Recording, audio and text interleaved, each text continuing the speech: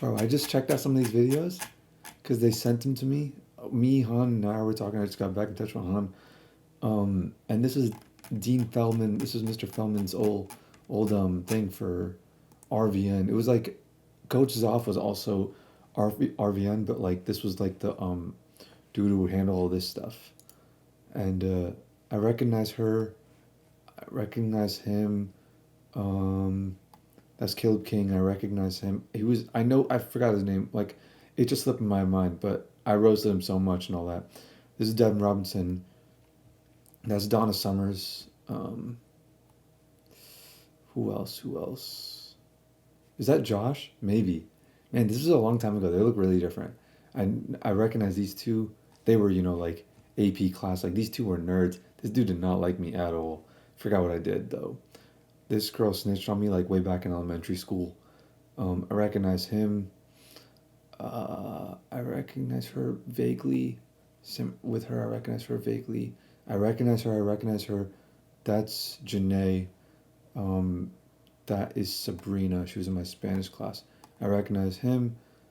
That is Han. That's Nair. And those are the people who like found this YouTube channel again, Dean Feldman, and reminded me like, oh yo, look at this. But that's the thing. Um, this going through this reminded me again, like I said I was gonna tell the story of like the reason why I don't fuck with school entirely and why I stopped caring about academics. Um, and why I like actively sabotaged my teachers and made it a real pain in the ass for them to do their jobs with me as a student. Because I was a little, rebel against the system. If you didn't know, now you know. I was a pain in the ass to my teachers intentionally. One time in middle school, I literally called my teacher a bitch. Because she like took my phone and I responded to that by calling her a bitch. And like they called my mom and shit, and she had to like pick me up. So I wasn't like you know, I would do a lot of dumb shit and I was a rebel, but I wasn't like a kid who had behavioral problems in the way where I wasn't really in control of my behavior, like the typical jock or whatever, like, running around in class and things like that. I would never really get in trouble like that. My misbehaving was more rebelling, and I was like, from an outsider's perspective, I was like the skinny Indian nerd who got good grades, and everyone expected to like, you know, never get in trouble and never piss off teachers. But I got in trouble hella, just in a totally different way. Like I'd literally be called to detention or in school suspension or whatever, and every time I would go, they would always be like, What's the reason that you're here?" And it would always be the stupidest thing to be like, why are you even here with all the rest of these kids? You don't fit in with the rest of them.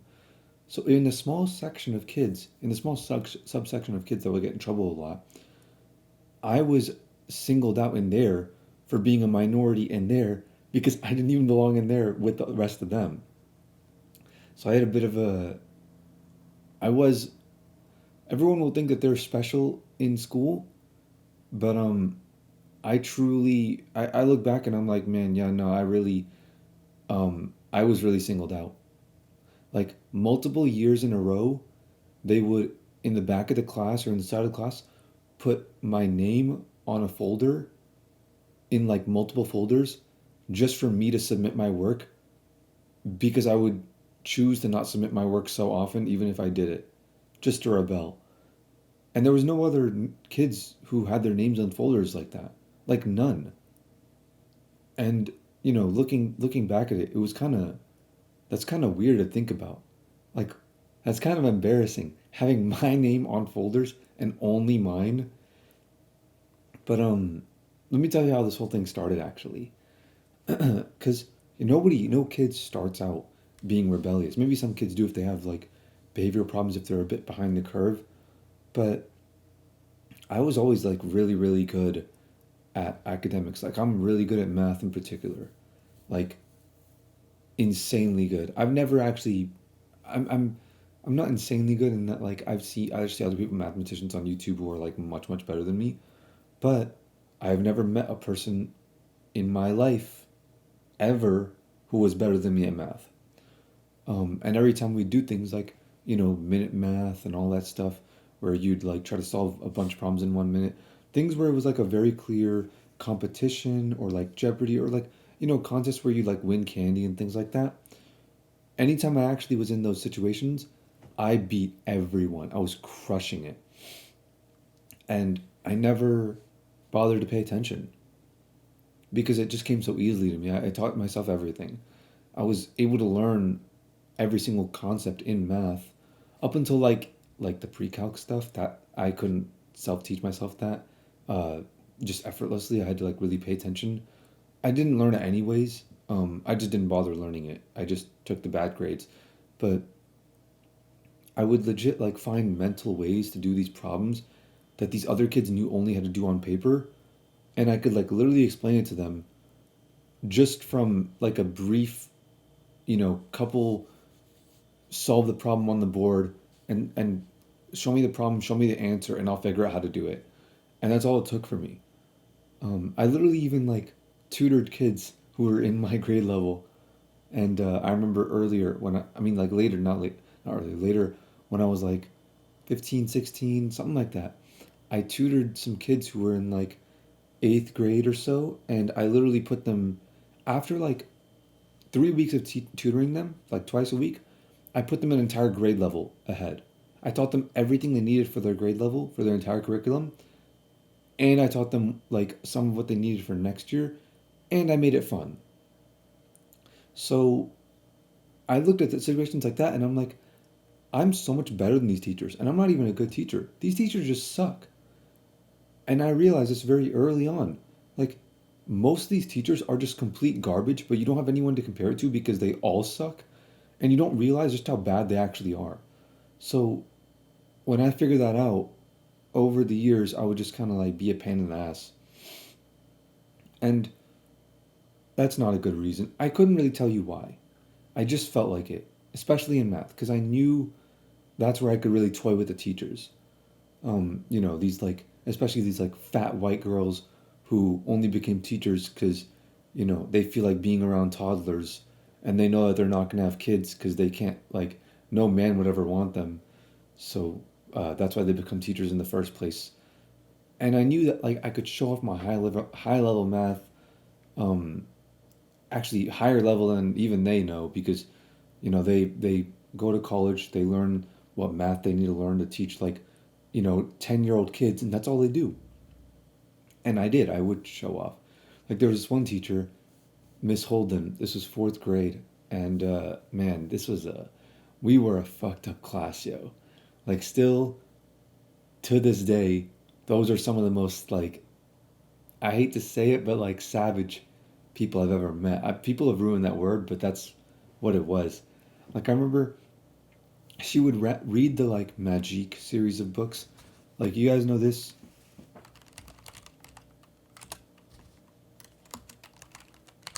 Septimus Heap, the seventh son of the seventh son.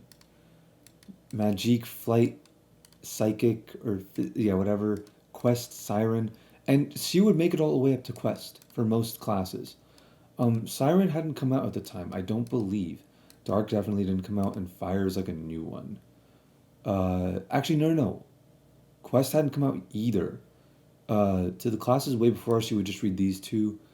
And I believe they made a movie. And I remember when Angie said, yeah. I remember when they wanted to make a movie, we were all so hyped. We were like, oh my God, they're going to make a movie. They're going to make a movie. And I didn't hear anything about it. I saw like a trailer. I didn't hear anything about it though. Extraordinary Magical Powers, Marsha Overstrand.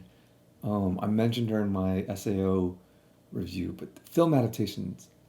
Warner Brothers bought the rights to the first book, Magic, and they would produce the first film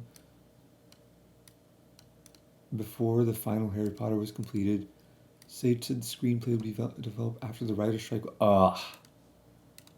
It was announced on 17th July 2009 the movie would be live action. Dave Frankel. What has Dave Frankel done? I've heard his name quite a bit. Devil Wears Prada, Marley and Me.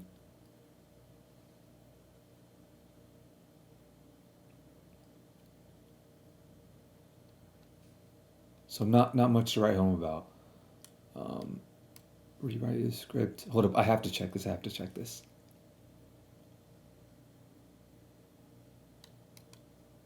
It stated that Warner Bros. Decided not to proceed with it. Sadly, we then had to wait 8 years to get the rights back, which we managed to do in May. So now Septimus Heap is out there again, hoping to find a TV series.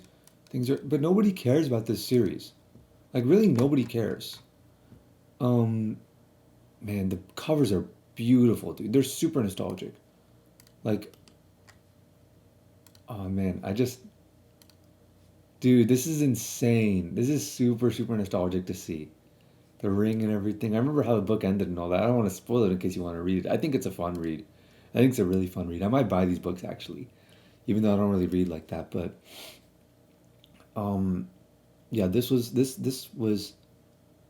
a really fucked up class. We literally were like we misbehaved so much like as a collective. She didn't make it through about a two-thirds of the book. She made it like two-thirds through, like one half to two-thirds through the book. That's literally all she made it through because of like how much like we misbehaved and how much time she had to spend not reading the book to us, but just like keeping us under control. But yeah, it was a great class. Um, Anyways, in these like situations, where kids were able to really uh, find their roles because people are learning who they are. Nobody really knows who they are, right? People are figuring out who they are and leaning into them. Nobody knows who they are. I just watched a movie. That's where I got that quote. Nobody really knows who they are yet. I watched a movie with my little cousins. It was this like vampire movie. I thought it was a pretty fun movie. Um, Recent vampire movie.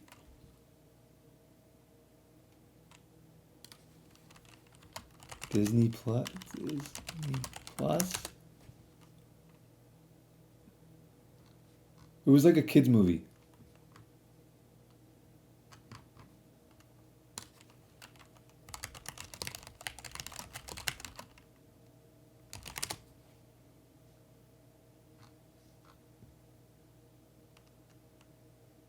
Bro, it wasn't like this. It was live action. It was live action. It was a teen. It was a teen movie, but like kids watch that sort of thing. But yeah, nobody really knows who they are yet, and everyone just figuring things out. And people would really lean into their roles. And at that age, like everyone is a very extreme like caricature of a person. You know, like when you grow up, all those movies about like, oh, here's the jocks and the nerds and all this stuff, like it doesn't really apply anymore. It doesn't make sense. Everyone kind of has their own balance. But at that age, everyone is very simple and they're very one-dimensional and static. And I remember one of these people who were like very caricature-like was this girl named Imani, I believe. Actually, I don't believe. I know her name was Imani, and I'll never forget her. But she knew me, and we resonated a little bit for like the few words that we exchanged. And she knew I was smart, and I knew she was smart too. And like she wasn't just book smart. Like she was, most of these girls are just book smart, but she was like genuinely intelligent and observant and like empathetic to everyone. Like she was the full package. And I liked her. If it wasn't obvious, she was a white girl, curly brown hair. I remember she even took a jab at me once. Like she was, I noticed she was left-handed, and I said something like, "Oh, aren't left-handed people like not as smart as right-handed people?" And immediately, without hesitation, she went like, "No, it's just a myth." Just like how people say that, just like how they say people with glasses are smarter than people without it. And like, that was, damn, dude, for middle school, for no, not for middle school. This is elementary school.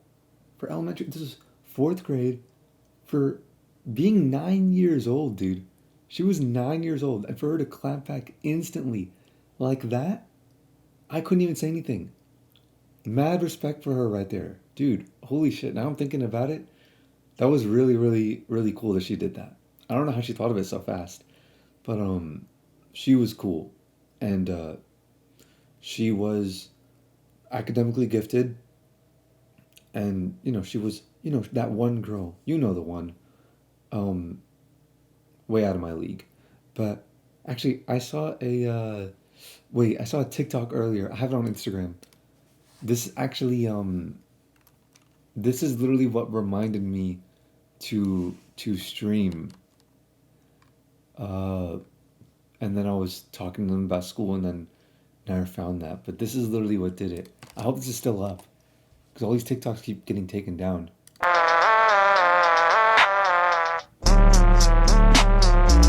Shit, tripping.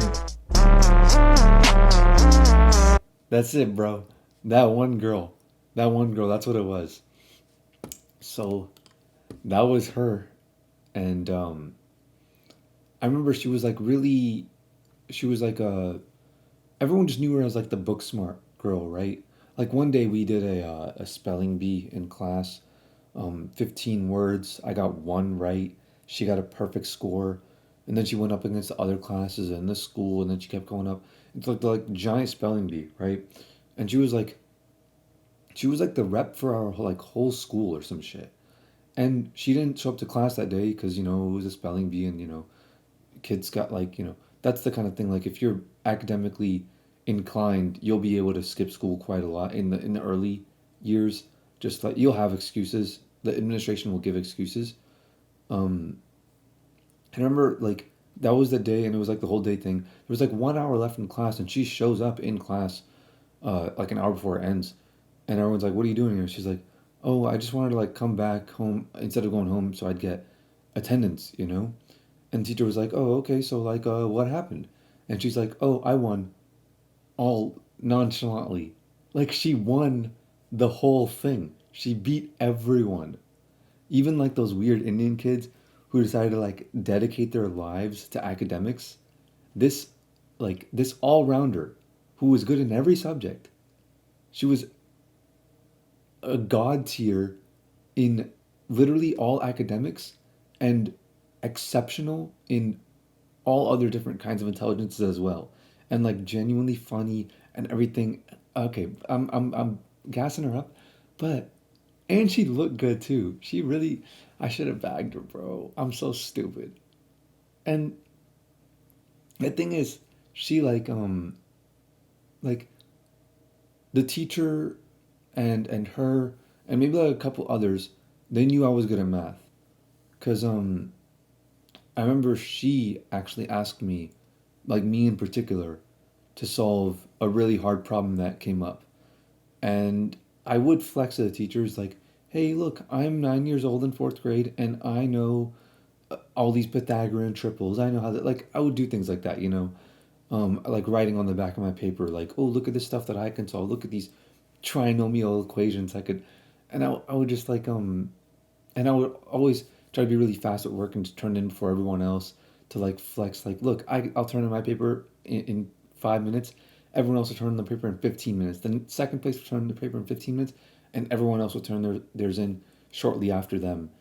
But I'm just so far ahead of everyone else. So like the teacher knew I was like capable, and I think because of that, she knew, and she would also use that to call me out in front of the class, like, oh, look at what Imani's able to do. Look, you never turn in your work. And she would call me out in front of the whole class. And this was one of those classes. This was not the first time this happened, but this was also one of the classes where she had a folder stapled to the wall with my name on it and only me for me to submit my assignments. It wasn't as blatant, and I didn't submit that many assignments to that folder either. I got in a lot of trouble the year before in Miss Sanders' class, third grade, Jackson Elementary, and in that one, it was like in the middle of the class, and there was like nothing else around it, and everyone saw it like every day. So that one was really embarrassing. This one was a little less embarrassing, but yeah, it was still only me. So that's like the preface um, of like this like fourth grade class, right? We're 9 years old, fourth grade, um, and I remember like they had dropped like Transformers 2, or they were gonna drop it or something like that. And we were all like so hyped because we all like love Transformers 1, right? So it's Jeopardy Day. And we split off into guys versus girls, which is a really stupid idea because the girls always win. Um, just in overall academics, generally, like they usually win, right? They care about that kind of shit, like on average, a little more, just a tiny bit more, and that tiny bit sways it enough. And so the girls are trying, and the guys are just sitting back, just talking, and we're doing the bare minimum. And I remember we were talking about, I'll never forget this, we were talking about Megan Fox and how hot she was. And I don't know how we made a whole conversation out of it, but somehow we did. It's a very vivid memory for me. And at one point, I'm thinking to myself, like, you know what? Let me just see what the deal is with this Jeopardy, right? Let me actually try on this next question. Because look, like, by the time like second grade ended, I had given up on school because I had already moved. Um, I understood that none of this meant anything, but I still loved math. And I liked how good I was at it. I liked how much I could flex at it and how much I could crush all the other students at it. And I could do it effortlessly. It was all mental. It was all mental math. I never used any paper. Um, like I literally learned multiplication when I was 4, just by overhearing my mom helping my brother learn it. Like he's 4 years older than me, and he was learning it in school at the time, and I was running around playing with cars and stuff, and just from overhearing it, I was able to learn it and show my mom, hey, look, I know how to multiply. And I was able to do it. Um, at the very least, I understood the concept. And for bigger numbers, for anything greater than like, you know, 3 times 5, I had to just count it. But I understood the concept just from hearing them mention right and wrong answers for questions that he was learning. So I still loved math and I still wanted to test myself. And I've lost all my love for math at this point. I hate it now. But at the time, I still loved it. But yeah, none of my motivation came from the school or this like societal pressure like these girls, you know? They were doing it to please whoever adults, you know. I was just doing it for myself. So I never cared about doing it the way that they wanted me to do it. So there was this math question that was next. And I forgot exactly how it goes, but I'll never forget the answer. It was 36. And it was a word problem. And I read it. After about 20 seconds of reading it, I had my answer. It was a very simple problem. It wasn't like a complicated Jeopardy. It wasn't like it was somewhat complicated. I don't know what number the. I think this might have been like a 200 point question or something like that. It was a relatively easy word problem, and 20 seconds I had my answer. It was 36, and these guys were chilling, talking about Megan Fox, and I called the teacher. The way it works is like if you have the answer, you go like I have the answer, and then you tell it in the teacher's ear, um, and then if you're right, the team gets a point. And if you're wrong, then the other team can steal it, and your team can't answer in the next little while the other team tries to steal it. And that's why you say it in the teacher's ear, so that way the other team doesn't hear it. And this is not like the normal way that Jeopardy goes, but after I gave my answer, uh, I realized like the actual reason why she made this rule. Um, because I told her my answer 36, and she goes like, "Where's your work?" And I'm like, "I did it in my head. Isn't it right?" And she's like, "I don't know. I need to see your work." I'm actually getting kind of pissed off thinking about it. And she goes back to her desk, which was like, "That's how you leave the conversation right there?" And that's when I gave up. That was the moment. I remember so distinctly how I felt, dude.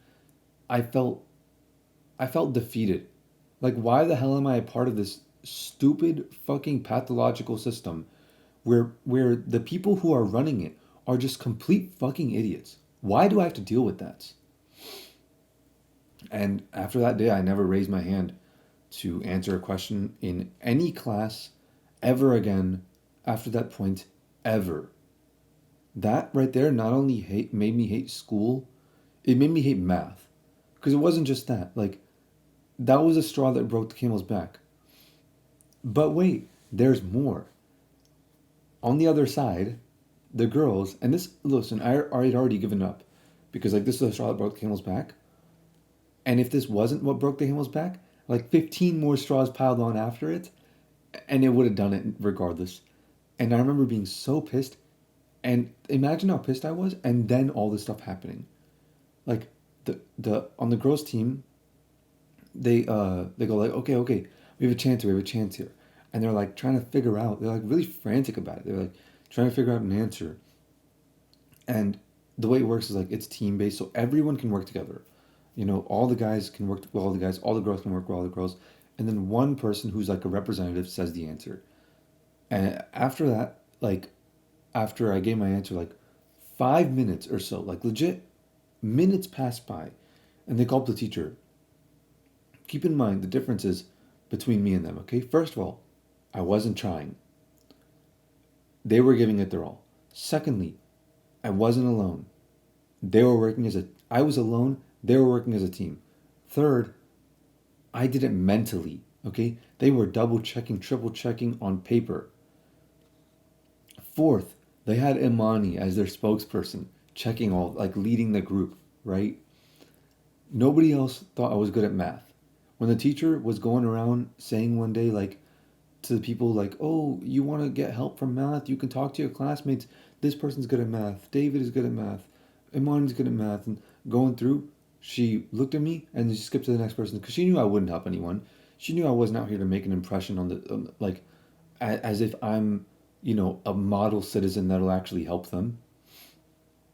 So she knew like I wasn't with it like that. And the other students, most of the students didn't actually realize how good I actually was. Um, they kind of they knew literally even in high school. Like I would do something insane, they'd be like, "Whoa, you're crazy good at this," and then I would get like a zero on my classwork assignment because I wouldn't turn it in, and they'd be like, "Dog, you're trash at this," and they never bothered to think, and it never occurred to them like, "Wait, I was really good, but I just never tried." To them, they sort of just average it out, like with my grade, and were like, "Oh, you're just mediocre at math." But they never like put the pieces together. I don't know why. They never bothered to think about it all that much. They just never tried, and it didn't really matter. Except when people tried to cheat off me, then they thought about it and they, you know, made the right decision to actually cheat off me. But those they had four advantages. All right, fifth, they took all this time because they had unlimited time. They literally took like 5 minutes. I took like 20, 30 seconds. And sixth, the sixth thing, when they told their answer to the teacher, they got it wrong after all that. And I remember saying it out loud, like out of frustration. I said out loud to the whole class could hear me. I was like, this is stupid. And I think some of them might actually still remember it. I gotta maybe see if I could get maybe in contact with them to like verify the story because it sounds like a crazy story, but it legit happened, and some of them might actually remember it. And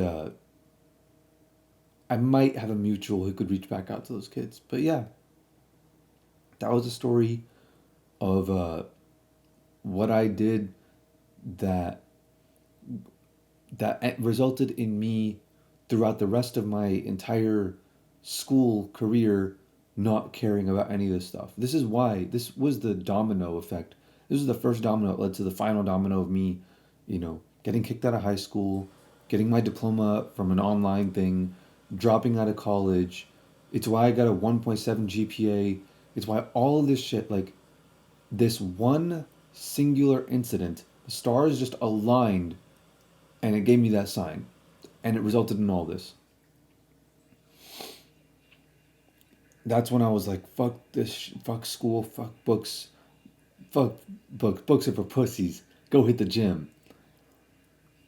It's really stupid looking back on it because, like, what's the reason for making me show my work?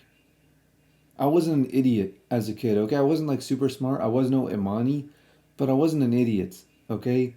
Even then, I at least needed some sort of reasonable justification because even I understood what good reason was there for me to show my work if I was capable of doing it without showing my work? Why force me to learn to do it in a specific way if I can do it in my way? just so I can make sure my mind ends up like everyone else, so they can make sure, we're all the same exact person at the end of the day, and nobody has any sort of individuality in the way that they approach life and approach problems. Why decentivize creativity and being an individual? But hey, I guess, that's just public schools in America at its best. For someone who lives in a developed country, or, for someone who is homeschooled, if you're in any situation like this, you should know one thing about American schools if you don't live in America. Thinking isn't allowed, okay? You want to go there and actually use your brain? No, no, no. You can't do that. That's too much freedom. You might actually do something with your life. They want you to be a slave. They want you to go to school and graduate and go get a job and work that 9 to 5 for 40 years, and let the people who are desperate to cling on to their mortality continue to do so while letting everybody below them make them have easy lives. So if you're smart enough to figure out your own way to solve your own problems, sucks to suck. This knowledge that they're going to teach you is useless. Who cares? Adults are too worried about who's going to be the next president, or some dumb shit like that, to actually worry about the education of their kids. So they're going to do whatever they want, and they're going to screw you over if you're a kid in public schools in America. And what they want is to punish you for being exceptional or punish you for standing out. And even I'm like, I don't do anything about it, right? I don't like take a stand or whatever.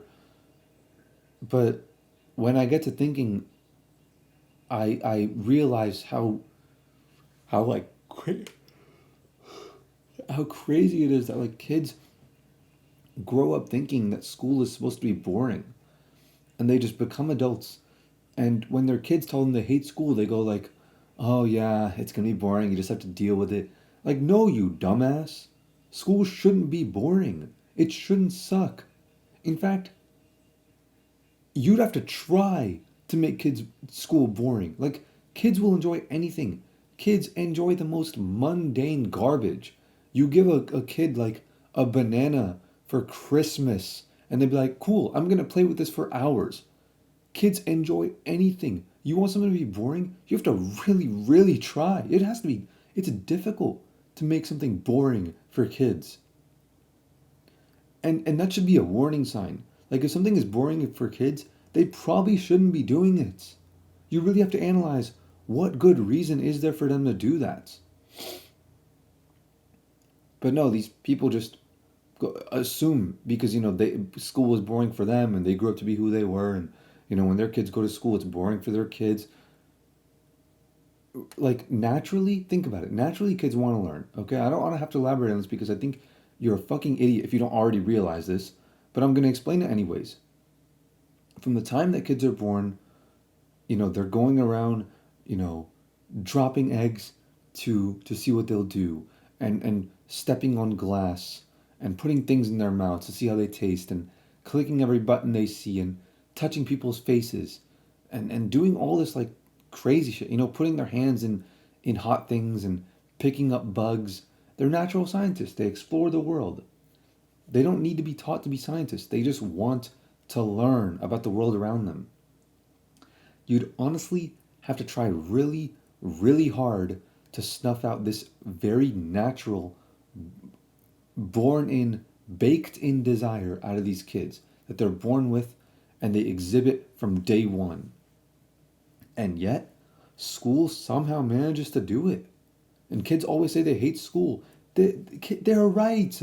They're not stupid. I hate when people treat kids like they're stupid. They're literally not stupid. They hate school for a reason. And this shit just pisses me off. Listen, I love America, alright? But our schooling is complete garbage. Actually, there was this girl, man, her name was Summer, I believe, and she was in that class, that same class. She was a foreign student. I think she was like German or French or something. And she moved like halfway through the school year, and she was in this like perpetual state of culture shock. And like, okay, that'll happen regardless. If you go from America to Germany, whatever, same thing is gonna happen, right? But man, she would get bullied super hard. And one day she literally ran outside of the class crying. Like she ran outside. And yeah, we never saw her again after that. I think she transferred schools or maybe transferred classes or something. But man, that was a trip, dude. Elementary school in its entirety was a trip. I remember the weirdest things.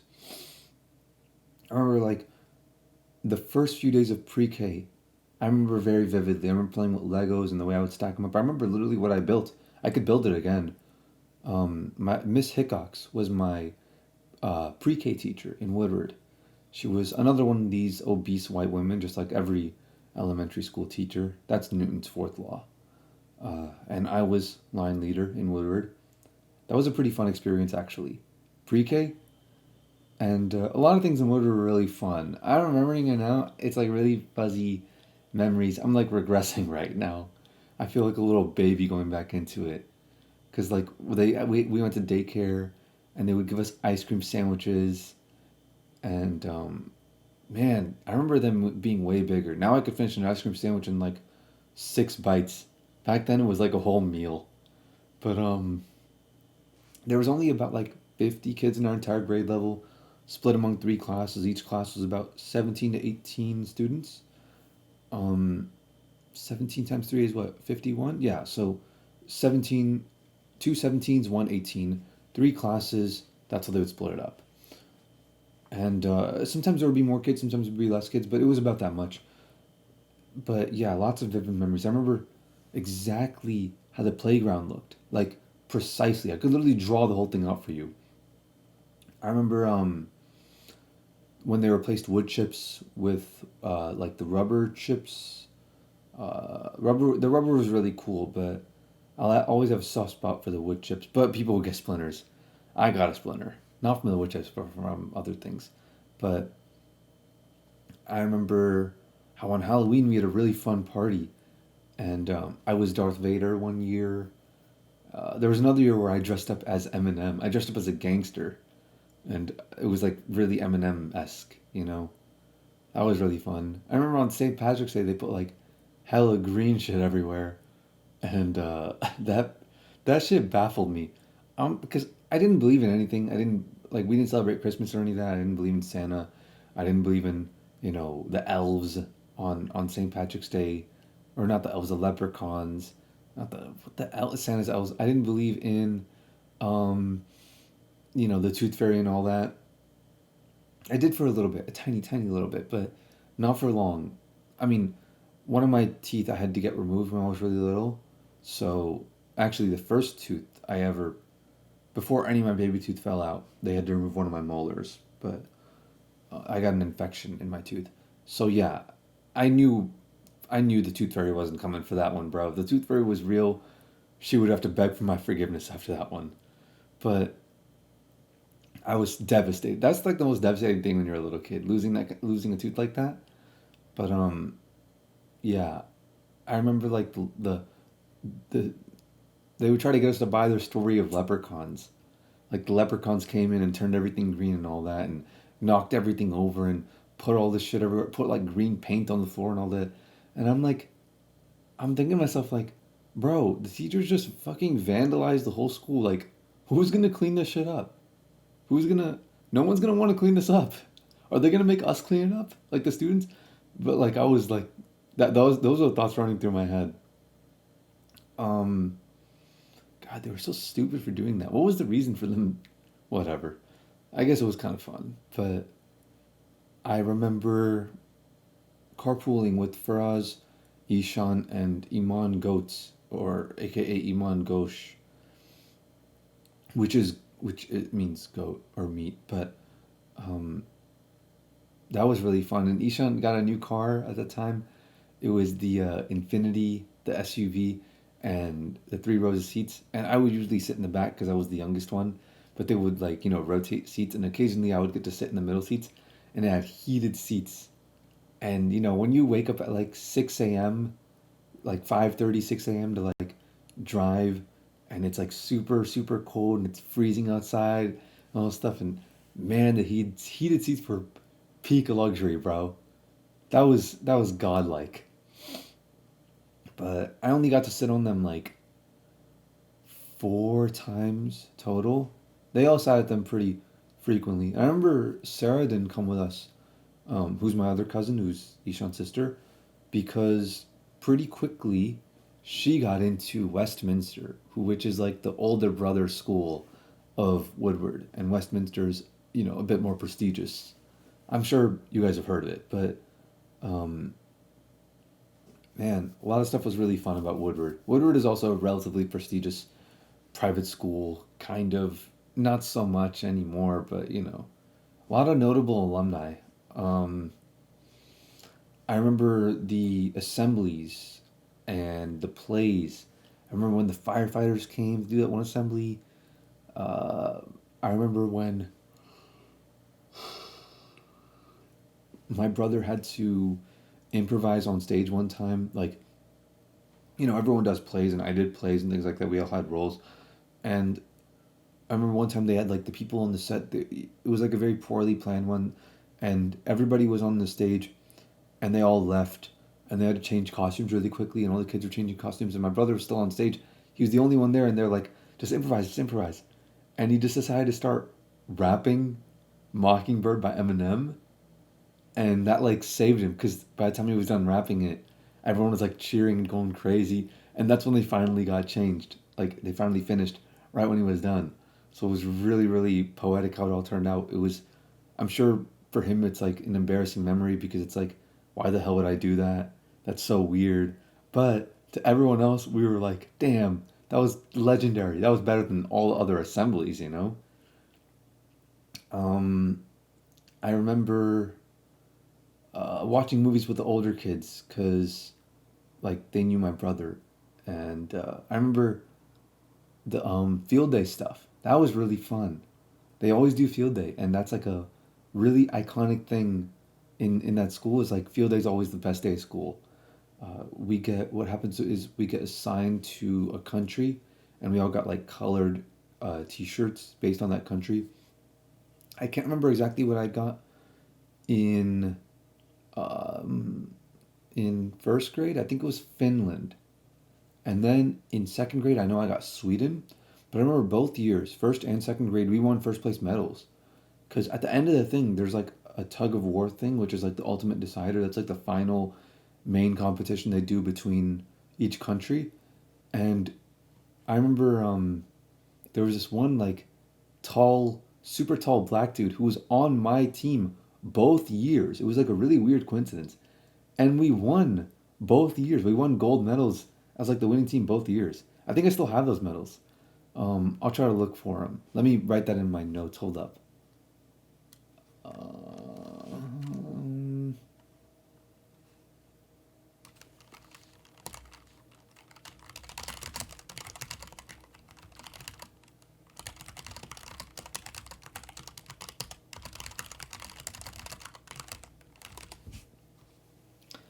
so yeah, I'll remember to get those medals.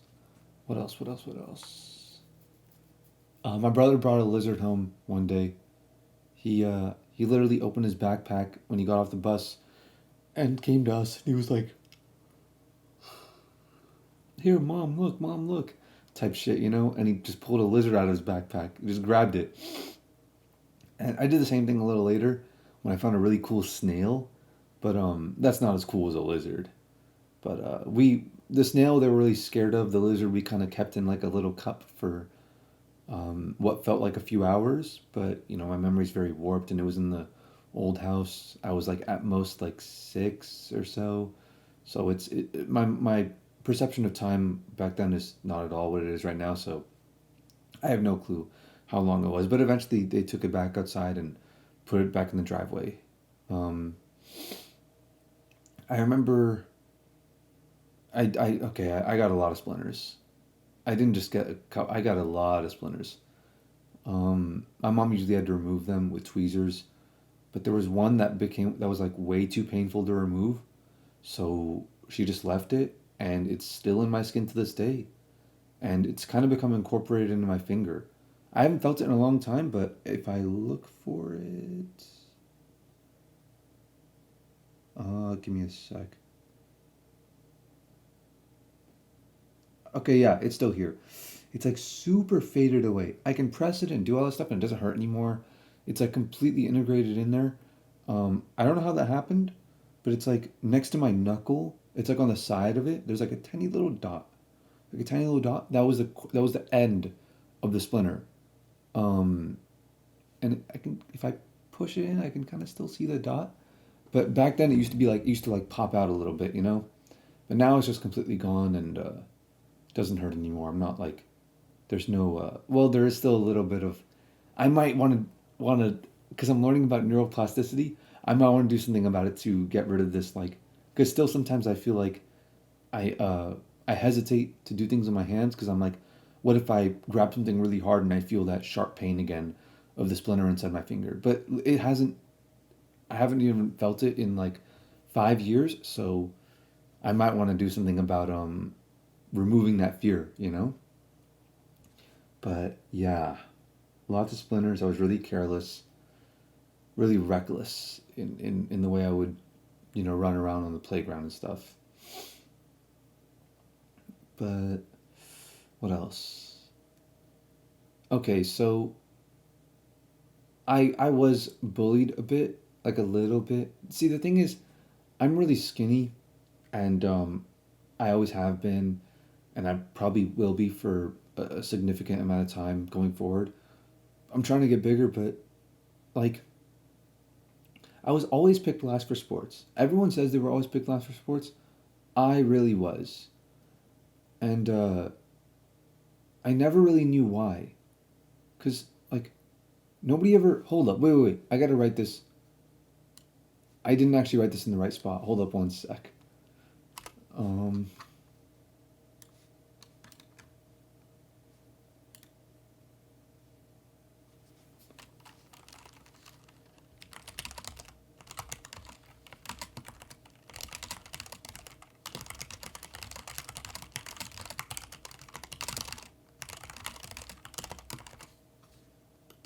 okay, so what was I saying? Yeah, okay, I got bullied. So, so I was really skinny. And, yeah, nobody ever told me I was skinny. Because, like, why would there was not like a day where I just turned really skinny. So my parents never told me. I just always was, and nobody else ever bothered to tell me because it's like they're not really out here trying to. When kids are that age, they're not out here trying to teach people things. They're just trying to learn. They're just listening to what everyone says, and they never really get around to observing and analyzing other people and telling them about them. They more just interact with people in whatever way they see fit. But yeah, I think it might have been beneficial if my parents may have sat me down one time and told me about it. But they never did. They never got around to it, and the kids assumed I would already know. I guess. I mean, I don't know why they wouldn't. But like, I had no idea. Uh, the whole time I was there, I was thinking like, it was really frustrating because I was confused. I was like, why can't I run as fast as everyone else? Like I would try my hardest. I would like push myself to my absolute extreme, and I just couldn't run as fast as everyone else, even the girls. And I'm like, how come when I kick a soccer ball at full force, it only goes as far as like the weakest girls kick it? And it might like seem obvious to when to them when they're looking at me, and to other people who weren't as skinny as me, you might think like if you're that skinny, you might feel like it's obvious, but like nobody ever told me. I thought it was just like everyone else. I didn't assume there were any differences between me and anyone else. I had to learn that. So I just felt like they all picked on me for no reason. So for the most part, the bullying wasn't like mean spirited or anything.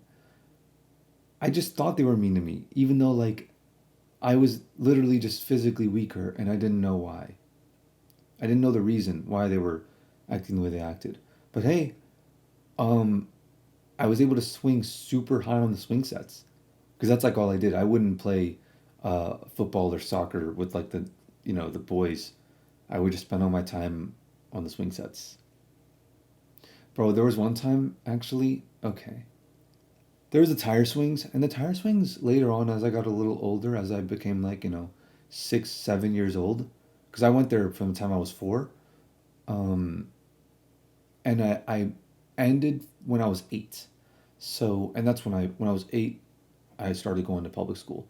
But when I got a little older, like, and especially the last year I was there, the tire swing was definitely the most fun thing on the playground. It was awesome, dude.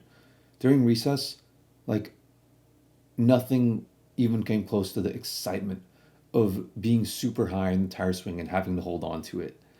But it was even more fun than the swings because I was swinging in different directions, and it was making me build strength in different directions. I wish oh man, I gotta get one. I gotta get one. But it was being held up by like a chain, and then like 4 wooden poles surrounding it, like really really tall wooden poles, and it was like connected at the top with like an X or something like that. But this wasn't like a normal like rubber tire. It was like maybe it might have been, but it was coated in something. It was like a hard plastic, something like really really tough. Uh, you might know what I'm talking about. Maybe I don't know. I've never seen another one like it, but there was no cushion on it or anything. It was very reflective, and it was very like insulating, but it had a gloss to it. It had a gloss shine to it, kind of. But I was running, like on the playground, not like in during recess. I was running. It was a playground, yeah, and I was running like full momentum, and I didn't, I hadn't developed any sense of like danger yet, and I ran in between the tire swing and the wooden thing as the tire swing was going in that direction with kids on it. There were like 3 kids on it, and it flung like straight at my head, hit me on the side of my head, and my head flew and it bounced from the tire swing onto the wooden pole, and it knocked me on the ground, and my head hit the ground and I got knocked out. And I lost a little bit of memory there, but the next thing I remember, I'm leaving the nurse's office. Um, and like a lot of time had passed. Like by the time I was leaving the nurse's office, like the school had basically ended. And there was blood on my fingers, like there was like dried up blood on my fingers, and there was a lot of dried up blood on the entire side of my face. Like the left side of my face was because I'd been hit on the left side with the tire swing, and then I'd been hit on the right side with the wooden pole. And on my right side, that's where it really hurt. But on my left side, there was like a bunch of like a ghee, if you know what that is, but you don't know what that is unless you're Indian. It's like clarified butter or whatever. They do it in India because it's too hot to actually have real butter. Um, it was like a gooey substance that they put on there. It's like a gooey substance that they put on the side of my head, and literally, like I looked in the mirror or whatever, and like my hair was kind of all over the place, but I could like see in between my hair, it was like a patch, like patches of dried blood. It was like all red. So yeah, it was pretty bad. I don't know what the kids' reactions were, but I think a lot of kids were probably panicking because there was blood, so much blood on the left and right side of my hand, on the right side of my head, and there was blood on my hands. But I don't remember ever touching my head or the blood ever ending up in my hands. I just lost all that part of my memory.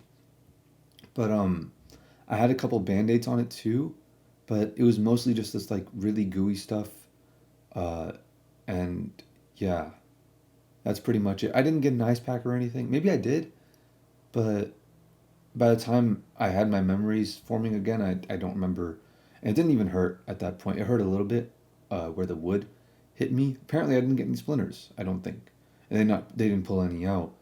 Not that I remember, but yeah, it was. I just I wanted to go back to recess, and I asked them to go back, but everything was over. Recess was over, and school was over. So yeah, I forgot a pretty large chunk of time. And what else? Oh, book buddies. I remember this because I meant to mention this earlier with like the field day stuff, but another odd coincidence. Wait, maybe this wasn't a coincidence. Okay, so maybe it was. Okay, so my book buddy, you get book buddies where it's like, the younger kids get a book buddy with the older kids, and then when you get older, you get a book buddy with the younger kids. And you guys read together and do activities together and do all that stuff when everyone's interacting with each other. It's a very very smart thing to do. When I think about it, like they should have done that. They should have had like the the second graders and the fourth graders. The fourth graders come to the second graders class and they like draw things together and they play games together and stuff like that. And their partners, they form groups. Groups of two, the younger kids and the older kids. They should have done that in public school. That's a really good idea. I learned a lot through that. But my book buddy was Kashif for 2 years in a row, for first grade and second grade. He was my brother grade level. He was 4 years older than us. And he had a younger brother, Taib, who was skinny just like me. And their dad was like a doctor or something like that. And they were pretty rich. We went to their house. They had like a Nintendo Wii right when it came out, which was like so cool, dude. Um, we used to actually play Halo with them a lot. They were like our original Halo buddies, back in the day on Xbox Live. His gamer tag was um I don't remember his gamer tag. I remember Ty's gamer tag. It was O Ty I. It was like O space TY space I. Like that simple thing that was the gamer tag. Maybe it was underscores actually, but damn, Woodward is such a better school when I look back at it.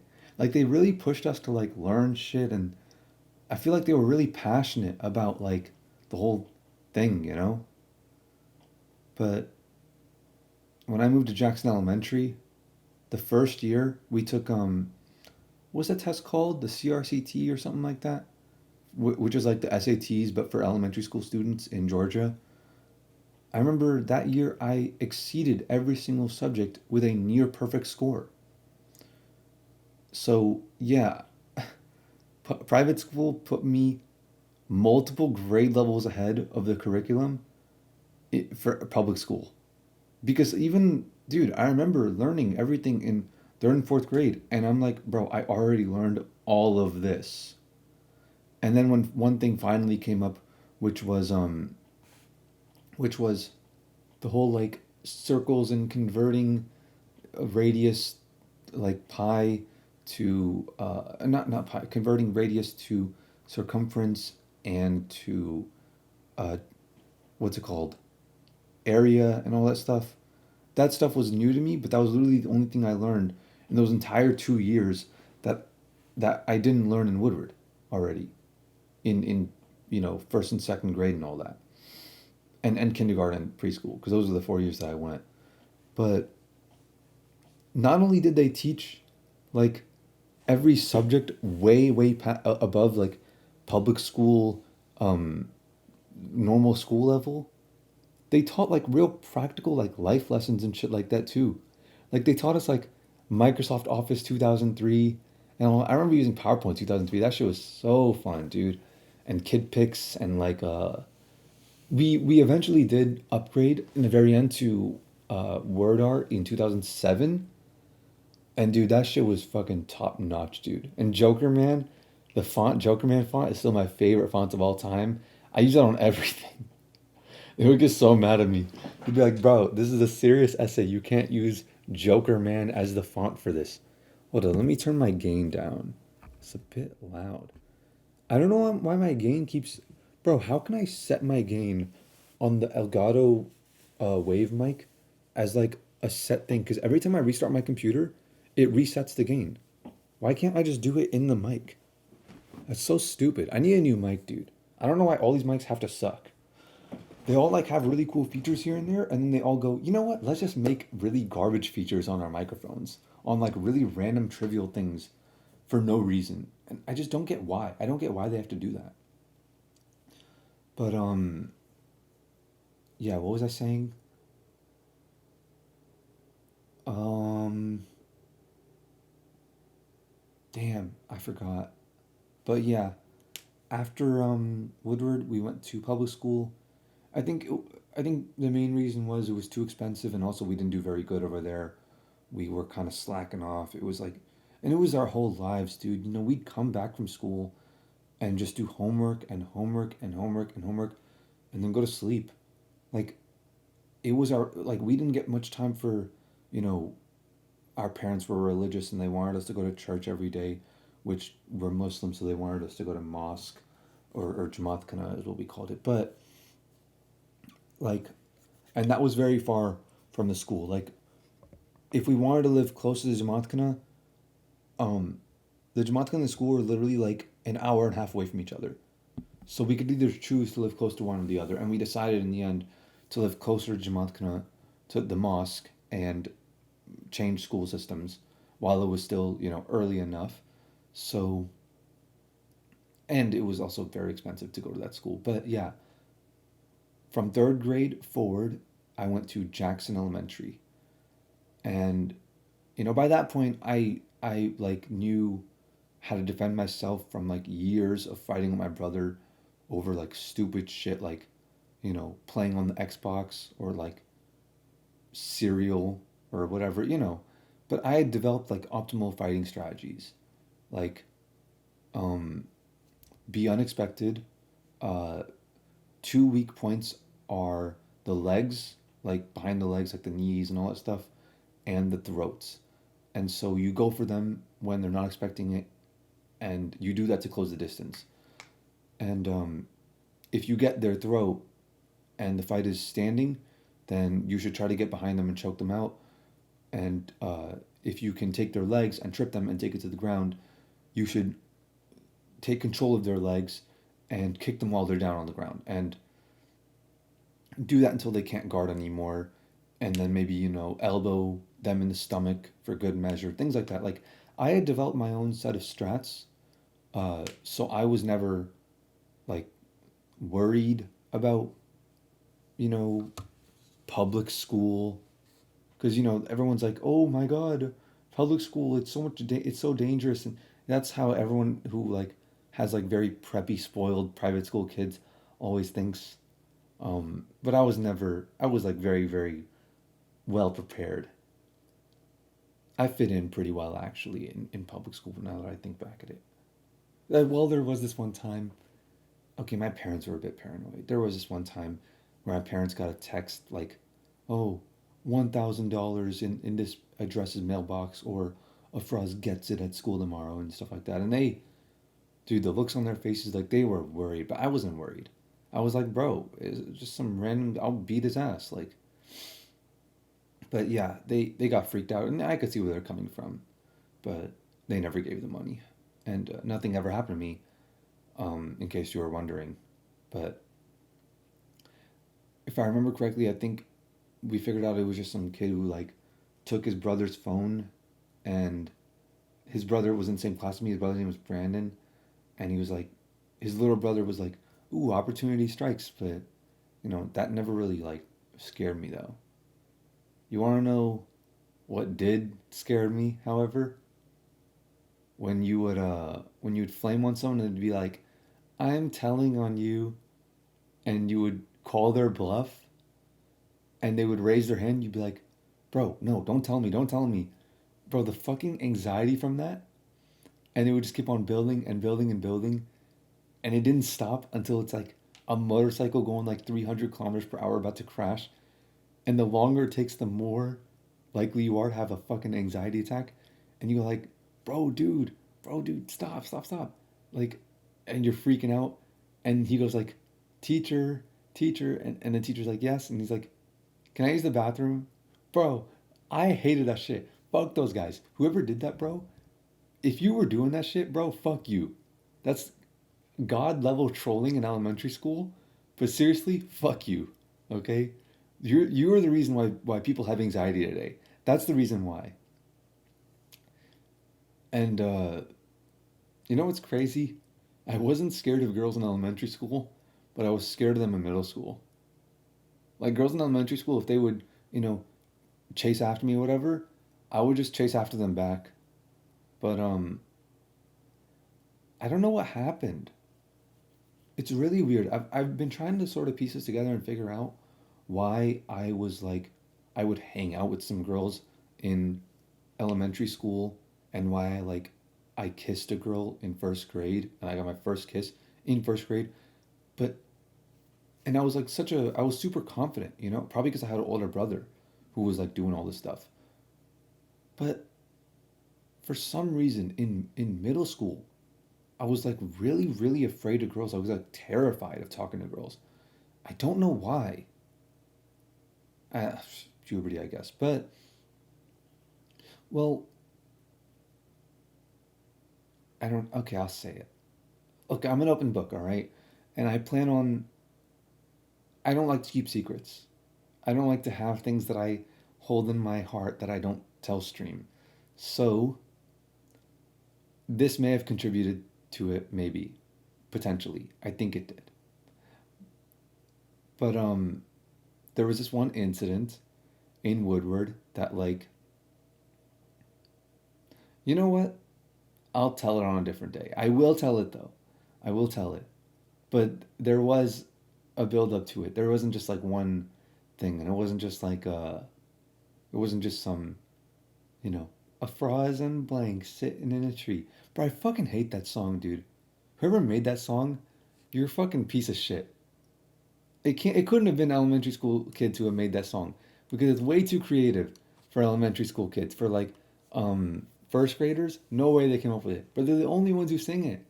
So who the hell came up with it? That song, man, I have to ask, like, has anyone ever like said that or like been on the receiving end of that song, like a Afraaz and whatever, and a Afraaz in that situation? Has anyone ever been in that situation and actually enjoyed it? Like, I can't imagine that. At that age, it doesn't matter if you put the girl that I like in there. I'm still gonna be like, guys, stop making fun of me. That's mean. I'm telling on you. That's still what I'm thinking in my head. But yeah, that song maybe that played into it a little bit, a tiny bit. But I was still a boss. I still got my first kiss in first grade, way before all my friends, way before, like most of the people I know. And we even promised to marry each other. But she probably cheated by now. Fucking whore. But bro, I think after that song started to be known by people in the grade level, how did they figure it out? It's not like the people in the older grade levels are like doing cringe shit like that and it's passing it on. I don't know, maybe they are, but nobody ever learned that from me. I would never say that song. Sometimes I did, but after kids learn that song, that's when everything goes downhill. That's when everything is like, oh my god, I'm so worried about what people think of me. It's all this terrible game starts to appear where it's like um, instead of everyone just like the whole class is your Valentine. Now it's like, damn, you got to pick one, and they better be a girl. So it was like everything just went downhill after that song. That song, I firmly stand by this. If that song didn't exist, elementary school would be better, so much better for kids. Maybe not, okay, maybe not for other kids, but for me, I think I would have enjoyed it much more if that song didn't exist. But maybe that's just me. Um, but yeah, there was this one time where I don't want to say these things. I'll tell these stories. Look, I got bullied a lot, but there was this one time. I'll tell all these stories later, but this one fucking girl literally bit me in like first grade or something, and she ripped the skin off my arm. Like, bro, how at that age are you still biting people? How have you not been socialized enough to know to not bite people in first grade? What are we in first grade? We're uh 4, 5, 5, 6, 6, 7. We're 6 and 7 years old in first grade. That's what we are. Like, you're 6 and 7 years old. How are you still biting people? And that's actually super dangerous. It was on my left forearm. I remember exactly where it was. But that's actually super dangerous because human teeth are literally one of the most, like it's a human bite is one of the most dangerous things to get bitten by. The diseases that human teeth carry are like no joke. And legit, like 20 seconds after she bit me, my entire like forearm was covered in blood, dude. Like she sunk her teeth into my forearm. They had to wrap it and rewrap my arm like 5 times. But yeah, that was Woodward. I think that's all I can remember for now. But maybe I'll tell more stories in the future. Oh yeah, I gotta also what's it called? Let me write this down real quick because I want to. Um, hold on, let me open this up.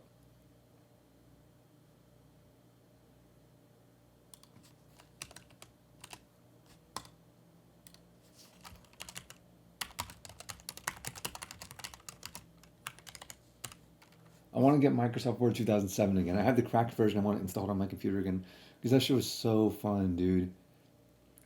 Like Word Out was really fun, but have you tried clip arts? That shit was next level.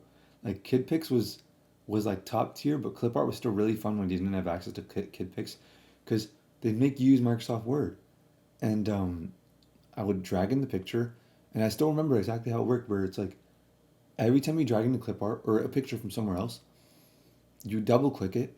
I wish it still had this. I don't know why they, if it's not broken, don't fix it. I don't know why you change it, but you double click the picture, and then there would be a pop up, and it would show like 4 pictures of dogs in jail, and you click on the one where the bars are broken, and the dog is like surrounded by bars, but they're around him. So he broke out of the jail. And now I understand that the lines were actually text. I didn't know, I never really knew what that was, but all I knew was that if you didn't click the one where the dog broke out of the jail cell bars, it wouldn't work properly. And if you move the picture around, it would fuck up the whole document. But yeah, I want to re-download Microsoft Word 2007 because it's still a great application for, Word documents. It's not an obsolete thing. Unless it only does .doc and not docx, which would be a real shame. But if it can do docx, then that's what I'm going to use as my main document writing tool. But yeah, all the tech shit we did in school, all the like tech skills we learned were super super fun. And look, I've never like been exceptionally good in tech, but like they literally had no security. Like I could legit go into the control panel, like I could see their MAC address, I could see the IP address. This was way before like anyone used like IP chicken or whatever. But man, I would not so much in Woodward, but a little later on, I would mess with the school computers so much. I would use command line, like copy and paste funny things from the internet to like do stupid shit on the command line and crash the computers. I was a way better hacker when I was 5 than I am right now. That's not even a joke. I'm not even like exaggerating. It's literally true. And it's just because computers had less security when I was 5. Like that around that time, it was like 2004 to 2008. Around that time, when I was in elementary school, computers were just old enough for like everyone to be using them, but just new enough for the tech to be so novel that people don't really know what they're doing. Adults don't really know what they're doing. So it didn't take long for you to reach the highest levels of computer literacy relative to the rest of the population, the average computer user. And because of that, like the students, literally the students knew more about the computers than like the county IT guys. I swear if I wanted to, I could change my grades. I'm not even exaggerating. I think I figured out kind of how. Like I was trying to, and I kind of figured out how. I wasn't, I didn't know, anything about like brute force or any kind of injection or a worm or anything like that. It was legit like all social engineering that allowed me to figure out my teacher's user IDs and passwords. And that you can log in the school website and get into their Excel sheets. In fact, I figured out for later on in high school, I actually did use the same method to figure out my teacher's username and passwords using a iPhone 5S gyroscopic keylogger. But the world isn't ready for that one yet. These theoretically, by the way, should be way more popular than they actually are. Nobody uses them anymore, and they only worked with jailbroken phones. But each key on your keyboard, on a physical keyboard, has a distinct sound and a vibration on the table. You know, unless you got those Cherry MX Blues. But yeah, even still, every click that you make is has a distinct um, timing to it and everything like that, which can actually be used sort of as a digital handwriting to figure out who you are based on how you type.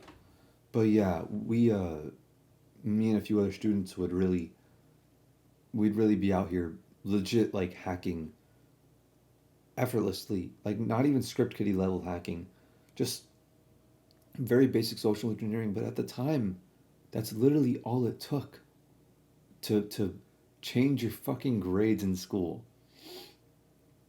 But obviously, the gyroscopic keylogger is a bit more complex. Um, but that's a little too OP in my opinion for people to really, for like for companies and news outlets to ever sort of make articles and videos and stuff showing how it works, because if people figure out how this works, you'd be able to crack so much shit, dude. Like so many security breaches would happen because of this. It'd be insane. But yeah, and they're probably even better right now. Actually, that 5S was really good considering the whole thing was able to touch the table, and now there's like a little spot for the camera, protruding camera to touch the table. So I don't know how well it would work, but with sound and everything, it's got to be better. But man, technology at the time, the whole Windows XP, and when Windows 7 dropped and all that, that was all, and Windows Vista and all that, that was a big deal. But it was a nice little time slot to be into technology, because that's when Flash games became what they did. And like at the time, piracy had just become viable. Uh, like online games were playable. Video streaming worked wonders if you're watching in 240p. Uh, because like it was all so new that no security measures were in place. There were no firewalls. Like legit, if you were in like third grade in Jackson Elementary, if you wanted to go into a porn website, like just go for it. All like the history will be erased every time you logged out anyways. And the thing is like if you grow up with technology, you already have somewhat of an understanding as to how it all works. And if you hadn't grown up with it, then the learning curve is a real challenge when you're an adult. So hiring IT people, like back then, you couldn't just hire an IT guy in 2008. They were so rare. Like everyone who understood tech was either kids who were growing up with it, who were still in school, or the adults who literally pioneered it and were like inventing the technologies, who would later become billionaires owning giant tech companies. uh, and those were the people who would like you know find random ass people to like learn a bit of technology and be like, okay, my IT company is gonna send out a guy who has very little experience in computers, and he's just gonna uh, you know set up a firewall to make sure people don't play balloon tower fence on the school computers. But they really couldn't do much.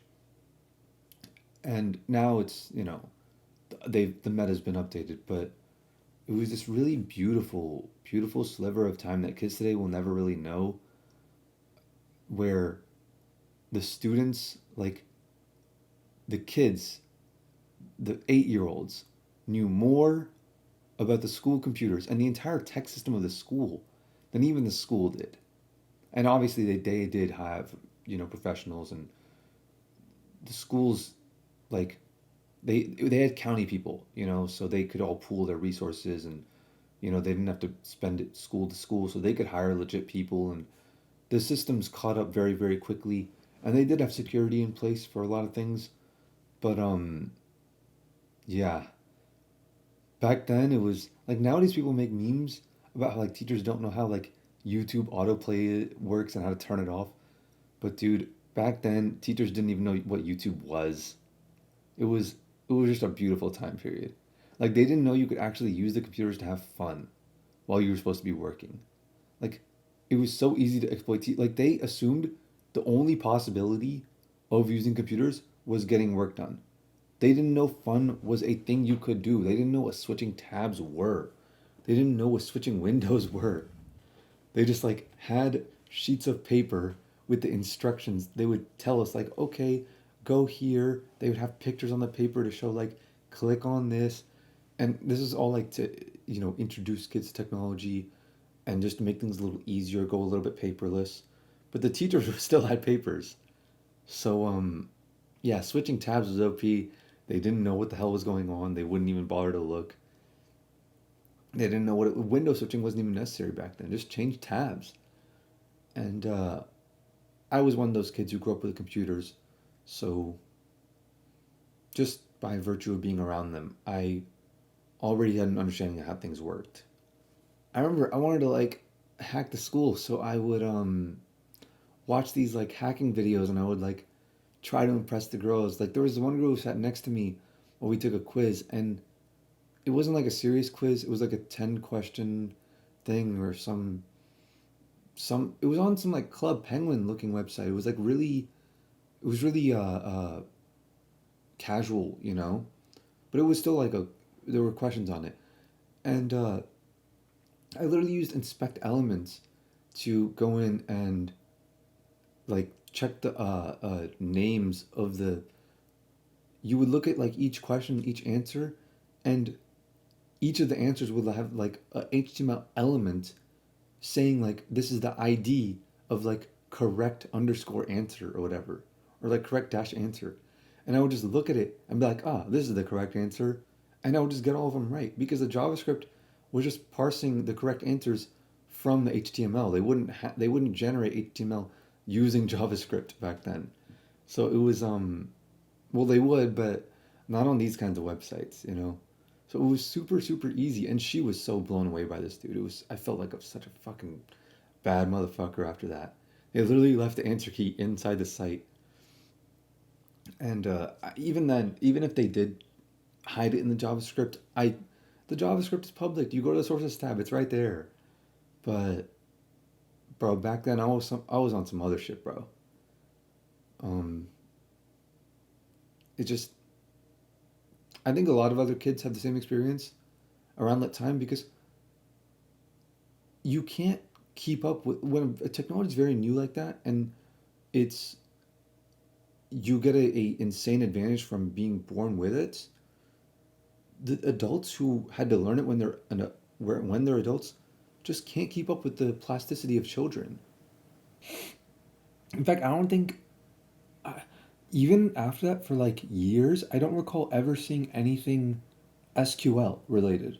Like I don't recall ever even hearing that word back then up until like 2010 or something like that. I don't even know if SQL was a thing back then. I'm sure it was, but I never saw it. I never saw anything in like a SQL database. I never saw any sort of like a call for it. I never saw anything for like local storage or anything like that.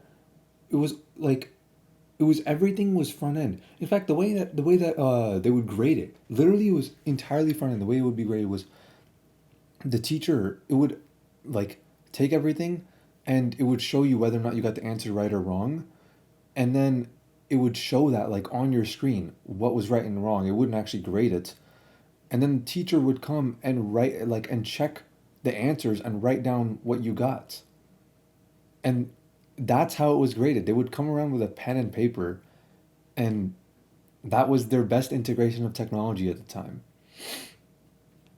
But yeah, I was like, and nobody ever found out too. I was secretly, like, in Jackson, I was secretly a little problem child. Like I would ditch class pretty often and go read comics with my friends in the library and shit like that. And I never got caught for any of this. Um, Okay, maybe a little, but like for the most part, I was pretty slick with it. Spider-Man comics really popped off at the time too, because like there were the Spider-Man movies, like the Sam Raimi ones, and also the Batman comics were like they were always really popular. But my favorite was the Watchmen comics. Those were by far my favorite comics when I was a kid, and it's because I thought they were like the cool kid. I thought they were the big kid comics, you know, and they kind of were. It's really difficult, but you know, all these comics completely change meaning when you're older, um, especially like Batman and things like that. But Watchmen, they deemed it like you know controversial, and they are like as controversial as things can get for like 7 year olds. And the visuals, dude. Oh my god, the world, the aesthetic. When you're 7 years old, you have to read Watchmen, dude. Like read the comics. It's stunning. It's stunning. It takes you into this like incredible dystopian. Oh man, it's amazing. It's amazing. I hate reading dialogue. Um, Actually, believe it or not, I still like read at like a first grade level. I literally cheated my way throughout every grade level. Like I've maybe okay, other than a couple of books when I was like a baby, which were like, you know, like the 5 page or 10 page books, like, you know, describing the alphabet and things like that. Other than those books, and like Amelia Bedelia and a couple other books like that, and like Dr. Seuss ones, I've never actually read a book all the way through from start to finish in my life.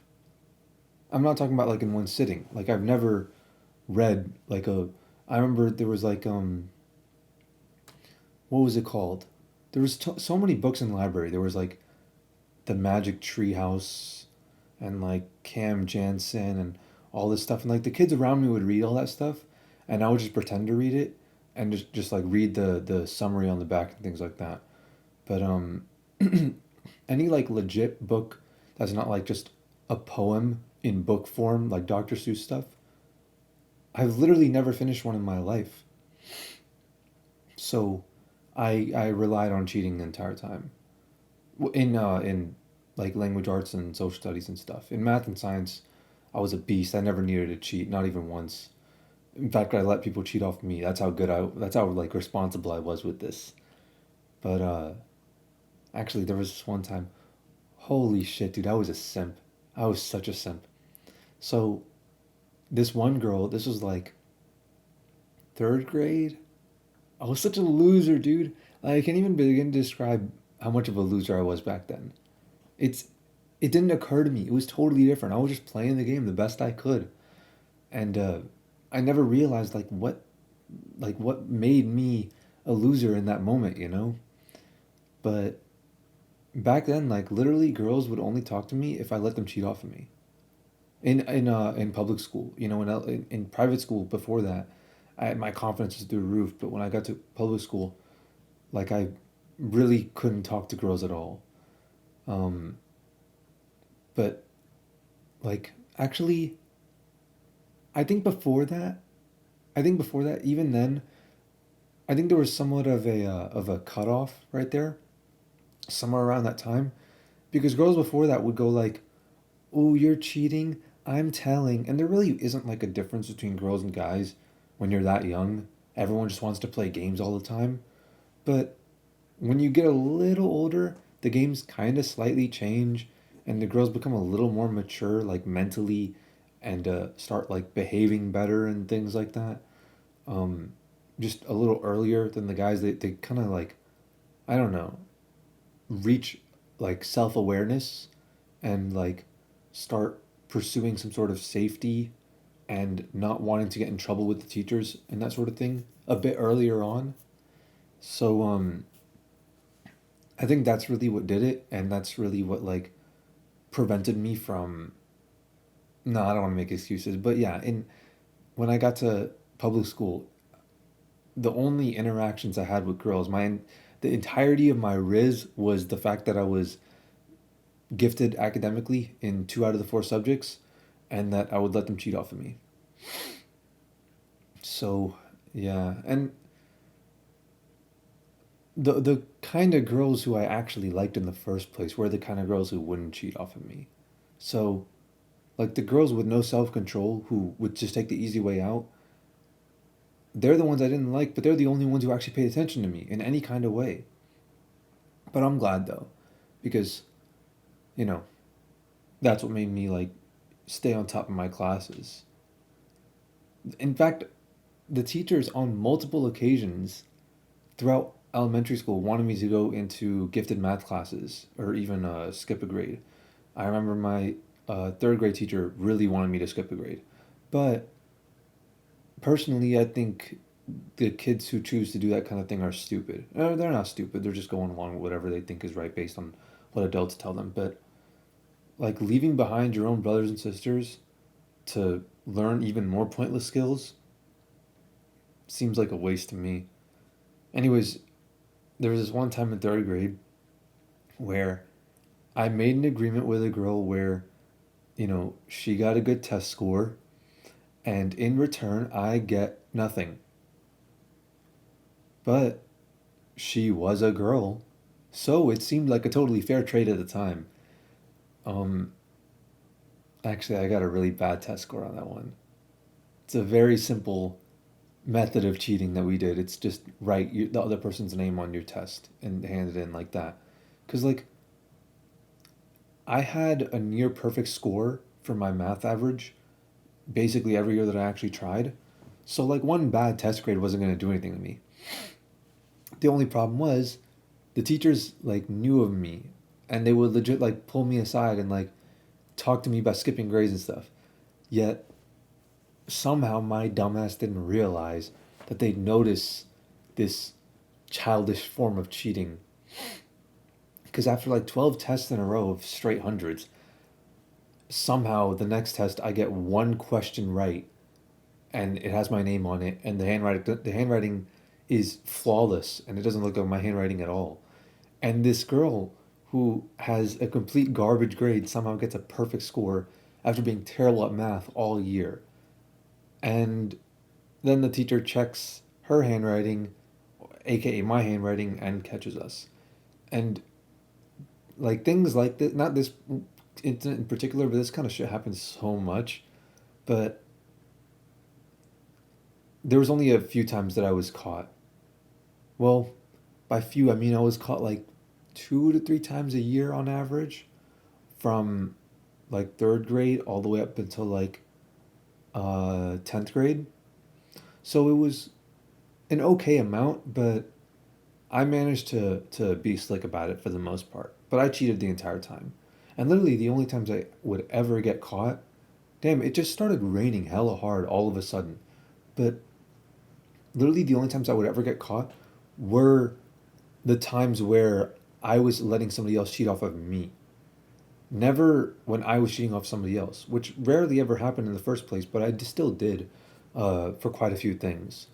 Um, it was like for every one time I would let somebody cheat off me, or no, for every like 5 times I would let somebody cheat off me, I would cheat off somebody else like 2 times, on like a social studies or like a language arts thing. And sometimes like math things as well, if I didn't want to do the work. But yeah, every time I got caught, it was literally like, they'd give you the whole lecture like, oh, you can't cheat. If you cheat in middle school, that won't slide. Or if you cheat in like fifth grade, just before middle school, they won't let it slide. They'll just kick you out or whatever. The punishments will be really severe.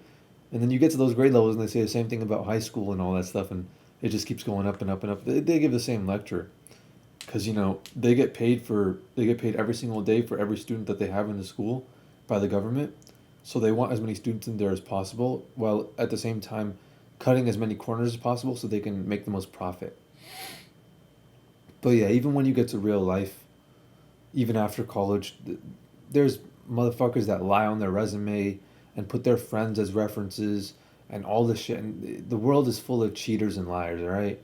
But like, it was still stupid. I resent school, but it's not related to the issue at hand. I was a straight simp. This is a completely different topic now. Like, I used to let any pretty girl cheat off my test, which I had a high standard kind of for a simp at least. So it was only like half the girls, like half, 50% to like 65 or so percent. Usually most simps would be like, all right, 85 to 90% of girls can cheat off my test, but I was a high class simp. Actually, every time I would let girls cheat off my tests, those were the only times I actually really tried. Because those were the only times I was like, okay, they got to get a good grade. I got to make sure I like don't let them down, you know? But I remember when these girls were cheating off me, and I'm like, wait, the teachers keep telling us to like double check our answers. Maybe I should do that. And that was the only time I ever double checked my answers for anything. Like after we learned about it, I'm like, bro, I don't gotta double check my answers. But then when they're cheating off me, bro, I'm triple checking that shit. Also, the girls could sit next to me during the tests and not even sit next to me throughout the rest of class. They wouldn't even talk to me. They wouldn't even notice my existence. During the test, I'm the center of attention. Before and after the test, I don't exist. I still remember in fourth grade, same class. A lot of stuff happened in this one class, but this one girl gave me a compliment, and so like, it the way it was like I had a group of girls in the class who like I had an agreement with who would like all cheat off of me pretty frequently, you know, here and there, but they would all cheat off me on this like one test, and it was like a really difficult test. I think it was like a midterm or something, and all the like the desks were like in groups, you know what I'm saying? So it was like a group of like five of like the prettiest girls. Because bro, I felt like such a boss because like the girls knew like they would literally compete to sit next to me when it came to tests like this. They'd be like, "Let me join, let me join, let me join," and I'd be like, "Let me decide between you and these three other girls here." Like legit, I was feeling myself whenever a difficult test was coming up. But I'll never forget. Like after this one particular test, one of the girls, oh my god, dude, you don't even know how much of a loser I was as a kid. Like, dude, these one time, like these dudes were playing catch with me. Like they were playing catch with me as the thing to catch. But now they can catch these bullets, you know. No, I'm playing. But uh man, this girl, I forgot her name though. But like I'll never forget what she said. And like after the test, she woke up to me and she's like, "You're really good at math." And she said it exactly like that. She said, "I'll never forget it, dude. It's so vivid." And after that, I was like, "Holy shit, dude. That was an anime moment for me, bro. That was incredible." After that day, I was like, I get it. I get it. I get why girls fish for compliments. I get why guys, you know, spend all their time chasing after girls. Like, I totally understand. It was absolute euphoria. If you've never gotten a compliment before like that, you really got to try it, man. It's an experience like nothing else. Compliments from girls really hit. Like you get compliments from guys all the time, you know. "Oh, bro, nice car, bro. Sick camera. What is it? Oh, bro, way to do it, king." And you're in the gym and you're like pumping hard. You're like, "Hey, bro, wait, that sounded wrong." But like, you know what I'm saying? You're pumping iron and they're like, "Hey, bro, uh, keep at it, bro. Looking good and all that shit. Looking like fucking Ziz and all that." And I'm like, "Hey, not like I'm so fucking hyped. Thanks for boosting me, bro." But when guys compliment me, I don't care. I don't really feel all that much, you know, after like 10 seconds has passed. It's just like a nice, it's small talk is what it is.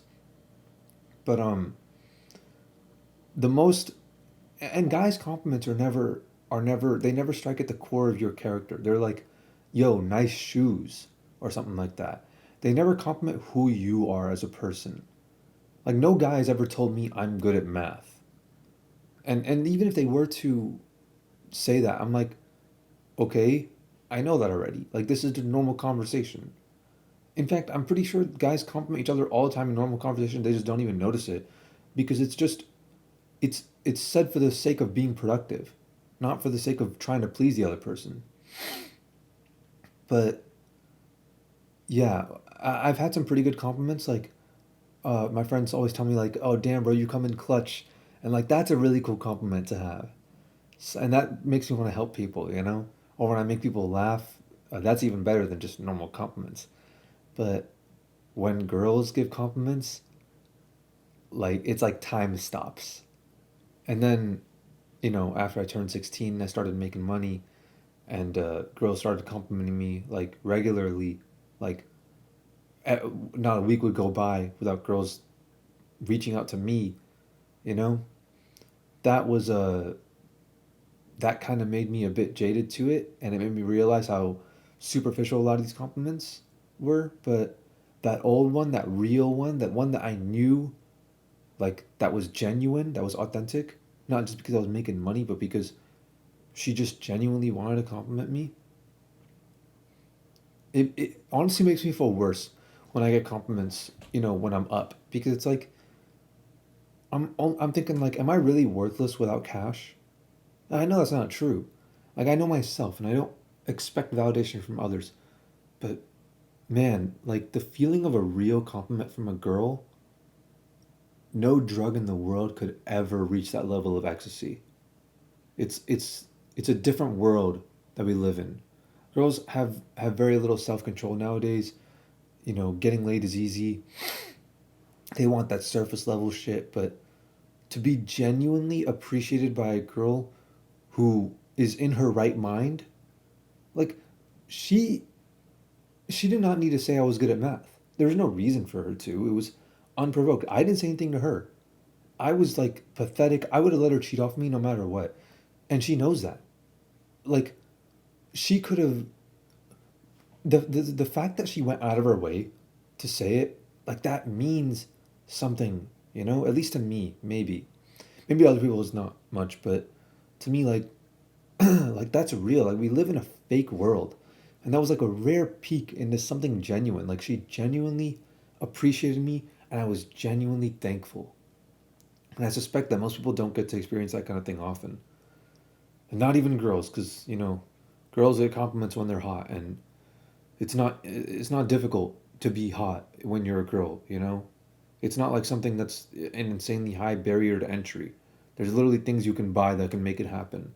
It's literally a problem you can run away from, literally. But I mean, at the same time, how many guys watching this have ever complimented a fat girl? But I know a lot of girls compliment fat girls, but you know, being a skinny guy is the equivalent to being a fat girl, except the only difference is, um, girls don't have the foresight to actually realize their hypocrisy in this situation for the most part, and they don't understand the fact that when they compliment fat girls, they're doing so, they're being fake. They're literally being fake. But they know that guys will usually call them out on their bullshit. So no girl would ever, and no girl ever did. Girls would make fun of me for being skinny, and they still do. Like even my cousins, I call them fat, they call me skinny. So but that's also surface level stuff. It's it's still like it has nothing to do with character. So moral of the story, if you want to really compliment someone, find an attribute about their character, something deep, something that you would have to really know them to actually know about. And not only that, think also, simulate it in your head. If that person was just like absolutely hideous, would that compliment still belong there? And if it doesn't belong there, then don't bother saying it. And I remember my parents found out about all this.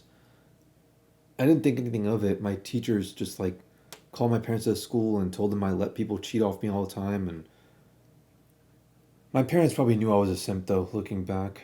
They probably knew. But I was so naive, dude. I didn't even know what the hell that was. I was just doing what my feelings told me to do.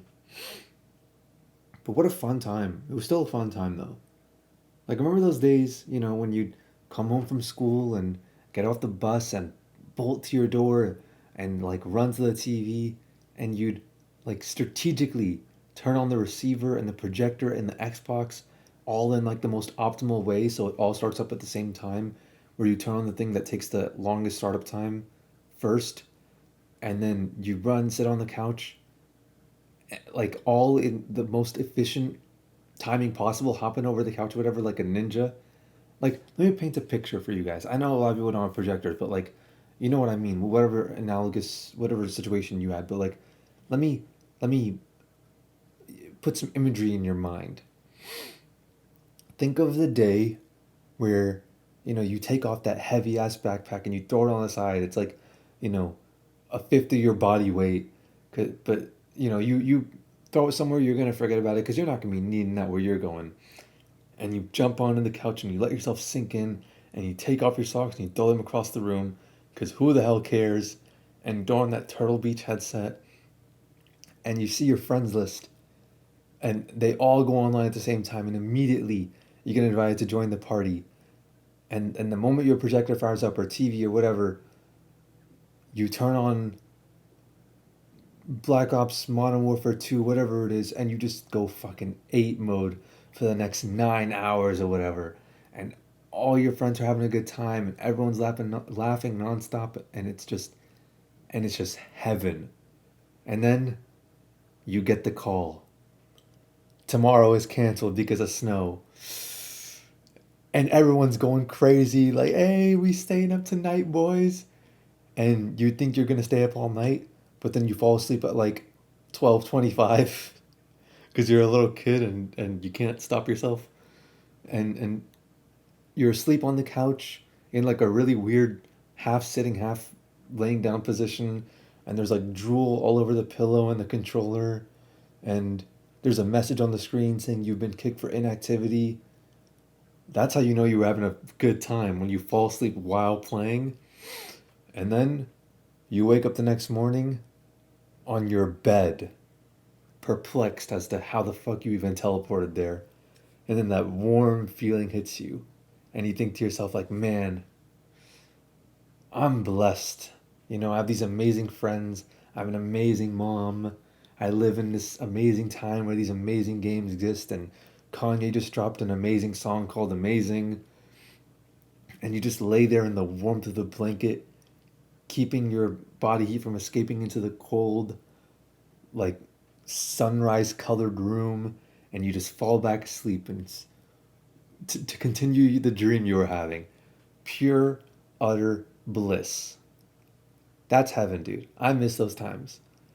It's not particularly like school that I enjoyed, but I have good memories associated with it because of that time. I don't ever say this kind of thing often because, like, instead of reminiscing on the old days, I try to chase the feeling in the present. But I do, realize those times are they have a feeling that's long gone and it's never coming back. And I could try to chase that feeling and maybe come close, but that was something else. Being that age was something else, and there's never going to be anything else like it. And I do miss it. I miss, coming home after like getting off the bus and running into my mom's arms as she's waiting for me, and like jumping, and she would like lift me into the air. And now she like obviously literally physically can't do that. I can lift her now, but back then I felt like a pebble compared to her. I still remember exactly how it felt. Like I remember what my perception of everything was. Proprioception, right? But yeah, that was like a elementary school exclusive. By the time I got to middle school, I was just a little too tall for her to lift me anymore, like reasonably. But she still wanted to, and middle school is also when I really like started my villain arc, because it's over now. I'm not, you know, my villain arc ended in 2020. Now I'm the support class. I'm the support character. I'm the good guy. But in middle school, dude, what a shit show. Oh man, one time I got in trouble in middle school for trying to give my class a seizure. I was a monster. You guys know that website Staggering Beauty? I would show it on stream, but I'm worried that it's not like legal to show without a proper disclaimer. Wait, no, they have a disclaimer on the website now. Bro, before they didn't used to have a disclaimer. Continue. Look at this. Warning contains flashing images. See that? So when you're just moving it around, it really doesn't do much. And it's just sort of chilling. Just sort of chilling. Oh, it tells you to do that now. Embed? Can I embed this on my website? That's pretty cool. Let me see. Oh, email thing opened up in my other. Oh well. But yeah, you shake it and it does this. And yeah, that's hard to look at even though I don't have any sort of epileptic tendencies or whatever. Yeah, it's still a bit it's still an eyesore. So and if something's an eyesore, chances are you should look away from it. At least that's what I'm able to tell from all like the eye science I've been looking at for the sunrise and waking up and you know different kinds of receptors that are not photoreceptors but detect different kinds of light and you know influence your circadian rhythm, things like that. And it's just like if something's unpleasant to look at, just look away. It's not even worth looking at. But yeah, what was I saying? Oh yeah, I did that. I put that on the projector. I tried to give my class a seizure, or I tried to see who has epilepsy in my class at the very least. It was like a test. It was a little science experiment. Like, hey, would it really work? Now, luckily, nobody was epileptic. Otherwise, things probably would have been a lot different. But it was still pretty funny. No regrets. Actually, man, no regrets because I'm I'm I'm glad I learned from the situation. In fact, even if I did it, I'm sure I would have grown and learned from that, and I would still have no regrets because that's who I am. Why would I, you know, choose to regret who I am? That's just how it was, and I've developed since then. But yeah, if you have a seizure from like right now, if you're having a seizure after watching that, I'm not responsible. I literally told you it needs a disclaimer. I told you it would cause seizures. So yeah, that was staggering beauty. You can use it on your friends. Don't though. I don't condone that. For legal reasons, ignore everything I just said. But that's a beautiful. That's a great name for a website. Pioneer, really. Like in terms of like meme culture, that's a great name. But it wasn't just me, honestly. Middle school, like everyone has like really strong sociopathic tendencies, dude. All those little kids, like we're straight up monsters. Like, dude, there was this one class, not one. There was this one kid who was in my PE class, and literally while we're outside, he finds a whole like cricket or like a grasshopper or something, and he squeezes it to so he guts it. Um, or he doesn't like gut it like pull the guts out, but he the guts spill out as he's squeezing it. Because even then he was like smart enough to realize like you probably don't want to eat the guts of this thing because you don't know what it's eating or whatever. But he then just takes the two remaining halves that were like still moving and just eats them like raw. And like I mean, man, it was so weird. I thought so differently back then. My brain was just wired totally differently because I had no sense of consequences or like etiquette or anything back then. Because I was like, hey, that's badass. That's so cool. But now my first thought would be like, yo, that can't be sanitary. It's totally different. But back then, everything was just a little science experiment. Everything was just testing the water to see what is acceptable. But actually, nah. Some things we knew weren't acceptable, but we did it anyways. So much harassment, dude. The most harassment anyone will ever receive is in middle school. I stand by this firmly. Like, bro, okay, first of all, like the girls, like do you guys remember the shit that like okay, maybe you guys may not have experienced this, but like I remember this one day we're all in class and I think about it, I was actually pretty respectful compared to a lot of other guys. We're in like a table of five, right? It's like me, there's a Spanish class I believe, but it's like me, a Mexican dude, a black dude, a white dude, and some girl. And then I don't know how this conversation got to this, but the black dude was like, I he's talking to the girl and he's like, I would you rather have black dick, white dick, Mexican dick, or Indian dick? And he's pointing to all of us one by one as he's saying it. This was like sixth grade. And I remember sitting there like thinking nothing of it. I'm like, yeah, this is a totally reasonable conversation. And here, the crazy part was that she actually answered and she ranked us. Like she didn't mind at all. She thought it was a totally normal conversation too, because it's like everyone's still figuring out what's normal, and she ranked me at the bottom. Fuck that bitch, dude. Is what I would do, but I can't because I'm at the bottom. And like that was only with girls, bro. Everyone knows when girls are around, we gotta be reserved, right? We gotta watch what we say. We gotta hold ourselves back. But now with the boys, dude, the things I said in middle school, the things just kids in general in middle school say. I can't even, I would get banned on Twitch. I would get canceled off the internet. Like, people literally combining multiple different racial slurs into like compound words of like six racial slurs combined, even when they didn't, even when it didn't apply to their race, they would still say it anyways. Like, they would give like super vivid, like imagery, detailed descriptions about like the precise sexual acts they're gonna commit on your mom. And oh, dude, the prank calls were unreal. They were next level. There was this whole like era where everyone was just giving out everyone else's phone numbers, and everyone would prank call each other in class and stuff like that. I got so many calls from so many random numbers, and it was always like kids in the bathroom saying the most obscene shit imaginable. Like that shit can't be under that's like obscenity. That's like actual obscenity. There's no way it's actually protected by free speech. It should be, but there's no way it was. But this is stuff that we could literally only say to each other with anonymity. This is stuff that wouldn't fly on Twitch or YouTube. But yeah, middle school, I firmly believe is the most harassment is the most harassment dense place of anywhere on earth is American public middle schools. That shit felt like a war zone, dude.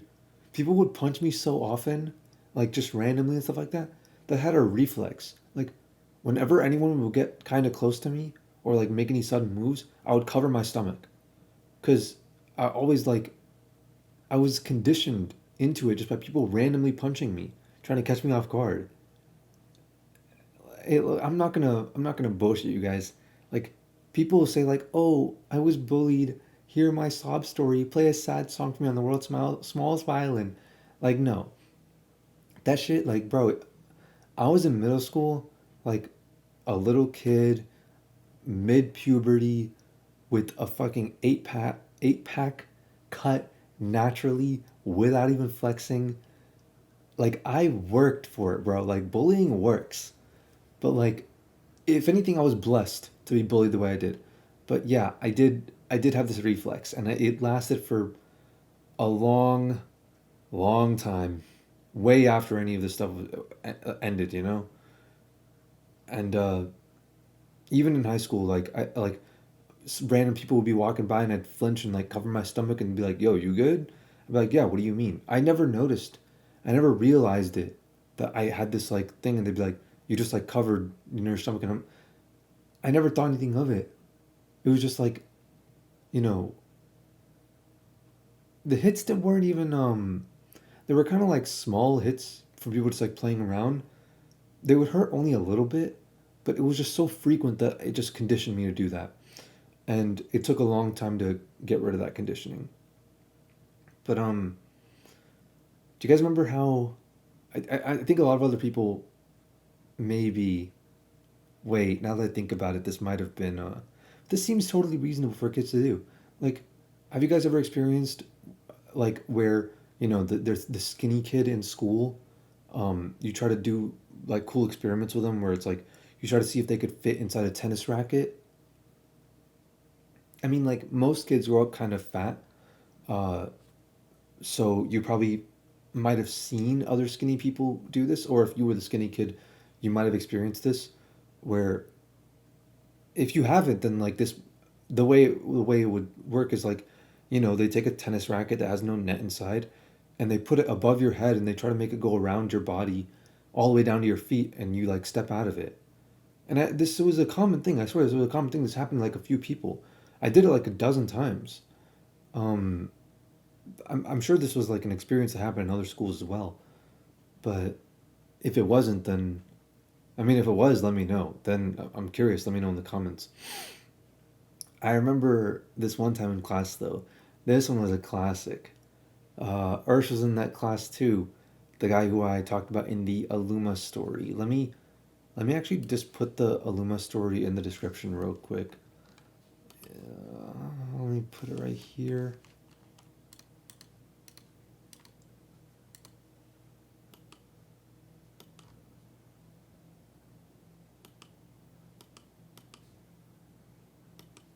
Okay. So yeah, Ursh was in that class, and he was a part of this like whole friend group, right? And there was this guy, I forgot who it was, but he drew a picture. He drew like a portrait of like my face, but merged with a frog. And it wasn't like a portrait, it wasn't like a photorealistic, it was like very cartoony. But it was literally like my facial structure merged with a frog. And it was so good. Like it was legit, dude. It was like it didn't look like a realistic frog, but if you ask anyone, they'd be like, "That looks like a Afraaz mixed with a frog." Like, there's nothing else it could have been. It reminded me a lot of those the old plates, like the plates with like animals on them that we had when we were kids at like birthday parties and stuff. Like it was so good. It was spot on, dude. It was like literally 50% me, 50% frog. I don't know how he did it. I don't know how he got right in the middle. I don't know where he got the confidence to even realize he could draw something like that. I would never attempt such a daunting task thinking I was going to get so spot on with it, but everybody else in the class was passing the picture around like, "Yo, that's like unmistakably him. That's like uncanny." And we were laughing so much, dude. But yeah, what else? What else? That was a pretty fun squad. A lot of these squads that I had in school were precursors to why my squad today can't be friends with like normal people, because every all these people who were like super fun back then all became normies. So it's like they wouldn't vibe with like the same shit. I remember we used to like literally at the lunch table, bro, we would have like really intense debates as to like whether or not it's ethical to fuck a girl if she's like blind and deaf and things like that. We like really like thought-provoking discussions about, you know, whether or not the sped bus also has a sped bus driver, because, a normal bus driver would not be able to handle that kind of like that level of sped energy. They'd probably turn sped in the process. Like we would I remember there was one time we did not one time, we did this several times. We would literally rank each other on how cool we were. And our criteria to determine who was the coolest was whoever knew the most words from Urban Dictionary that the rest of people didn't know. Like we would legit like go home and be on Urban Dictionary for just hours and hours and hours, just looking up like the most depraved shit ever. And we'd even put each other on Urban Dictionary just so that we could like show off our obscure, you know, weird Scrabble knowledge of obscenities in the form of words. And whoever knew the most won. I never won though, but a lot of times I did come close. But I mainly I would just go on and check the word of the day.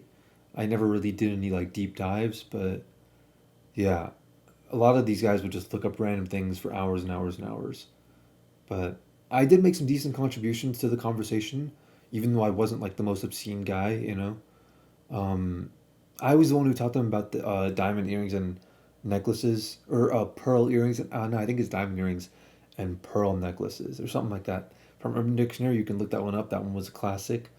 It's not like super obscene, but it's you see these things in porn, and it's nice to have a word for them. But like these guys would legit look up everything in every single song lyric of every popular song and just pop it all in Urban Dictionary and be like, okay, do you know this? Do you know this? I wonder what the girls' lunch tables were like. Because, like, any girls watching this, well, there's no girls watching this, but in the future, any girls might see us on YouTube. Talk in the comments about, like, what the lunch table conversations were like. Because I can't imagine the girls are out here, like, having, like, mini food fights and calling each other gay all the time. And editing YTPs on our laptops and playing Minecraft on LAN, hyping each other up, talking about how we're all gonna make successful gaming YouTube channels in the future. We're gonna be like Syndicate or like Sky does Minecraft and his crew, or like these old YouTube crews back in the day who would all come up together. Or maybe it was like that in the girls' lunch tables. I don't know. Please enlighten me. Maybe it was maybe it would be more educational if you were at the girls' lunch table. I remember we had some pretty educational days. Like we all made, scientific contributions, like my contribution stream. Like for example, there was this theory that I thought of. This was, I believe, in seventh grade. Um, so this was one of my contributions. It's about Spider Man. So like he's Spider Man's just a kid, right? He's just a teenager, just like us, and not anymore. I'm not a teenager anymore, but he loves a girl named Mary Jane, right? He's a superhero and he shoots webs from his hands. Oh, okay, wait, Urban Dictionary probably inspired this. So, my theory was, and I thought this was original at the time, but looking back at it, this is probably very Urban Dictionary inspired. But the whole idea was none of the shit in Spider Man was real. Like, Peter Parker was just some random dude who got bit by not a spider that gave him superpowers, but a neurotoxic spider, which made him delusional as fuck. Maybe put him in a coma or something like that. And the whole thing is just in his dreams. It's just his hallucinations, where he's like a high schooler, and he takes like all of his experiences from high school and just warps them because he has his preconceived things. Like he's probably smoking, he's probably smoking weed.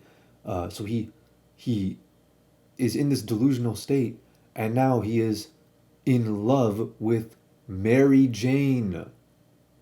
The whole time, people didn't even like when I explained this to them, they were like, "Oh my god, this has to be true. This has to be canon, bro. It has to be canon." Because the way I explained it was like the drugs combined with the delusion, the way his brain was mistaking chemicals with one kind of love with a different kind of love. And what was happening as a result was he was just constantly nutting. And so he's shooting webs from his hands, and sometimes he runs out. And that's when he comes like back into reality and he loses his superpowers, and he isn't delusional anymore, and he can see clearly, like literally in the movies he doesn't need glasses, he can literally see clearly. And in that world, like his girl hates him, and he's a loser, and he's a cuck, like a beta cuck, and everyone is like giving him a hard time, and everyone hates him. Like I already said that, but like that's like a much more realistic world than like you're a superhero and everyone loves you, right? But then, occasionally he'll have these like manic bouts where episodes where he'll like go back into like the depths of delusion, and he's just like in this like state of psychosis, and in these dream states, he's just imagining he's like constantly saving the world. At the same time he's like a high schooler, at the same time he has a job taking pictures of himself earning money like that, and he's just like fucking nutting everywhere, loving this experience. And he's doing this in real life, but in his dreams he thinks he's saving the city, but that's all in his imagination. In reality, he's delusional, running around New York like a crackhead, smoking that Mary Jane, that ganja. And because he's like 16 or whatever, he can like nut all the time with like no cooldown. Because like, bro, when you're 16, like When I was 16, I could have nutted like 16 times a day, every day if I felt like it. Now I'm getting kind of old. I can't do that shit no more. My limit's like 7 or 8 per day, you know? I mean, not that I even want to test it, but back then I could have went like 8 mode, you know? And he's just going around in real life, like just beating his meat and just nutting on random people like a crackhead, like, oh, you're a villain, let me, and then he just nuts on them, you know? And then he just goes to the next person, oh, you're a criminal. And they probably are criminals because, they're all like in the streets in New York, homeless crackheads and shit like that. But in his head, he thinks he's like, a superhero saving the world. And that was my theory. That was my scientific contribution. And it was actually one of the first theories that I ever published to the Council of Water Sheep. But yeah, that was like for us, that was just another day. And they were really impressed by that particular contribution. But they also made really good contributions. They made some that were much better than that one. But that might be a story for another day. But yeah, I don't know what the girls' lunch tables are like, because I cannot imagine them being the same. There's no way. There's no way even other guys' lunch tables are like ours. But I wonder what they talked about. Like, how did girls entertain themselves back then? What did they do to entertain themselves? Because that was like peak humor, you know? Middle school was crazy, yo. It was like it was like Xbox Live Party Chat is like the most depraved, horrendous combinations of words that you could ever possibly concoct. It literally middle school is like a continuous Xbox Live Party Chat with everyone around you in proximity in real life. That shit literally it made all the lewd Discord servers today seem like fucking kids bop. That was a that was a weird time. That was a weird time in my life. That must Dude, it must be terrible if you were aborted, you had to miss out on all this shit. I mean, not that you're watching this, but like people who were aborted missed out on this incredible time period in human existence where it's probably the only time period where this kind of thing will ever really exist because it didn't exist before this, this kind of really, really intense proximity with thousands and thousands of people. But because, the world is getting so sensitive and there's all this censorship and, all this like they put so many surveillance cameras and all this shit everywhere and everyone's being tracked all the time and, you know, technology, like all these kids walk into middle school with like phones in their pockets and the microphones are always on and it's reasonable to say that like these people are going to grow up like thinking, oh damn, you can't laugh at these things, it's bad to laugh at these things. So it's like chances are if you weren't alive for, you know, the I would say maybe like 70s all the way up to like 2015 to 2025 or so, uh like school life, like in middle school and shit, where everyone's just a fucking lunatic, I'd say you probably missed out on this experience that humans before or after will literally never get to experience again at a consistent level like this that you can basically guarantee they can experience. Um, or even like the whole shit with like technology. You probably would miss out on the probably the only time period that will ever exist in history where you could reasonably hack your grades if you put your mind to it. Like, I'm pretty sure my school right now, like my high school, if I go back to the website, I'm not in high school anymore, but if I were to go back to that website, I'm pretty positive it would still be vulnerable to SQL injects. I probably could have done it. We used to use SQL injects on Roblox, and I think it still works today in Roblox, but not server side, only client side, which really sucks. But yeah, they Roblox really leveled up their security, probably more than a lot of schools. But nowadays security is much much better, and it doesn't cost very much to get good cybersecurity. Not, I mean, it's still very expensive, but not at all like how it used to be. And the technology is nowhere near as vulnerable as it used to be. So yeah, hacking your grades nowadays is going to be like a very, very rare thing. But back then, if you were into technology at all, like if you were just playing Roblox frequently, I mean, you were probably tech savvy enough to really figure something out, whether through social engineering or something else. You could probably figure out how to do it, you know? It would literally be easier to hack your grades in 2007 in in public school in America than it would be to just build your own website. No, WordPress was a thing. Was it a thing in 2007? I know it was a thing in 2009 because that's when we made websites. But if you could make websites during that time, you could definitely change your grades. And I don't think that's going to be happening at a, you know, reasonable level anytime soon, unless you're some tech genius or something like that, you know. But man, nobody even uses Adobe Flash anymore. So that's something that was, gone. I'm sure there's things in school today that I didn't get to experience that those kids are going to get to experience, but it's like, I don't know what those are. And Adobe Flash is fucking awesome. Oh my god, dude, I just remembered not only not only did we discuss the morality of fucking blind and deaf girls, we also not only did we discuss speds, we discussed, well, it wasn't really like a discussion. It didn't last, but one day this motherfucker Carlin, and man, I gotta find this dude again. This dude Carlin, he brings up this topic, and we all brought up dumb shit.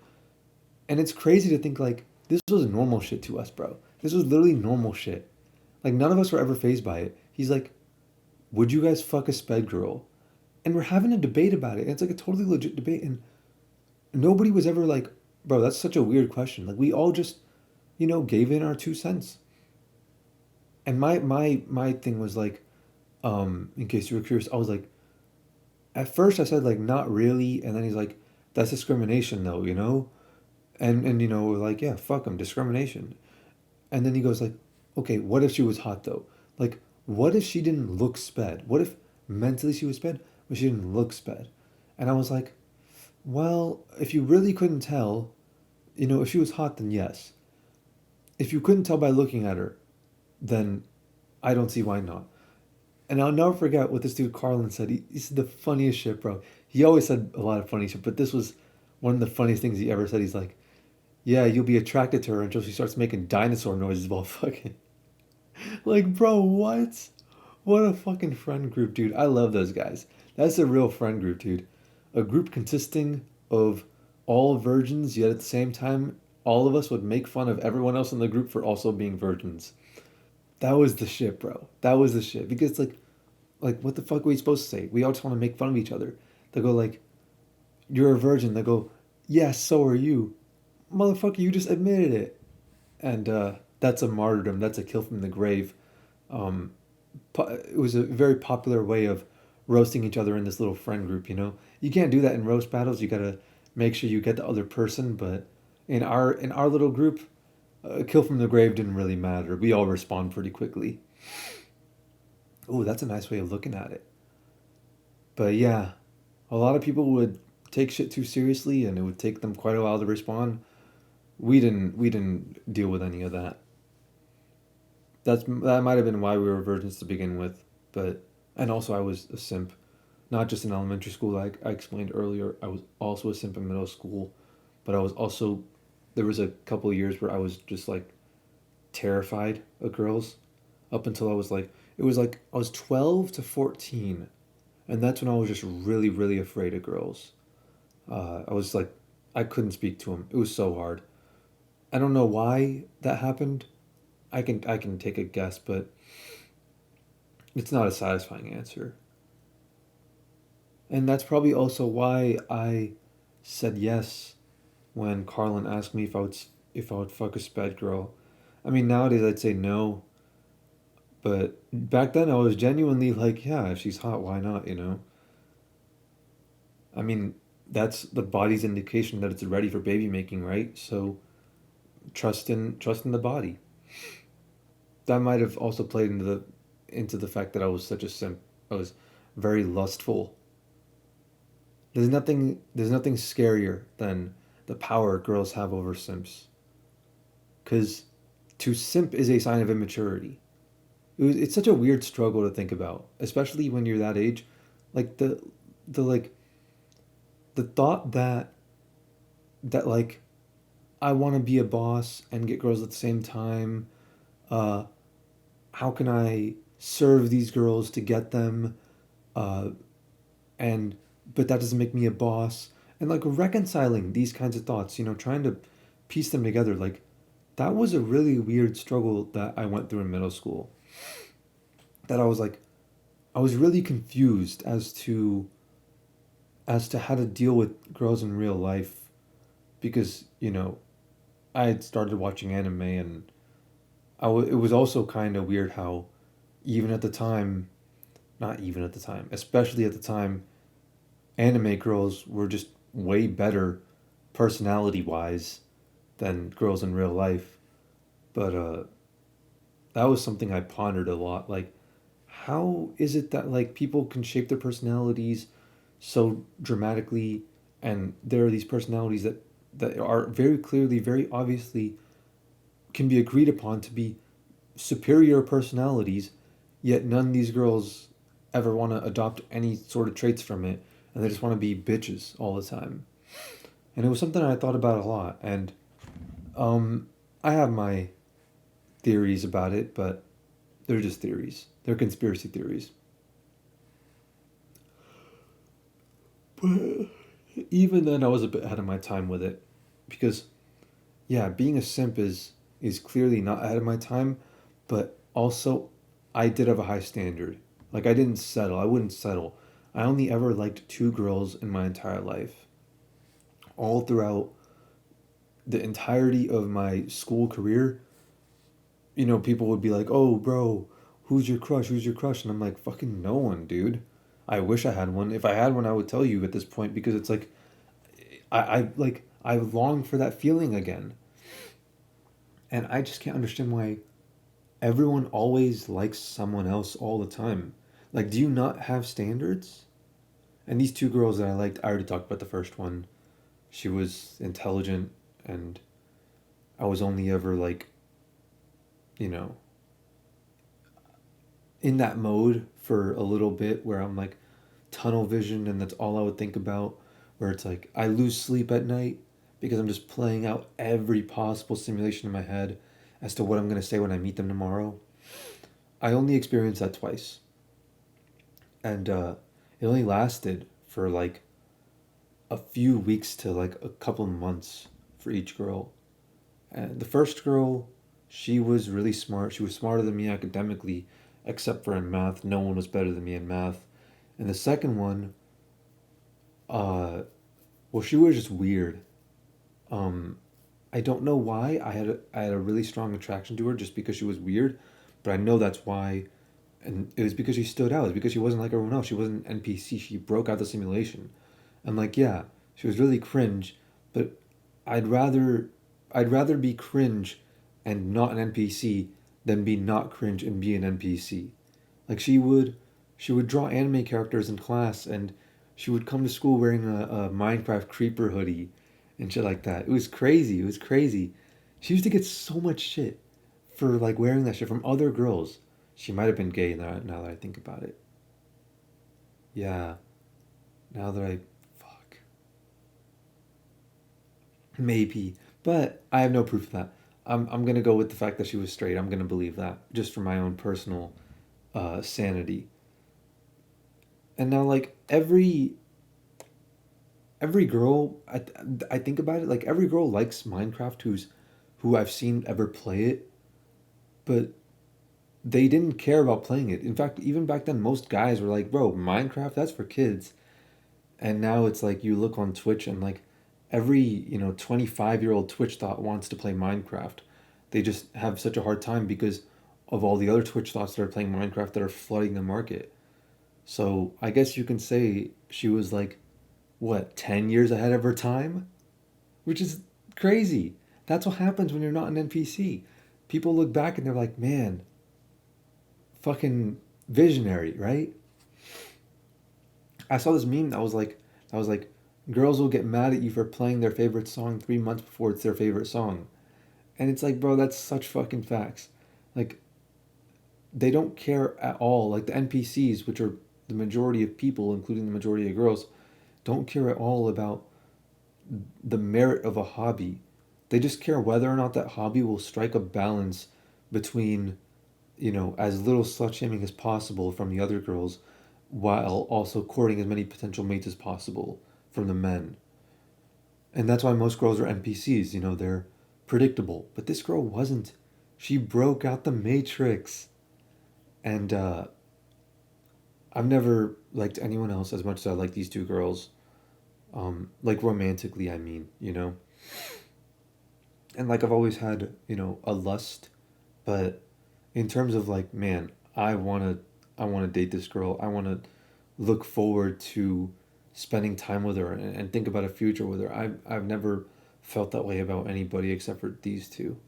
All the girls I knew in high school who I actually had a chance with, they they were all like addicted to hot Cheetos in Arizona. They were like loud as fuck at 7 a.m. They all thought they were the shit when really they were just like primitive as fuck. They thought that complaining all the time about everything somehow didn't make them unlikable. They would spend hours, hours and hours every single day taking the most like detailed notes, organized, color coordinated, taking notes in class, only to get like a 62 on the test. And they were all hoes. They were all hoes.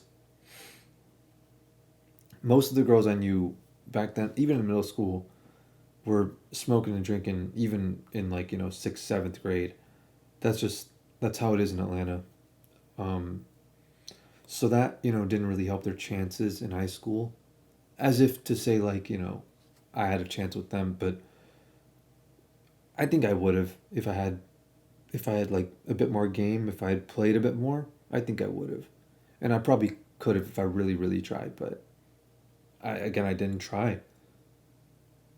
But yeah, I remember what it was like to have a crush. That shit was really, really fun. Life was a game. You don't care about your image in front of everyone else. All that matters, every decision you make is based around this one singular girl. I miss that. I miss playing that game. And they were both single, which was crazy. I had a chance. Now I'm desensitized though. Sex means nothing to me anymore. My libido is completely shot. Um, I'm usually in a perpetual state of PNC. Uh, I don't jerk off or anything. It semen retention just did it for me. Raised my IQ. Changed my perspective is a better way of putting it. Um, but I've talked to other guys about it and they would agree with me. They'd literally be like, yeah, it does raise your IQ, practically speaking. It makes you able to use it at the very least. Or partition your intelligence resources to something that you're even the smartest parts of your brain understand is the correct way of thinking. It just changes your priorities to something that deep down is more important. But yeah, a lot of other girls were hot, but none of them were cool. And being hot and cool are two totally different things. In fact, they're close to opposites. I would have hooked up with all these hoes in middle school if I had the chance. I remember there was one girl actually that fit an entire like bag, or not like a bag, like what those like a box of Pocky sticks. Like, dude, I think it's like 50 Pocky sticks or something like that. Not 50, like 25 or something. I don't know what it was, but it was like enough to like fill her mouth entirely. And she put every single Pocky stick in the entire bag. No, it was in a bag. It was in the bag inside the box, like the little plastic thing. I remember getting those pocky sticks a lot from Aussie Plaza next to school, but there was that one girl who filled her entire mouth with it, and that one got me bricked up, bro. But I would never date any of these girls, so I would think about the game I would play with them, and then I'd be like, damn, that's not an enjoyable game. It's not a long term game. I would never pursue them for any meaningful amount of time. So there's no point in pursuing them at all. And the only girls that I would have pursued for a meaningful amount of time, there's only been two. And I'm not going to say a second girl's name because I've already said enough names and it's already come back to bite me in the ass in real life multiple times. That's why most of my videos are private. But there was this other girl who I wanted I just wanted to like get to know her more. But oh shit, I didn't tell this story. I okay, let me preface. I love Legend of Zelda. It's top tier gaming for me, and it's not for everyone for sure. Like Phase, for example, Phase on. I don't think he'd like it, but for me, like middle school was actually the time when I fell in love with the series, and I remember after like several days of not knowing what to do in Legend of Zelda Ocarina of Time, I finally started to get the hang of it and realized that if when in doubt, play the ocarina, play the Song of Storms or Song of like the Zelda's Lullaby or whatever. Just play a song to the ocarina, and just see what happens. And after a while, I got so hooked I literally couldn't stop thinking about the game. Like it it was genuinely making me happy in a way that nothing could. It was like a drug. It was literally like a drug, and it was perfect. Like that's how you make a game right there. You look at Legend of Zelda: Ocarina of Time. If you want to learn how to make a game and how to make it fun, it needs to be challenging yet rewarding, and no matter the age, it still needs to be the same. I don't know how they managed to do it, but it's unreal, and the feeling that it gave me, this like insatiable desire to go back home and play it, like oh I can't wait to get home. I can't wait to get home. And everyone's had that experience. I've had the experience with many games, uh, even like far lesser games than that. But this one took it to another level that I didn't know it could be taken to. It was like I was like itching, dude. It was like I was a heroin addict. I needed my fix, dude. Or not a. I wouldn't even say it's like a addiction. It was like a call to adventure. It's like, man, I just can't stand what I'm doing here. There's nothing interesting going on here. But there's a whole life to live out there, you know? It was a call to adventure. It was like this is where I could find my meaning. And that was probably the only time in my life, even up until this day, where I thought to myself, like, man, I know exactly what I want to do. Like, with my time, I know exactly what I want to do. There's no doubt in my mind, should I do this or this or this? This is precisely the only thing I want. I'm hyper focused on it. And even with other games that I hold to be like, truly beloved to me, that's never happened with any other game other than Legend of Zelda Ocarina of Time. I highly, highly recommend you play that game if you have never played it above any other game in existence, but it's not for everyone. And I know that. And if you truly think that you're not going to enjoy it, chances are you're not going to get the most out of it and you'd much rather play games you enjoy. If you're the kind of person who like let's say you don't like, let's say you're not a fan of cheese. I know a lot of people like don't like cheese in general. They don't like the smell of it or whatever.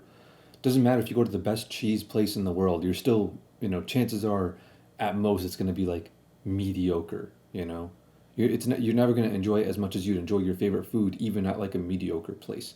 So, yeah, it's the greatest of all time, but you can still be the greatest of all time and not be for everyone. But yeah, there was this girl and she was like a popular girl. This was high school, by the way. She was a popular girl, and everyone would talk about her, and everyone would be like, "Oh, um, let's let's throw a party. Okay, we got to make sure to invite these people." And she would always be first in the list, or they'd say, "Okay, uh, she was a prom queen candidate. She didn't win, but she was a candidate," and things like that.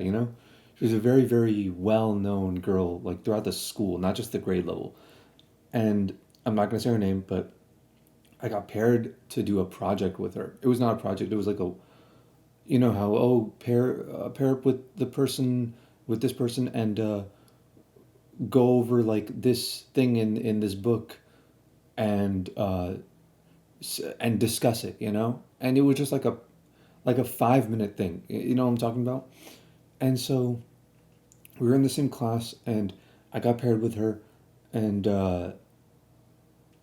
like she was the type that nobody would expect to be a gamer, right? Like this is some like Mean Girls hierarchy type shit. This was like the Regina George. Well, she was one of them. She was part of that crew, and we start like saying the thing, and we just start talking about like random stuff because everyone's just talking really loudly, and teacher can't hear what we're talking about, and nobody cares what we're discussing. And it turns out she plays Zelda, and when I heard that, like I never paid any attention to her because I'm like, it doesn't matter, out of my league, not even in the same game I'm playing, doesn't like, has nothing to do with me. But dude, when I heard she played Zelda, I should have married her on the spot. But she wasn't really cool like that. She barely knew about Zelda. I did push her a little bit, and she didn't know very much about it. Looking back, I think it was just like she had a brother that played Zelda or something like that. I think that's a more likely explanation. But yeah, that's crazy. I could have bagged her if I had the confidence. And that's really all it takes is confidence. Like I got a lot of confidence near the end of middle school, but yeah, it wasn't enough. I knew my place. I knew my place. And I knew her back in middle school too. We had a class in middle school. We sat next to each other in middle school, in like sixth grade, but maybe it was seventh. I'm not sure, but no, wait, That was Jackson Elementary. We sat next to each other for a whole class in Jackson Elementary. But yeah, and we barely talked. We barely talked. But she found out like about like the hacking stuff that I did in the school during that. Bro, I remember actually I saw nudes of this girl. I'm not gonna say her name. Now I can't. Now I definitely can't. Like people would go around and share nudes of this girl with each other on Kick. That shit was insane. How was Kick allowed on the App Store? Like how was the police not aware? How are they not involved in like removing it? Like people we'd walk around in like elementary school and middle school, not so much elementary school, but definitely middle school, would be like we see a random girl, didn't she could be like a 4 out of 10 would be like, yo, got Kick, and boom, done deal. That's it. That's all it took. And for those of you who were born too late, Kick is a messaging app. It was Snapchat before Snapchat, um, except it didn't follow. It really followed the mechanics of WhatsApp a lot more. But in terms of what Snapchat is used for, people used it the same way. Like most kids would have hella people on Snapchat, but just of the opposite gender, and it was all for sending nudes. Like the first nudes I ever saw were on Kick, of like people I knew, like nudes, not like porn, but like the first nudes I ever saw was on Kick. And Kick was also used by a bunch of like iFunny creators as like a means of marketing to the diehard fans, the super fans, the stands, and I don't know how the hell they managed to do that. I don't think there were any automated tools for Kick back then. Maybe they might have had some, but yeah, I would literally talk to these guys on Kick like other people in school would be like, "Oh, got Kick to like girls." I would talk on Kick to try to get my memes featured on iFunny. That's what I had going on. Shout out to 2012 iFunny, by the way. Every big creator had Kick back then.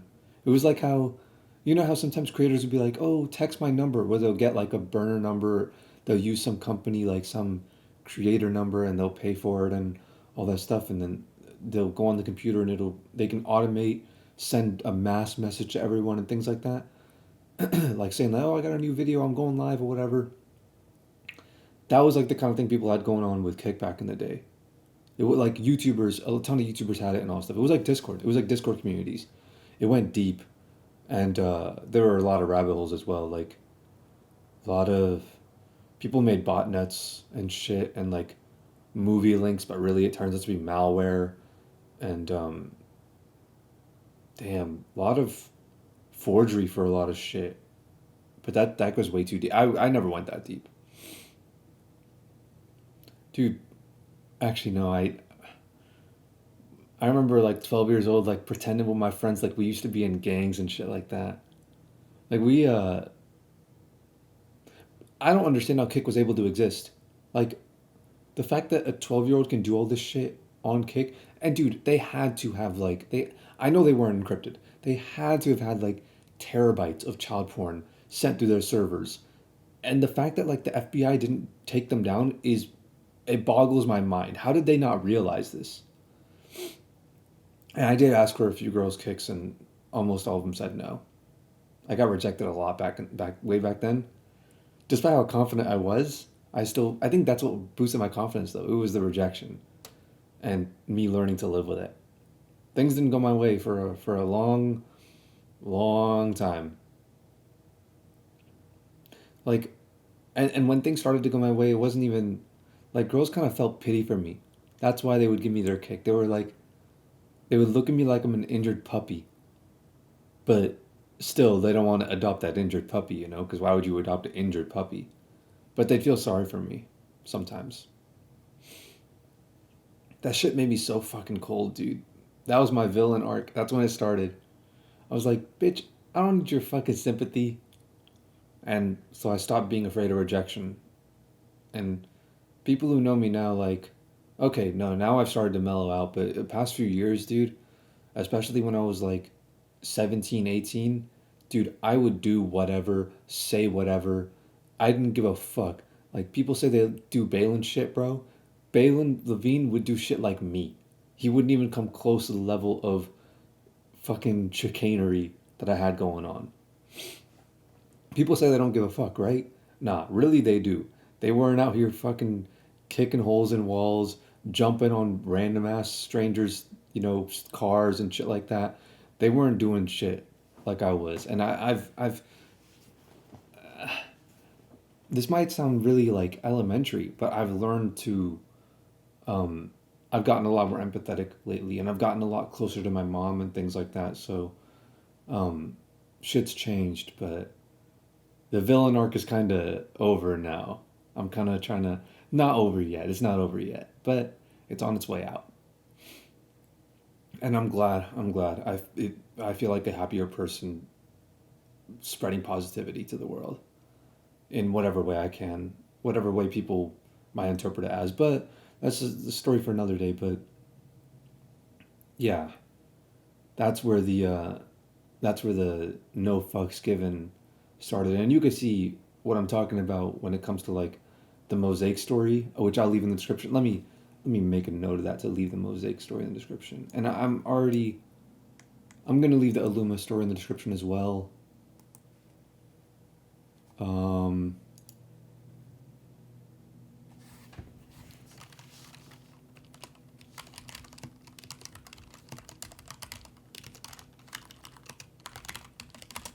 and I'll also leave the Illuma story as well, and the Oasis of the Seas story. But the Oasis of the Seas was kind of like a new beginning. I didn't really have that I don't give a fuck attitude. That was more for like the people around me. But yeah, that's how I went. Eventually, I got rejected by so many girls. Not so many. It was like I don't know. I didn't even get rejected as much as a lot of other people.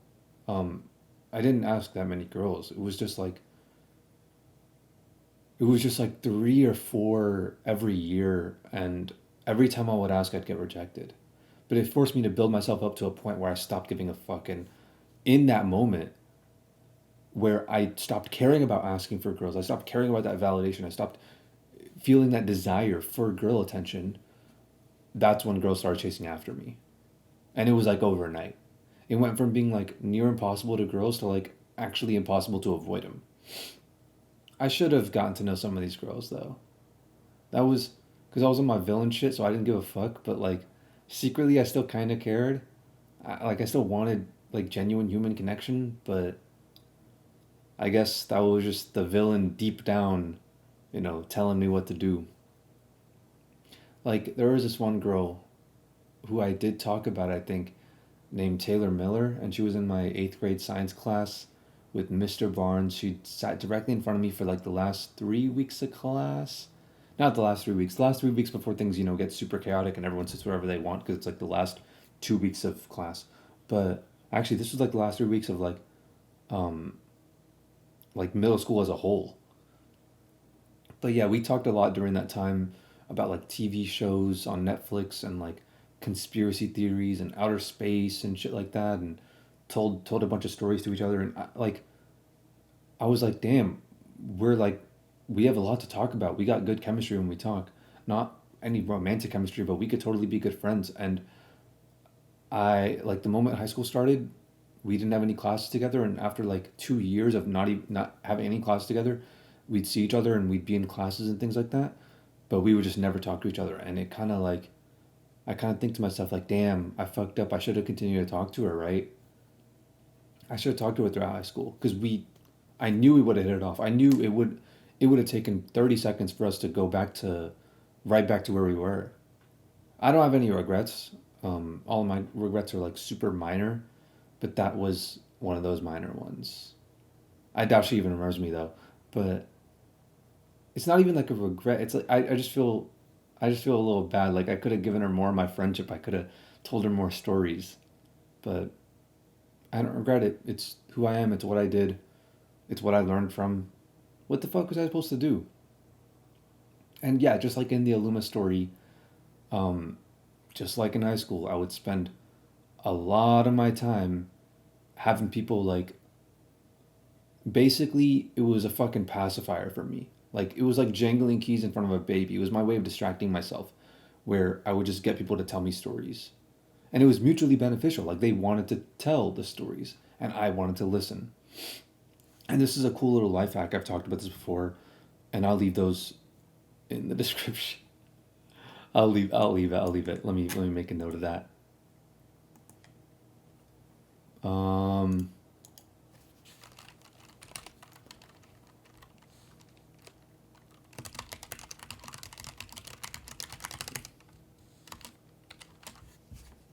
yeah, it's in the description. It's gonna be titled "I just want to hear stories." 'Cause that's really all I wanted to do, and you can do this yourself. And I think it's a great strategy to develop character and learn a lot about the world and learn a lot about other people and have a lot of fun. Have something to do with your time, and go on some adventures. And the opportunities will blossom for you if you take this little strategy. It's unlimited stories. It's unlimited um, um, things to distract yourself with. When you don't have access to your phone, and the way you do it is just you hear people's stories and you don't ever ask yes or no questions. It's the fatal flaw of conversation. It's like let's say you're having like a very like surface level like about music or whatever, right? You're just starting and you want to get deeper and deeper. You don't ask like do you like rap? Because that's a yes or no. You ask what's your favorite genre of music? And then you only continue with, and I know this is difficult and you have to get used to it, but the more you do it, the easier it gets. You only say other questions that you can build off of, but that always lead to like, you always keep thinking about what questions you can ask after that. So, oh, what genre do you like, but you don't tell people you like? What's a guilty pleasure genre, And have a plan, have a flow chart in your head. Like be thinking 10 steps ahead. And it isn't super hard. Like if they're good talkers and they're, genuinely passionate about what they're talking about and you're just listening, it'll happen naturally. I know like you might be thinking, oh, this is so difficult. Think 10 steps ahead. No way. Like that's just a, nobody, I'm not a fucking genius. And I'm not either. Like I'm not saying, but when you're having conversations with people, you'll notice this happens naturally. You'll notice you think 10 steps ahead and um but the problem is that like if you, when you're having conversations with people and you're noticing all the things that you're thinking about that you could ask them, all the time people go, "Man, I forgot what I was going to ask. I had a really good question." Or they'll go, "Ooh, that's an interesting thought." And they won't say any of that because they're too busy trying to say their own thoughts into the other person's head and they have their own things to say. Don't do that. Don't do that. Just listen. And instead of thinking to yourself, man, what information can I give? What kind of stories can I tell? Focus entirely on remembering the moments where you go like, ooh, that's interesting. I want to know more about that and stuff like that, you know? And so you continue to build off of it and think as many steps ahead as you can, and slowly you'll get better and better at it. Especially if they're like, not only if they're genuinely interested in what they're talking about, but if they're good at talking, if they're like charismatic with it.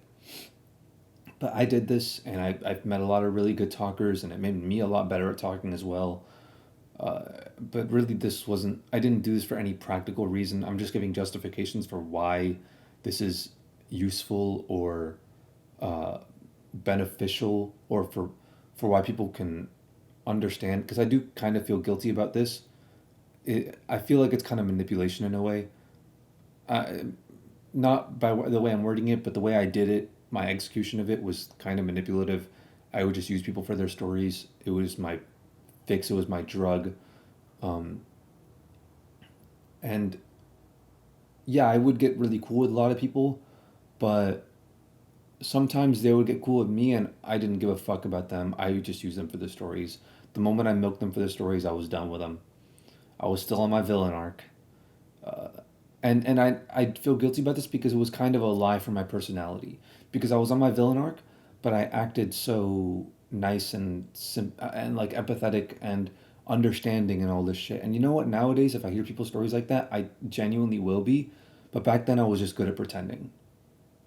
And so it might have resulted in a positive thing overall, in both sides, like regardless. But either way, it wasn't genuine. It wasn't genuine. I did it because I did it for selfish reasons. And yeah, sometimes maybe I'm not gonna say any names, but like these, especially these girls, because girls open up easy. Um, they tell me things like, okay, like I'm not a fucking therapist, dude. I can't help them. And this is the part where I shouldn't have done this, because I continued to press on and be like, tell me more, tell me more. Um, Even though a part of me knew I can't help them, and them telling me it might alleviate some of the um, weight, that burden of just carrying that information in their head, but it might have unintended consequences. They might regret it. They might go, wait, I shouldn't have told this person, even if they're not going to tell anyone. I shouldn't have done that. They, who knows what could happen? I don't know. I'm in middle school. Like, what the fuck am I gonna? I never got trained in any of this shit. I didn't know any like psychology or any of that shit. I wasn't trying to be their therapist. I just wanted to hear stories. And there was this one time, actually, it wasn't even middle school. It literally wasn't, it was fifth grade. This was elementary school. It was the last year of elementary school. Miss Runyon's class, before Miss Elton got married and became Miss Runyon. But this was while she was still Miss Elton, I believe. This girl told me, I'm not going to say her name. And actually, I'm not going to say her name because I don't remember her name. But she told me that her dad was beating her mom in fifth grade. Dog, we were uh, 8, 9, 9, 10, 10, 11. We were like 10 or 11 years old. And it's like, bro, let's say I'm 11 years old. You think I would know how to handle that shit? And I can't blame her for telling me that. How would she? There's no way I would know how to handle that. And there's no way she would even know that I would not know how to handle that. She's also 11. But it's like, man, I remember in the moment thinking to myself, like, I would never say this to anyone. Like, especially my age. What made her think that I was emotionally equipped to help her? Let alone hear shit like that, you know? Like, go tell the counselor some shit. But then again, it probably never, the thought never crossed her mind that I could help her, or I would do anything to help her. She probably just wanted to get it off her chest. Maybe she didn't think that deep into it. Maybe she was just saying it for whatever urge she was saying it for, and um, I don't know enough about her to make any judgments. And things got really awkward after that, though. That's why I'm iffy about this because it didn't make us closer. It didn't make her more open around me. I feel like she regretted saying it.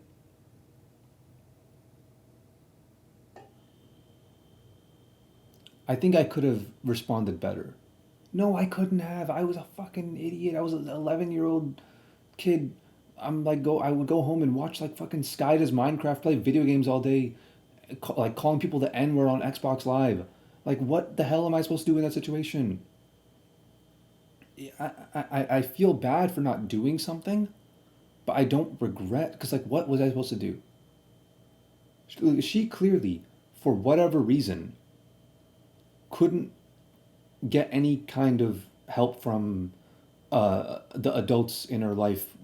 I mean, whether or not she could have get it, she didn't feel the need to tell any of them, so she didn't feel like she could get help or whatever. You know, one girl told me about her porn addiction. Actually, that was a weird one.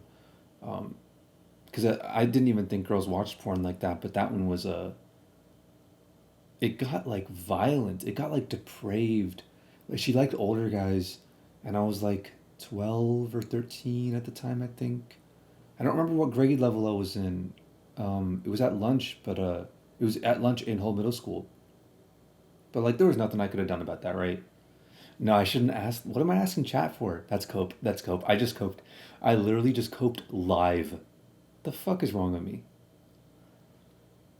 I'm not gonna do that. I'm gonna watch myself. I'm not gonna do that again. But what could I have done? Told someone? Well, yes, but actually no. Actually, okay. Actually, at first I thought it was cool. I'm so stupid, dude. A lot of girls would like have problems that you would think would be only guy struggles, and I'd be like, man, she's in the game, you know. And I think it was cool, but damn, looking back, I think to myself like, wow, I'm so sorry to hear that. I'm sorry you have to go through that, you know. I wouldn't wish that on anyone, but yeah, a lot of girls had a lot of family problems, and it was almost always with their dad. I think a lot of them were referring to their stepdads, but because I'm Indian and Muslim, and we come from immigrants, and the majority of my time in my childhood was spent around the rest of these immigrants of like these Muslim people who would come from India and Pakistan and you know a lot of Bengali people, a lot of people from Africa, but it was like in this community, and we grew up in this. Everyone is very close together. Everyone knows each other, and it's like a I didn't even understand the concept of divorce at the time because nobody I knew had gotten a divorce. Everybody I knew, arranged marriage or not, was always together, and parents basically never split apart. It wasn't a part of the culture for parents to separate. It was a very foreign thing to the culture that I grew up in, or the culture that my parents grew up in rather. But even though these girls would say their dads, and at the time I was thinking it was their actual dads, I'm looking back and I'm going, I think a lot of them were referring to their stepdads. I think some of them are referring to their dad. I don't know, probability, right? But I hear a lot of people just go like, "Oh, my dad" or whatever, just to shorten it. When really it's been their stepdad for so long that they just say that. But then again, would anyone really not take the effort to say stepdad to add that layer of separation if they truly feel a certain type of way about him? I don't want to dig too deep. I don't want to look. I don't want to talk about any of this. I don't want to like. These are conversations for different days. But yeah, I remember there was this one girl actually in senior year. This was a bit. This was a bit more minor.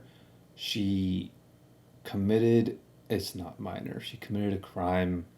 I'm not gonna say who or what because if I say it, she. A lot of people had a lot of traumatizing stuff, but she was like crying, dude. She and people saw like the reason why I don't want to say it is because it'll expose her.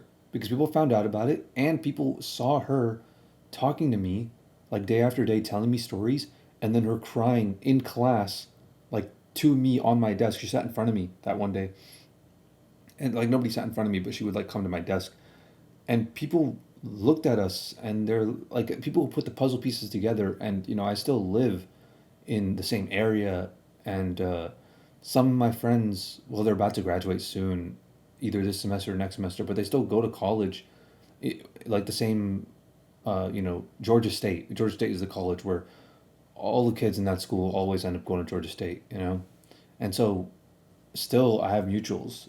I don't talk to any of them, but I have mutuals who I talk to, and I don't want them seeing this and realizing. I already exposed her by saying that. No, maybe not. There were a few girls who, there were like three girls who cried to me, but this one was, this one was known, and she got kicked out of school. Or she didn't get kicked out of school. She left school like I think like 2 years after this. Like we stopped talking, and like 2 years later, she left school and never saw her again. And even after she left school, people would still bring her application like, "Yo, remember that girl? What the hell was her deal?" So she was she was well known, and yeah, I'm not saying her name, but like that was it was a relatively minor thing in the grand scheme of things, and I'll talk about it one day, but I kind of know I'm thinking about it now. I don't know if I really even believe her all that much. I'm kind of starting to poke holes and doubt it a bit. She was a bit of a drama queen with it, you know? And, okay, I don't want to, no more, this took like a dark turn. I don't want to, these kinds of topics I'll reserve for different times. This is not the fucking, you know, Huberman Lab podcast or whatever. Not that he talks about shit like this, but I don't want things to be so serious. Most of the time that I would get my story fix from girls, it never went this far. It was just them telling me stories about like going to the movies with their friends, or like, you know, the drama that ensued because some girl liked some boy and the boy posted this thing on Instagram with this girl, some shit like that. Oh shit, I just remember a couple years ago actually, this dude sent me this Instagram account of this girl, Riceley Lewis. How do you spell her name? Riceley Lewis. I think that's how you spell your name. And she went to school with us, and one day everyone. Wait, what? No, this has got to be it. This is it. It's not gonna remember. I don't know why Firefox does this, but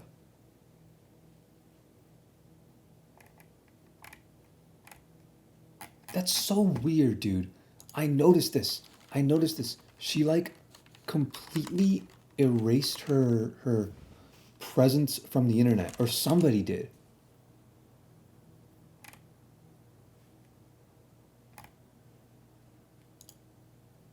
That's so weird. That's so weird, dude. Obituary? 67. Never mind. Oh wait, no, that's another one. The sixth. Yeah, okay. But that's I'm gonna close this. But like the thing is, she had, I think she had cancer or something. I don't remember what she had, but she had some like maybe not terminal illness, but we'd see her like be in and out of school for like months at a time, and then people would post like pictures on Instagram, like, oh, praying for you, Riceley, whatever, and um, she was pretty hot. Now that I think about it, I mean, not now that I think about it, she was like top tier of the school, and I think that was also because she was super popular, so that it put this impression that she was super sought after, but she really wasn't all that sought after. She clearly didn't have the best health, not saying that to be mean or anything, but I'm just being pragmatic about it, you know? And we would see pictures of her, like people would show pictures like, oh, bro, look at this picture of Riceley. And she'd be like in the hospital with the IV and shit like that. I don't know what she had going on, but literally like a couple years ago, somebody showed like, oh, look at her Instagram. And she had like 16,000 followers or something like that. Like everyone knew about her. And then like a year after that, no, not even a year, like a couple months after that, like me and that dude and some other people, we look back and we're like, oh, remember Rice Lee? What happened to her? Oh, we found her right here. And we looked her up again and everything was gone. And we found like a couple remaining images on like Google Images from like random things on like Pinterest or something like that. But like her entire online thing had like completely erased. Like she just stopped existing as a person. It was crazy. It was crazy. I don't know what the hell happened. Um, I haven't heard about her since then. Um, if she died, because she it might have been a terminal illness the way people were talking about it. Then rest in peace. Hope her family's doing well. Can't imagine the idea of losing your own child, having your own offspring, leave the world before you. But yeah, and a lot of times she wasn't like very. She was the like if imagine this thing in your school, right, where all like the, you know, virtue signaling girls would be like, oh my god, thoughts and prayers, and all the you know villain art guys are like, man, look at her posting on her Instagram again, more sympathy fishing, again at the hospital. Like, girl, we get it, but yeah, I wonder what happened to her. Attention fishing. I mean, that's what it is. That's what posting on Instagram is. And look, I do the same thing. She was acting on her, mm, sure, biological desires the same way I act on mine. How could I ever blame someone for that? How could I ever hate on someone who enjoys the same thing as me? Who has the same desires as me? Enjoys is too robust of a word to use for such a simple-minded action. Not simple action, but simple-minded. Ooh, I'm on point in my words today. Kind of, not really. I need sleep. That's what I need. Because every time I don't sleep, I always think I'm on point, but I'm really not. Um, oh, and also my seventh grade teacher died halfway through the school year, and that one was really weird. That one was like a fucking ghost story. I'd never seen anything like it, because the entire school was like, you would think the school would have protocol for things like this, right? But no, nobody knew what to do. She was young too and everything. She was like 26 or 27 or something like that, which is like, you might not, if you're in school, you might not think that's old, but like, dude, time flies. I'm 22. I'm going to turn 23 in like 2 months. Not even 2 months. So it's like time really flies, and a few of my friends are like 25 now. So dude, 26 is nothing. That's still way too young to realize just how long life truly is, And it was just so weird because you would think the school would, you know, be they'd have a protocol, they'd have a workflow, or not a work, they'd have like standard operating procedures. Like, okay, if a teacher dies, we're gonna do this and this and this. But no, it was just like winging it. It was just like, dude, day after day, the whole class would just like leave the class and just like spend time in the fucking library, hanging out with other students and with like the counselors and things like that. And it was like everyone was just like trying their best. But it was also really weird because unlike, with Riceley, where anytime she disappeared, there would always be gossip. There'd always be like, oh, what's going on? What's going on? Dude, like everyone was silent. Not the students. The students talked, and they were confused. They were like, "What's going on? What's going? How did she die?" That was the main question. How did she die? I don't know why. Uh, this was seventh grade, so I know why we were bold enough to ask that, especially when they were clearly giving us the hint, like, "Hey, don't ask. We're not gonna answer." But we pressed, dude. Like we all pressed for it. Like we wanted to know what the hell happened. Why did she die? Why did she die? What? And we kept on asking for like weeks and weeks and weeks. But it was so weird because you know things like this have happened. There have been, I'd say, about three instances in, like, okay, I grew up in a good area, but I grew up in a good area compared to, Atlanta. We live in Atlanta. I grew up in a good area in Atlanta, okay? Which is still not a great area. There were like three instances where there were like people in our school involved with literal murders. And like one of them murdered like both of their grandparents with their girlfriend who went to a different Gwinnett County school. Gwinnett County, if you guys didn't know, that's where like Made in Tokyo is from. That's where Migos is from. They're the biggest people that came out of Gwinnett. They're the biggest rappers, at least, that came out of Gwinnett. But a lot of people like, you know, Bow Wow lives like a few minutes from me, and um, there's a lot of rappers out here. I know where Bow Wow lives. That's why I know he lives a few minutes from me. I don't know. I know where his house is. I've been to his house before. Um, I have stories about that. I'll put that in the description too. The photography stories when I used to do photography and all that. But it was really odd, man, because they wouldn't give us anything.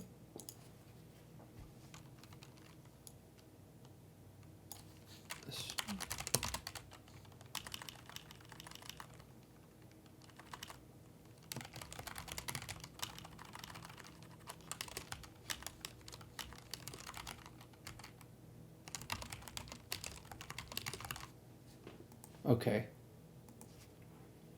yeah, it was like 4 weeks or so of like just nonstop random substitutes. They didn't have like a teacher from another school or whatever, or something like that, who was like a teacher from like the correctional schools for the bad kids, or something like a science teacher, or even like a substitute who was just like a consistent one. They didn't have one. It was it was like substitutes that would come in, and you know the kids in class, a lot of them were very upset. And I'll be honest, I could see it because I wasn't the most emotional guy, and I'm still not, but I like felt it. I felt like pretty fucking sad. I felt like crying a couple times because she was such a fun teacher, dude. And we knew she was young, and it was sad to see her go. It was sad to see, like, damn, she had so much potential. She could have been, the teacher that everyone remembers. Everyone has like one or two teachers that's like, man, she really impacted my life, or he really impacted my life. I'll never forget him or her. And she was probably that teacher to a lot of people, and we all knew that, even if she wasn't the teacher for, even if she wasn't that particular teacher for us specifically. We knew she could have and probably have has been that teacher for a lot of people, and we're like, it was too early, you know. I don't we weren't thinking it was too early because we were too young to even realize how young 26 actually is, but it was a shame, and everyone knew it. Um, and we were all kind of on the same wavelength. And when you're surrounded by that much sadness, it's really easy to cry. It's really easy. Even if you're not feeling super sad about it, it just opens the door for it when everyone else around you is also on the verge of crying as well. And a lot of people did. A lot of people cried a lot. Uh, and yeah, I'd say like the last like 4 or 5 months of the year, we had a sub, like not we had like a new teacher, but she was a sub, but she just like stuck with us, and she was really fun. And we played games pretty much the whole time. We hardly learned. Um, there weren't really any legit lessons or anything. That kind of just gave us a pass. And you could have basically done nothing in that class and still got a passing grade.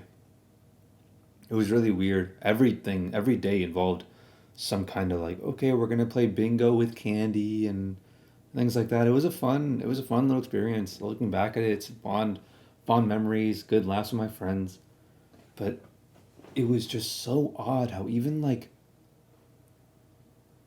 you would think this kind of thing would be a thing that people could handle, right? But even like 2 months in, you'd still see the occasional teacher like, you'd hear them and they'd be like, "Man, I'm like, remember what happened to that teacher? I miss her." And they would start crying, and we'd be like, "Bro, like all, the students are done crying. Like, what do you know that we don't? What happened to her? What happened to her?" And I still don't know, and none of us ever found out. Good on them for whatever reason they didn't want to share it with us, and maybe some students found out, but I didn't find out, and nobody I knew ever made it clear that they ever found out. So yeah, I was a really nice coordinated effort. Listen, if I was a teacher, I wouldn't. If I was a teacher, I would have told my students. I would have been like, "Hey, this is it. It's real shit. This is what really happened. It's the real world. Welcome. Join us." You know. Maybe that's not a good idea. To strip someone of their naivete. I'm really mellowing out the more and more I grow up. But yeah, I'm learning to think more about people's feelings. Not like learning to like, book learning, but it's just happening naturally. But yeah, she got like a whole page, not a whole page. She got like a whole like 2 pages in the yearbook just dedicated to her. And like, oh, in memory of, and they showed a bunch of pictures and all that stuff. And we all continue to ask, even throughout the end of the year and the next year as well. We continue to ask, like, bro, what happened to her? What happened to her? Nobody had an answer. But, dude, I'll tell you this. She was 26 years old. She didn't die in natural causes. I know that for sure. And the way everyone was acting, the way it kind of just happened all of a sudden, the way the school seemed really unprepared, as if something happened in the school or something like that. I don't know. I don't know. And I've lost a lot of my curiosity for it, but I still wish I knew.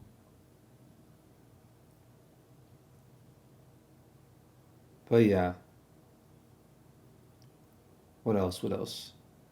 Damn, I said I didn't want it to take a dark turn, but it just took a real dark turn. It's hard to remember. A lot of the stuff that I wanted to say about middle school, I actually said in my high school story, which I'll leave in the description. I'm getting big on descriptions, bro. I'm starting to notice these things. Every time I notice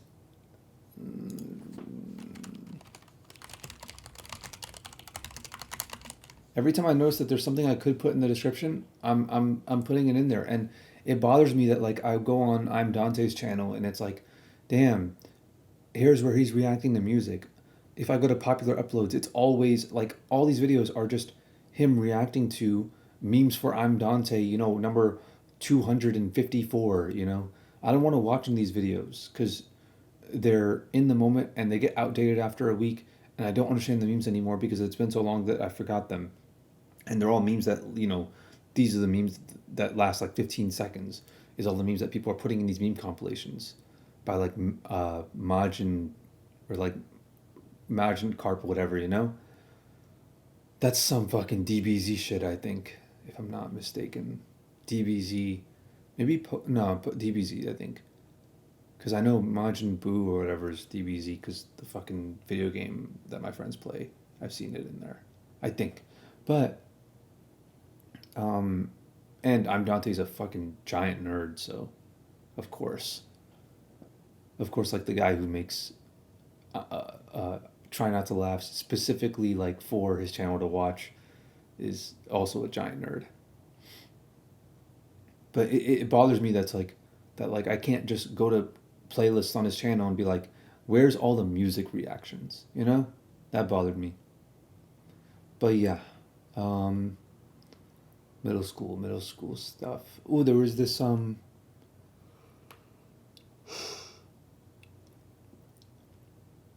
I don't think I said this story in the high school story. I don't think I did. Did I? Let me think. Let me think. I didn't. So maybe I did. If I did, I'll say it again here. Okay. So Miss Pena math class. There was this girl. I met this girl named Ireland Fleetwood, and we're gonna call her Ireland Fleetwood because that was her name. I gotta stop doing that, dude. I gotta realize when I'm live to not say people's names. I keep fucking that up. But her name was Ireland, not Ireland. There was no D at the end because she already had the D in some other places. That was a joke we would say a lot because it was true. And oh man, that was hilarious. Way back in the day, we were laughing at hella. And I don't know, I kind of had a radar for this kind of thing even back then. I knew she was a thought. I didn't like know she was a thought, but you know, she was a she gave off Regina George vibes, and I would share a lot with the class because I had a lot going on, and I never shared anything with her. I wasn't no simp, bro. I didn't want her leeching off of me, and so she didn't like me. And let me look her up. Let me see if I could find her.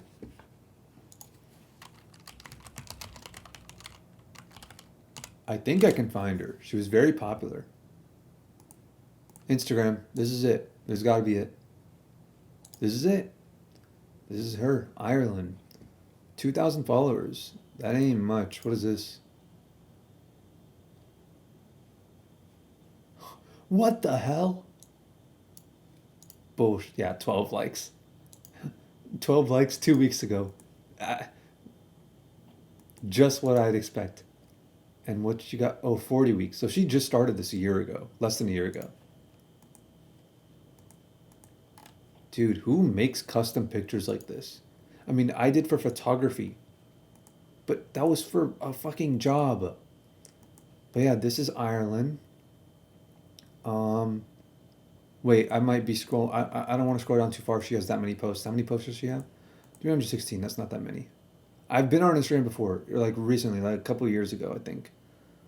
Um, Wait, 316 might be a lot now that I think about it. But you could start to see, you know, well, it scrolled past, but you could see the influence. And this is it. This is the Ireland I remember with this face. And this was the kind of friend group that she was a part of. Do I recognize any of these? Dude, what the hell? How the fuck would I find Sarah Yukani down here? How does that make any fucking sense? Oh, they go to Georgia State, I think. Was this in Georgia State? When was this? 166 weeks. Yeah, I think that's when they're in college. But yeah, this is her. This and this and this. So you can tell you can tell the kind of person she is, and this is very toned down compared to compared to what I know her as. I'm not gonna dig deep on that, but yeah, it was eighth grade, and there was this huge thing that went around because it was a big story.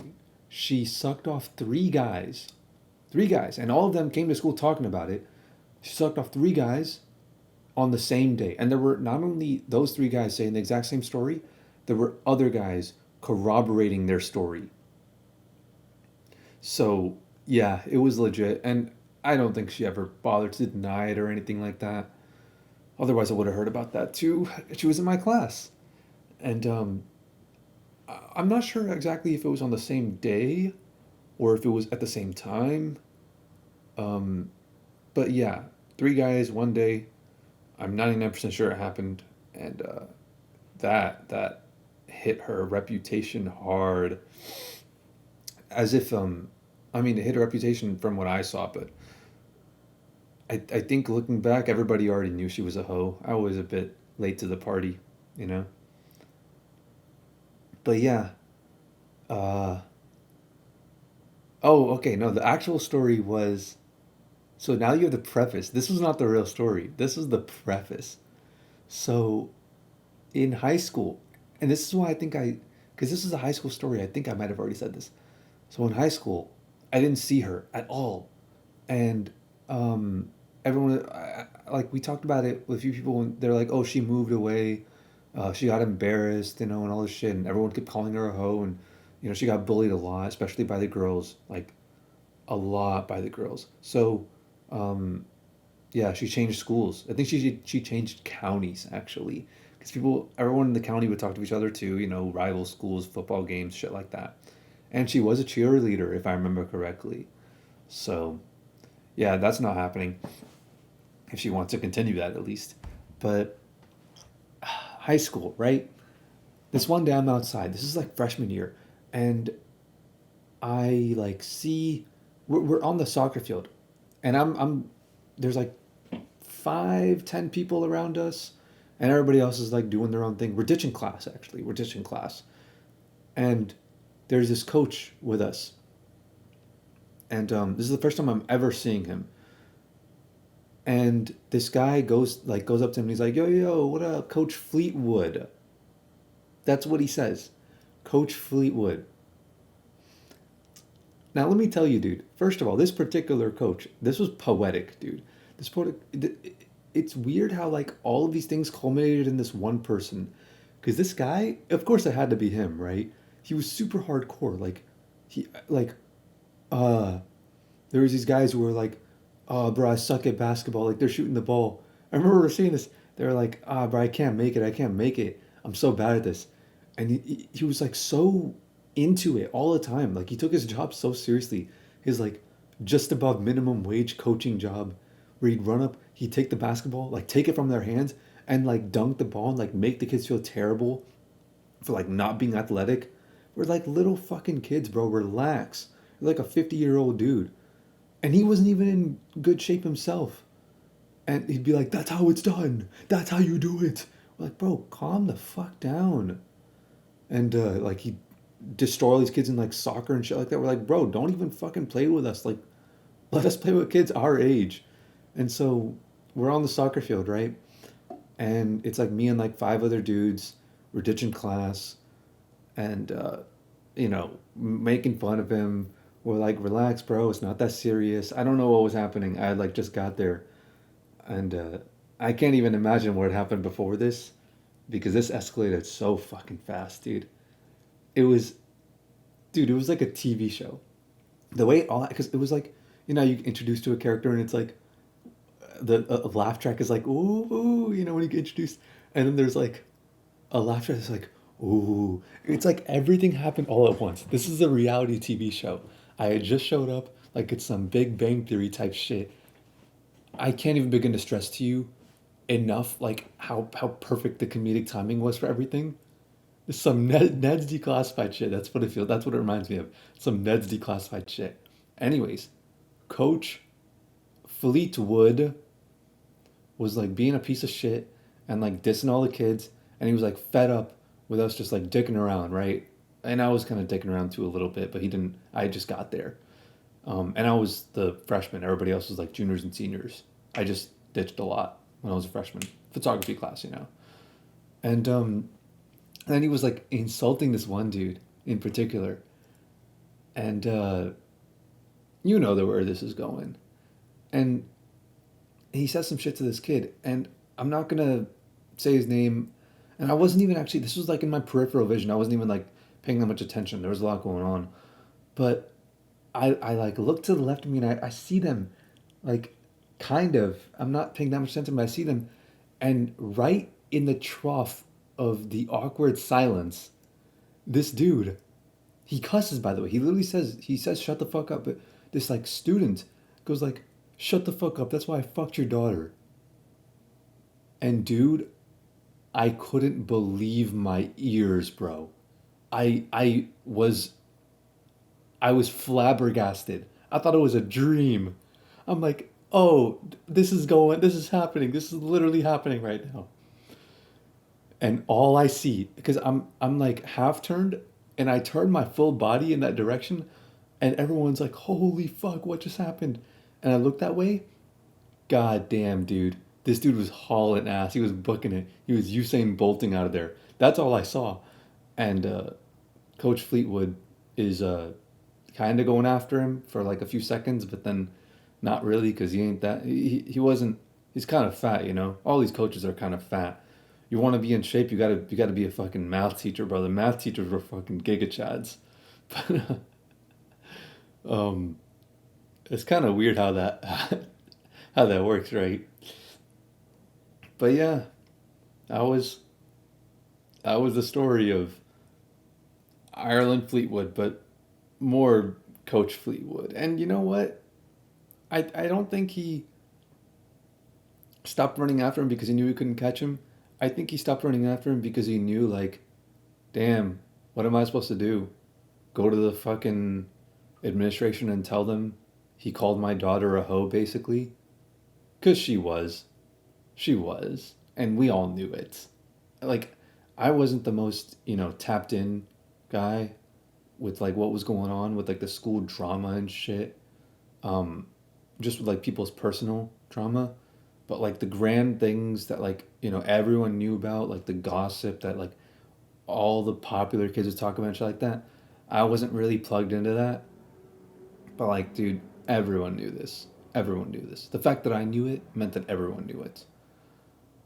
But that was it. And that, bro, that spot on the fucking soccer field is iconic after that.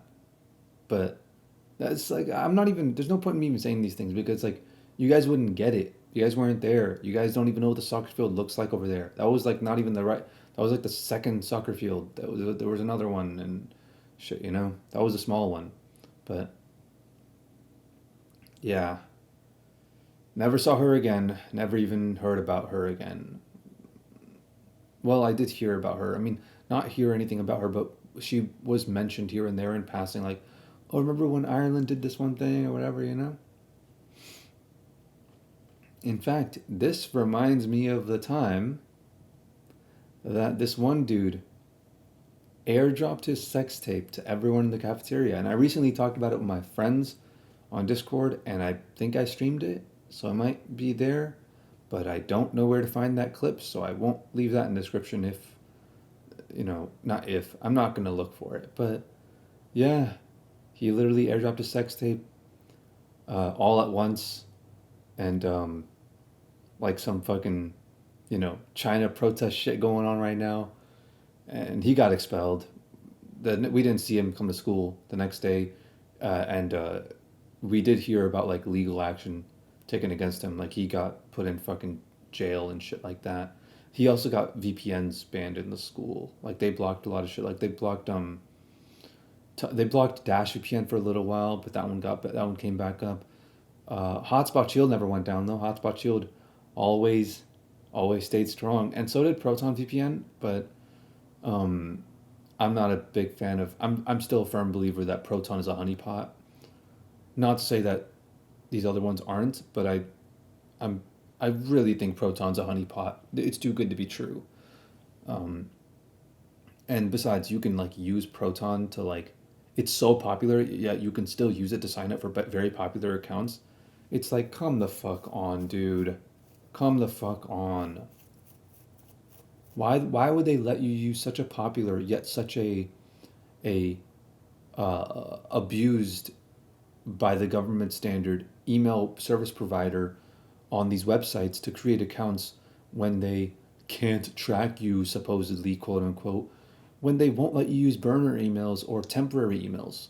If they can manage to do that, why the hell would they let you use Proton? It just seems blatantly obvious to me. If it's not a honeypot in the direct sense, It's a honeypot in the way that the government probably has some 0 days. They probably have multiple 0 days, at the very least, if they're not directly involved in the back end management of the operation as a whole. Because it's too good to be true, and there's no way they make all that money from donations. No way. And Proton VPN has never failed. For me, it's never failed me. Even when I was in India and Qatar and like Singapore and the Philippines and all, it didn't matter where I was, it's never failed me. Even when other VPNs, I was unable to download them, unable to get them to work in these countries, Proton VPN always worked. Like, that's a little suspicious, don't you think? A little suspicious. With no ads and all free, come on. But yeah, uh, shit, what was I saying? Oh yeah, he got the VPNs banned, which I don't know how that relates to, like, I don't know why that's the decision they chose to make with their resources, because you can block VPNs and that's still not going to stop people from airdropping stuff because you don't need a VPN to airdrop. Um, but then again, all you need to do is literally have Wi-Fi and Bluetooth enabled, so it's not like they could have stopped people anyways. What the hell were they supposed to do? Turn off, install malware on everyone's phones to prevent them from turning on Bluetooth at all or Wi-Fi at all? Yeah, no. They literally had student Wi-Fi, so it hardly works, but yeah, they had it. I think maybe they didn't. No, they did. They did. They did. But yeah, that was such a fucking trip, dude. That's so weird. Why don't I ever hear stories about other schools like this? Like people airdropping sex tapes and things like that to the whole damn school, to the whole cafeteria. I never hear interesting stories like this from other schools. It was only our school that really did this. By the way, Cam Newton went to our school. Um, is Peachy Ridge High School. But yeah, this was like a high school story. It's not a middle school story. His brother, however, the guy who airdropped the sex tape, his brother was in middle school, and turns out he was the guy who was actually recording the sex tape. So yeah, that whole family is fucking, you know, fucked up. I don't know what the hell he was thinking, dude. Maybe he thought he was cool. Like, dog, we live in Atlanta. Everyone is fucking everyone else at like a very young age. There's a fucking AIDS like epidemic here, and it's for a reason.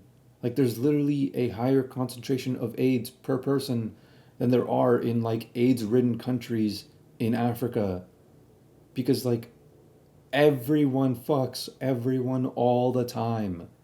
Fucking doesn't make you cool here.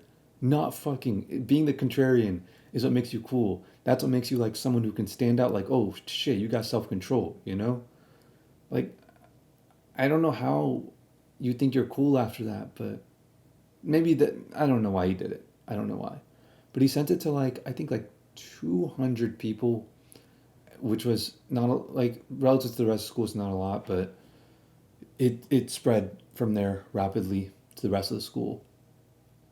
And people sent it to me, and they put it in their notes and they shared their notes with me.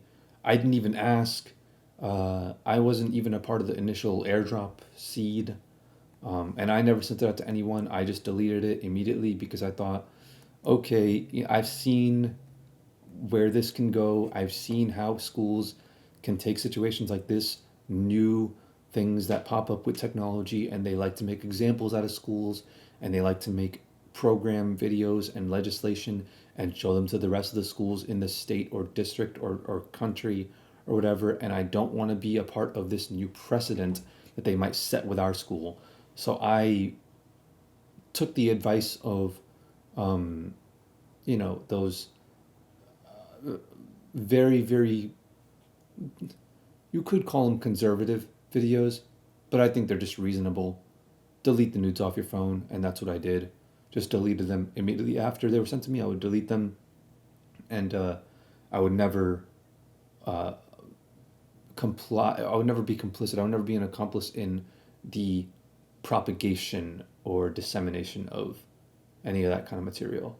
At least not at least not in high school. In middle school, I didn't view any consequences to, viewing nudes or sending nudes. And I never sent nudes of myself, but I would send nudes of like the other girls in school to like my friends and stuff. But I mean, dude, everyone did. If you're gonna lock me up for that, dude, you're gonna have to lock up the whole school. You're gonna have to lock up like most people. Most people have sent nudes and received nudes when they were underage. Literally, most people, at least in the United States, I think. Nowadays, like most people under 25 and above, aged like 12, 13, most of these people have sent nudes. Not even under 25, under 35.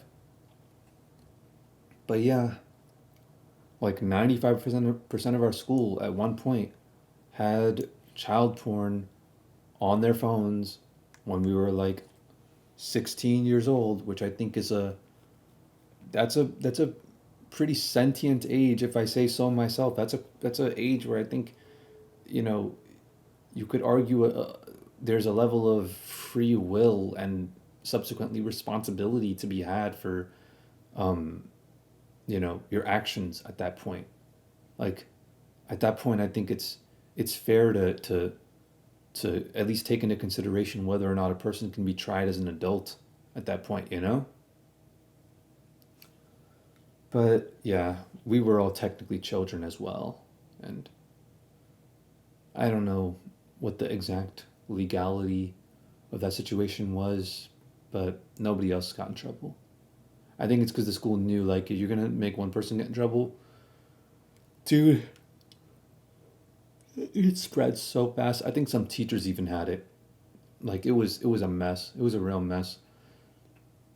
I cleaned it up pretty nicely though. It only took like a week for only took a week. That's crazy. It only took like a week for people to be like, okay, yeah, we're taking it off our phones. New trend. Get off this shit. But these were both these were high school stories. None of these were middle school stories. In middle school it was all about kick, you know. But even by the end of middle school, Kick had already been dead. I don't know how Kick died. I think it was Snapchat. No, it wasn't Snapchat. I think it was just at the same time, but Kick died for other reasons. Before we stopped, before Kick died in our school, Kick died globally. Um, I don't know what the hell happened though, but there's got to be some video essays on YouTube about it. I might look that up. But yeah, that was that's how sex tapes were handled in our school. They were either sent like all the time to everyone from person to person on Kick, or by the time people stopped using Kick, they would literally just fucking like mass airdrop or put that shit on their Snapchat story or put that shit on the school geo story or things like that. But that was all in high school. And I did talk about that. And once again, it's in the description if you want to see those stories. If you want to hear those stories. There's still a lot of shit I didn't even mention about high school. Actually, the thing is like when it came to high school, the reason why I have so many stories about it is not because the school itself, it's because like the things we were doing around school. I gotta, bro, I literally have, let me go on here real quick. Uh, it's in my Google Drive. Hold up. I have these videos saved actually. It's, give me a sec, give me a sec. Um,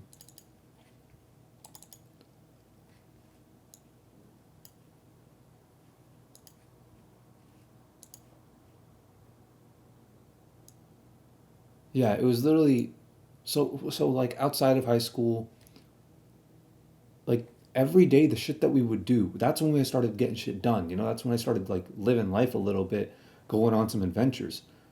we would do so much shit. That's why I can tie so many memories to it. Because everyone has stuff going on, but when you're living a mundane uh, daily routine, you just forget everything because it's not important to remember it. Yeah, you remember the implicit memory, but you don't remember the stories. Um, but yeah, like literally everything I showed on stream was like a fraction of what actually happened because I hardly recorded shit. Like it was legit like 5% of the total stuff that we did. Just like day after day, our lives would just be filled with side quests, you know? And we would let them leak into school, doing side quests in school, but it was mainly at home. It was mainly like night after night, you know, 2015, 16, 17, when I was 15, 16, 17, like the most immaculate studio vibes. Like, let me show you this. Let me show you this. This, bro, oh man, this is iconic. This is JP right here. This dude is incredible with the guitar. It's like, let me just watch. That's sick.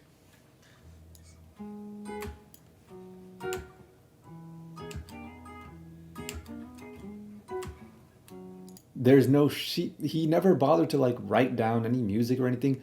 He would just always play tunes, and it was always incredible.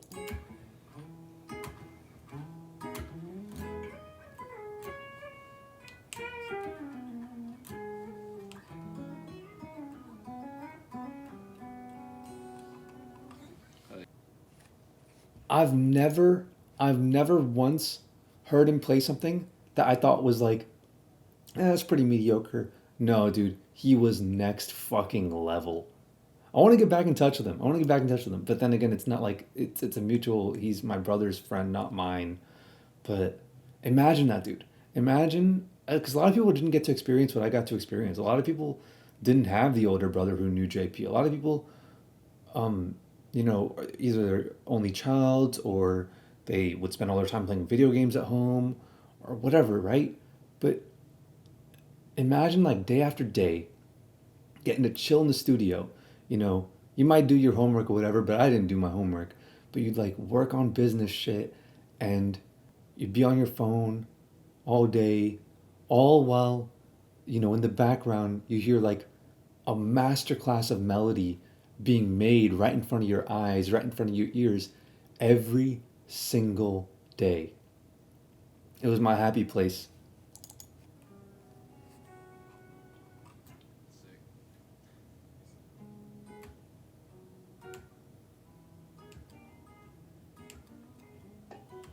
It was my happy place. It felt like home more than any other, like home feeling thing did other than home.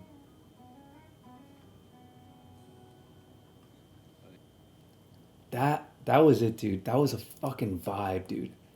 Every single night. Imagine that. Every single night. Oh my god. I have this.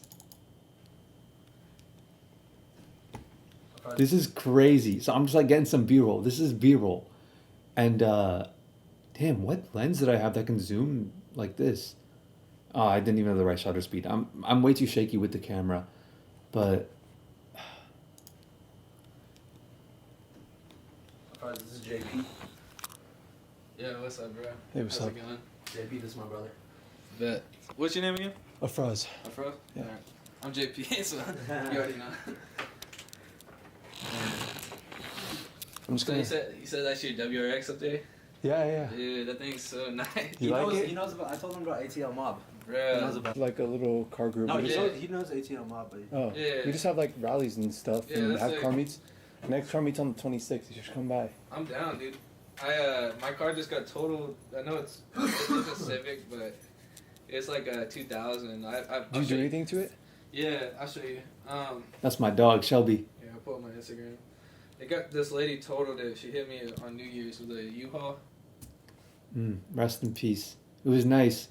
She was like a real. She was a musical dog. I remember when we first got her. I was 11, and she didn't like music. Like whenever we play music really loud because we blast it, she hated it. But I think she started to lose her hearing over time, and what did it was the bass because we had really loud speakers, and so whenever Faraz would play like super bass heavy songs in the basement, which like dude, we're hip hop born and raised, all the songs are very bass heavy. She would always come downstairs and sit on the floor and just like on the floor close to the vibrations. She would sit close to the vibrations, and so she became like a music loving dog. And you know, she's passed away now, but I was part of it, dude. So much oxytocin was released in that room. It was unbelievable. That was the nightly routine, dude. Meeting people every week, chilling with Shelby, and during the day it was side questing and digressing. I don't know. That's some fucking that's game theory shit right there. That's fucking Matt Pat. Look at this though. Look at this. Maybe I okay, and actually look at this.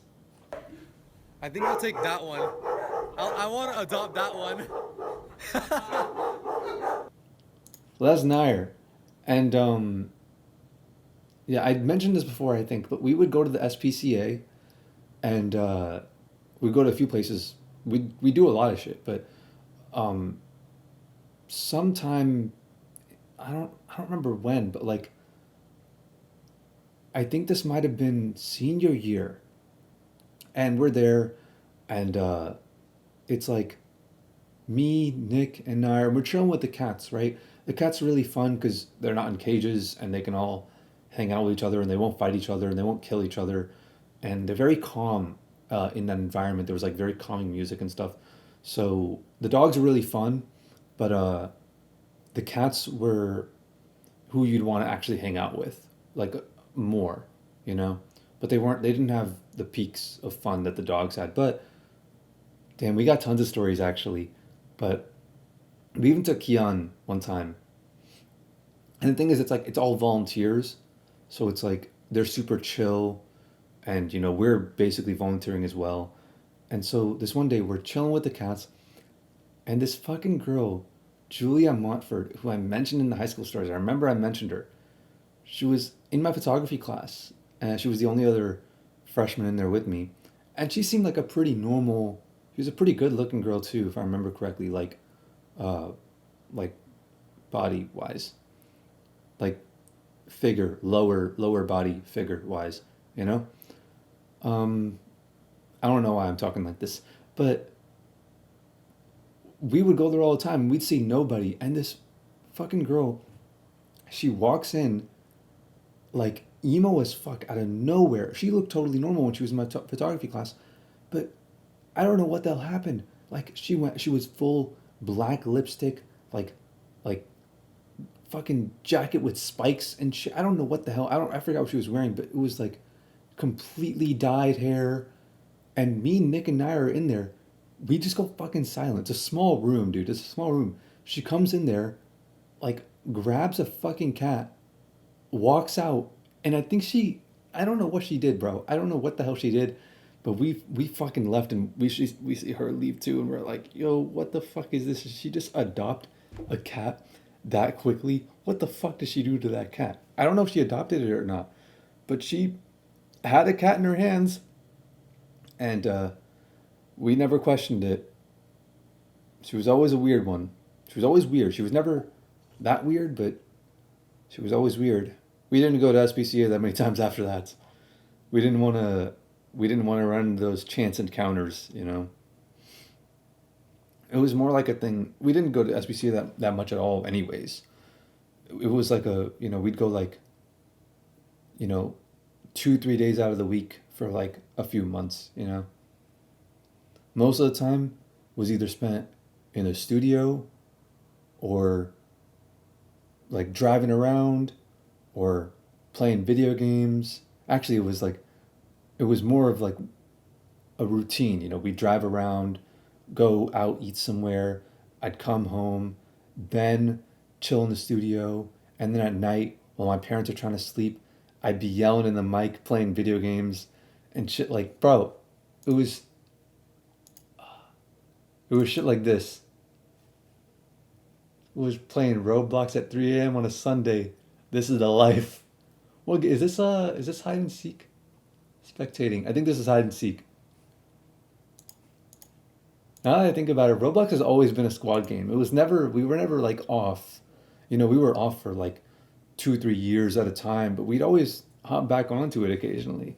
It always was like a OG. It was always a game that we never really let go of. But that was what we had going on after school. That was the vibes. That's what it was all about. And there's in this Anthony, bro. Anthony. Anthony Beck. I got man. This guy. Just listen.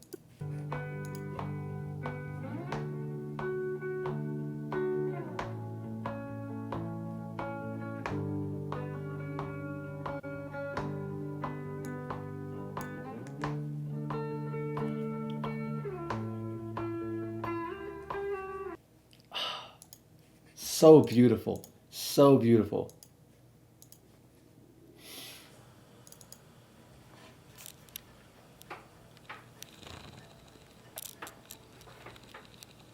And Oh, this is an hour and 49. I'm not gonna show this whole thing. I'm gonna show bits and pieces.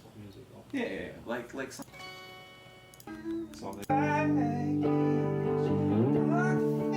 Oh yeah, by the way, he can sing too. Oh yeah, and also while I'm at it, he can also play piano.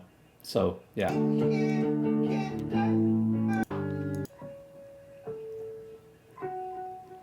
This is, by the way, I don't know if you guys like, a lot of people I know have never really been to the studio like that, but this is the process.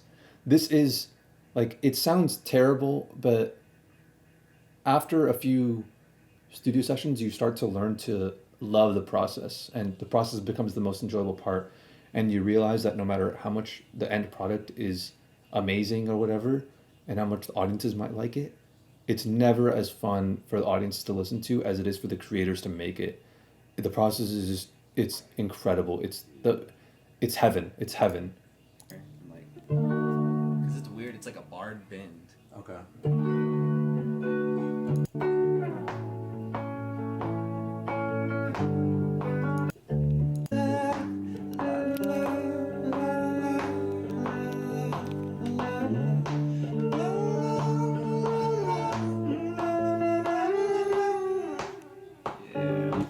That's the process, bro. I love it. I love it. It's intoxicating, and I can never get enough of it.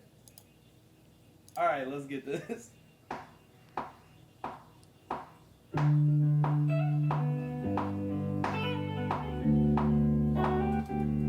let me try to play it because I just wrote it. Let me try to play it.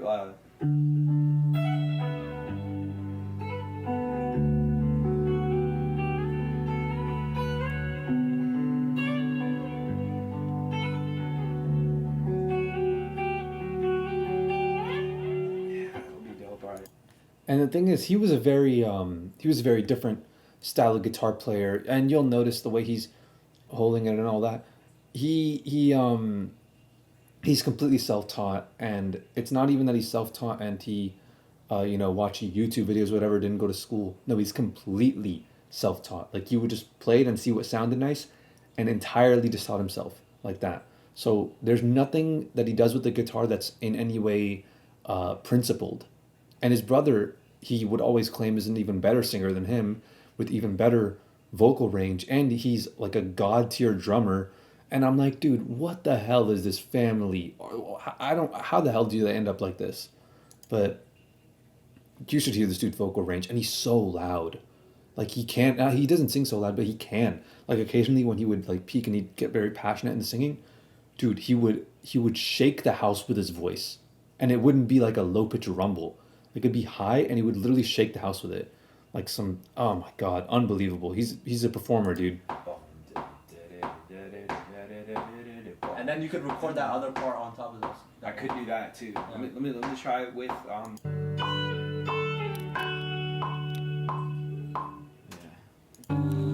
singing on that.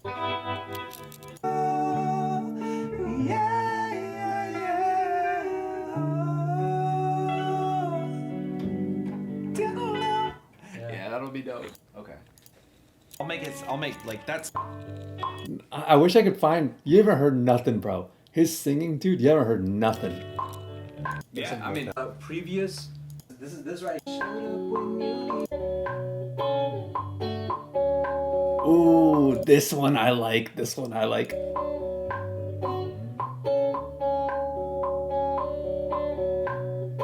don't think it was too off. Let me hear it. I feel like this is it. So this is all live play. I love when people play live guitar, bro. I love it. I love it. I don't think MIDI could ever do this kind of thing justice. Every time I meet someone and they have guitar going on their songs, I always ask them if it's live, and it never is. But occasionally when it is, like a 1 out of 100 people, dude, I always have to get their contact. I'm like, bro, let's jam out. Let's hop in the studio together. That's perfect. Is it just me or does it sound a bit like I don't want to say something cringe. Wait. Let me. Nah. I'll like muffled, like the effect or something like that? Could be tuning.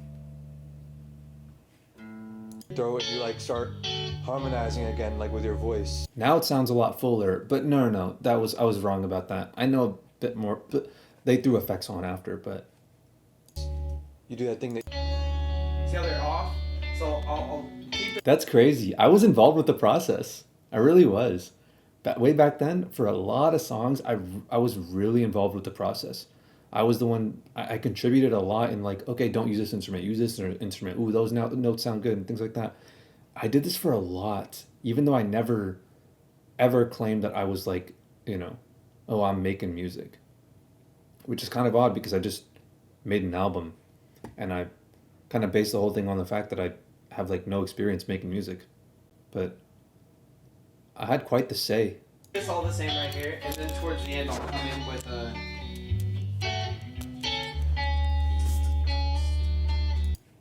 And then I don't know what the song turned out to be because I think it's finished now or close to finished. And last time I heard it, which was like a few years ago, I loved it. Just the first one. perfect. That clearness with the like. I like how it also has that fuzziness in the back. Yeah. It sounds really pure. Yeah, it sounds like a British rock something that's yeah. British rock. Okay, I want to upload this whole thing so you guys can actually watch whatever parts you want to watch of it. And I will also... I'll leave that in the studio as well.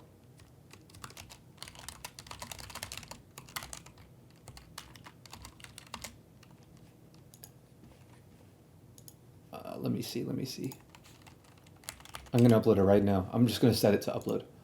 It's going on the throwaway channel. Not the throwaway channel, the second channel. It's not a throwaway now because it has so many iconic old pieces of footage on there that I can't afford to let this thing get terminated, but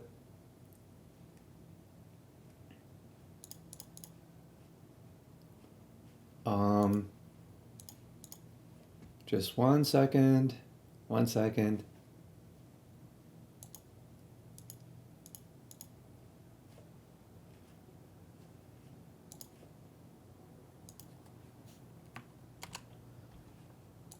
Cool. So yeah, that was that. That's how it was, like, literally every day. Oh my god, wait, I have this. This is from earlier, and I'm using the same lens. God damn it, I hate that this lens made so much noise. It's crazy how thick this Jesus. And like now just like appearing in my Oh, maybe it's me. And I was like, nah, y'all motherfuckers are crazy.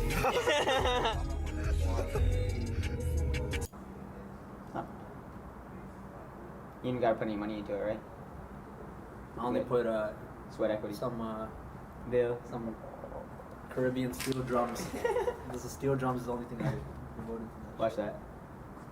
Yeah, that is crazy. That is crazy. I don't know. Like, I learned it like sixth grade or something. Yeah, and should we stop smoking weed, bro? I'm trying to like get off. No, dude, you don't. No, you don't need to I stop mean, I smoking don't weed. remember weed, and I You should, remember you should that stop. You weed should stop fills your smoking.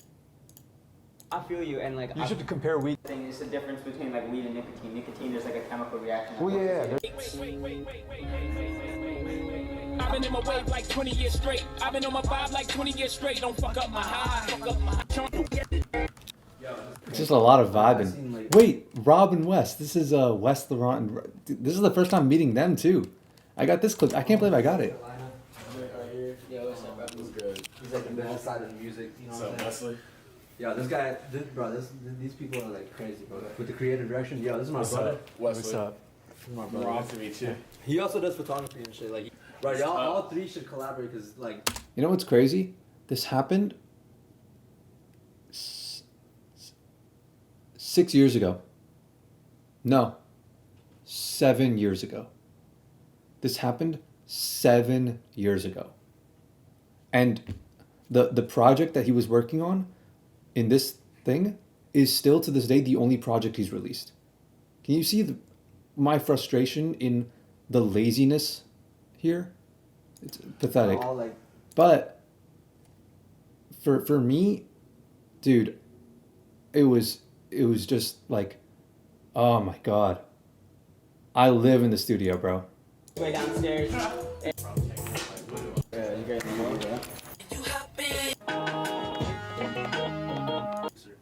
My time, like. 60 people. Just to. Singing like a. Ooh, this I don't think I can show. This one's too good. I'll show a piece of it. Like a Hindi. So he's playing live, and dude, we always take the opportunity for people to play live as an extra. Like, okay, cool, we got this great song. Play live on it. We'll see what you can do. You know. Huh?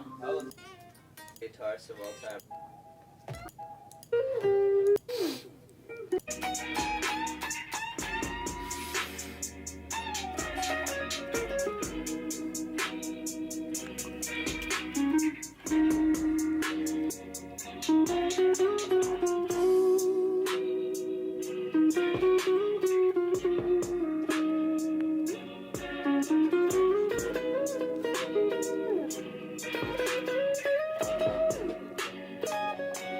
Stories on it, bro. I'm down. That would be amazing.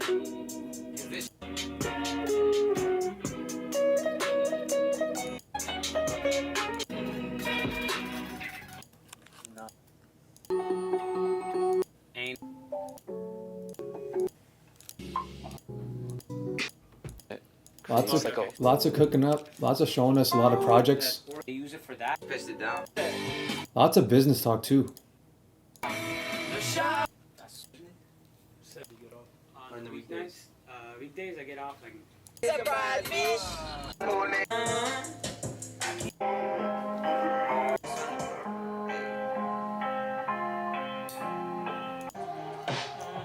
Oh, I remember that song. That's not released.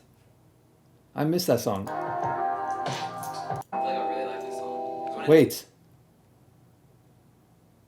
There's a thing. Hold up.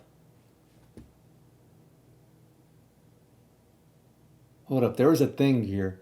A picture. There was a picture.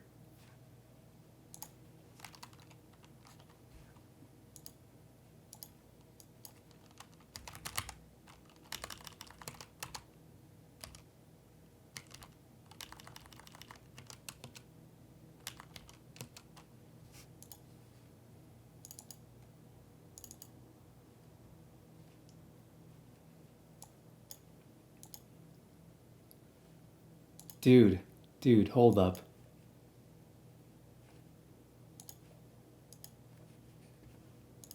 Look at this. This is from that day. Or no, this is from the day before, I think. I'm just sleeping in the studio, bro. That's me. Ooh, that's a nice shirt. I don't recall ever wearing that. I don't have it anymore for sure. But yeah, ask me. I'm gonna post it. Hold up.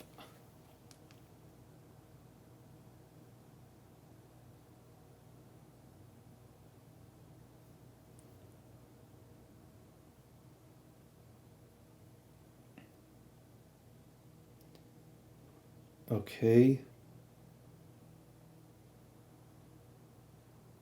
Sick. I'm posting that right now. I'm literally posting it right now.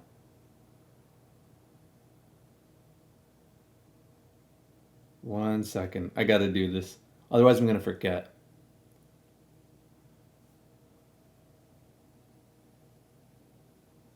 Bro, why is. That's the problem with Android. Social media sucks on it.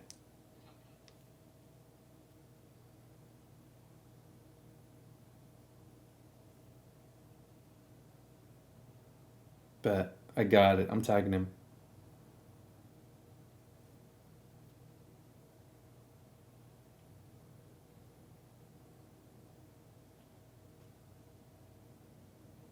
Whoa, wait. It has the EXIF data in this. That's so weird. It knows it's in Houston, Texas. Okay.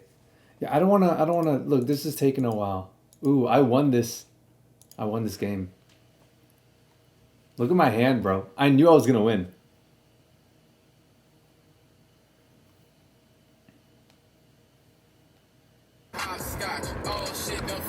Wait, what? Did it get cut out? I won the game before that. No, that's the game. This is the game I won. So it's like hard to do it. I'm not even like an expert at it. Yeah, look. He sucked. I'll go. Get another draw 2, I'll draw 4 if you play the draw 2. What if I would? What if? Nah. I win. Damn. You wanna play for second place? No, that's what I mean.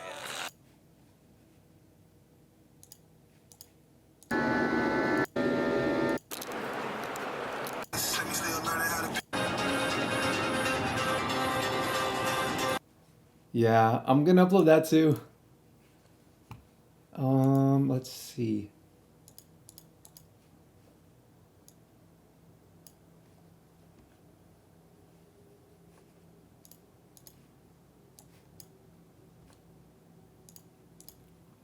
And I'll leave that in the description as well. I'm gonna call it Trip to Houston.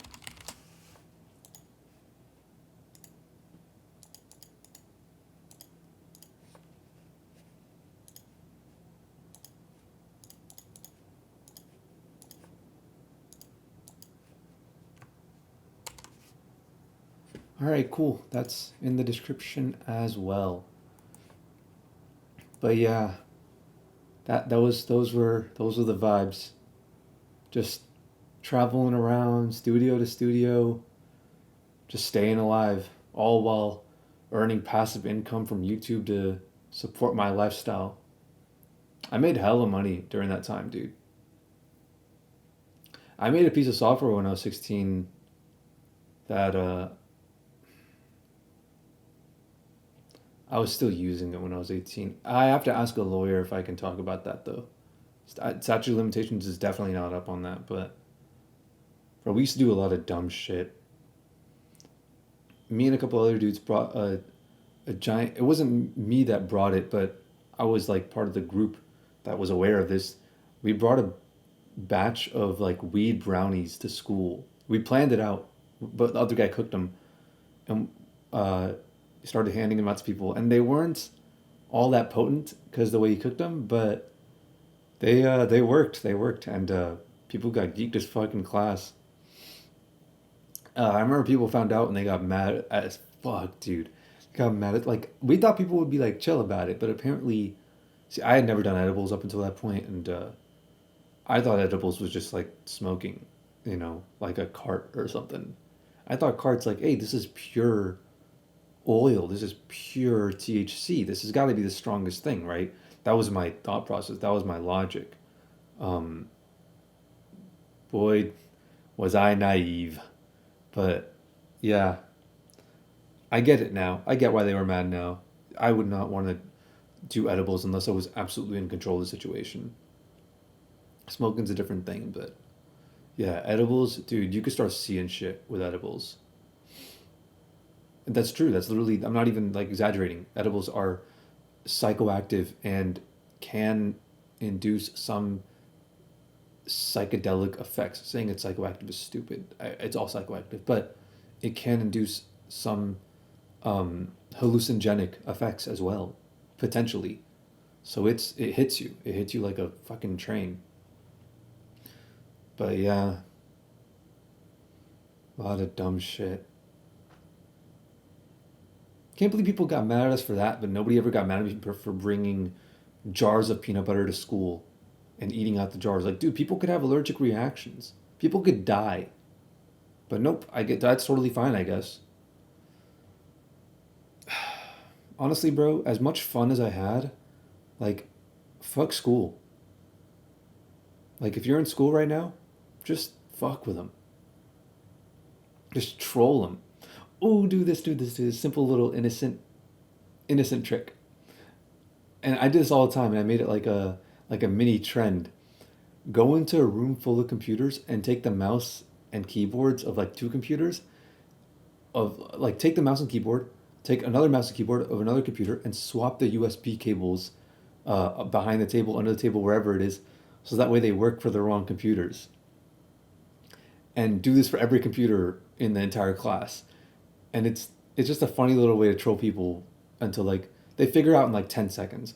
And a lot of people type by looking at the keyboard. They don't look at the screen when they type. And sometimes they'll put in their student ID and their password and all that shit, like while it's on like the other person's screen. So that's pretty funny. Passwords are like passworded out anyways. So it's not like anyone saw that, but it's just a funny little, we do a little trolling. It's just harmless. This is a harmless thing. It's not like I'm not like jamming silly putty in the sensors or anything. I never did that. But we did used to fuck up the USB ports by like scratching them with the pencil lead to make smoke. That's not like a prank. That's just some cool shit. Everyone did that, and everyone still does that. That's pretty funny. I wasn't very good at it. A few people I know got really, really good at it.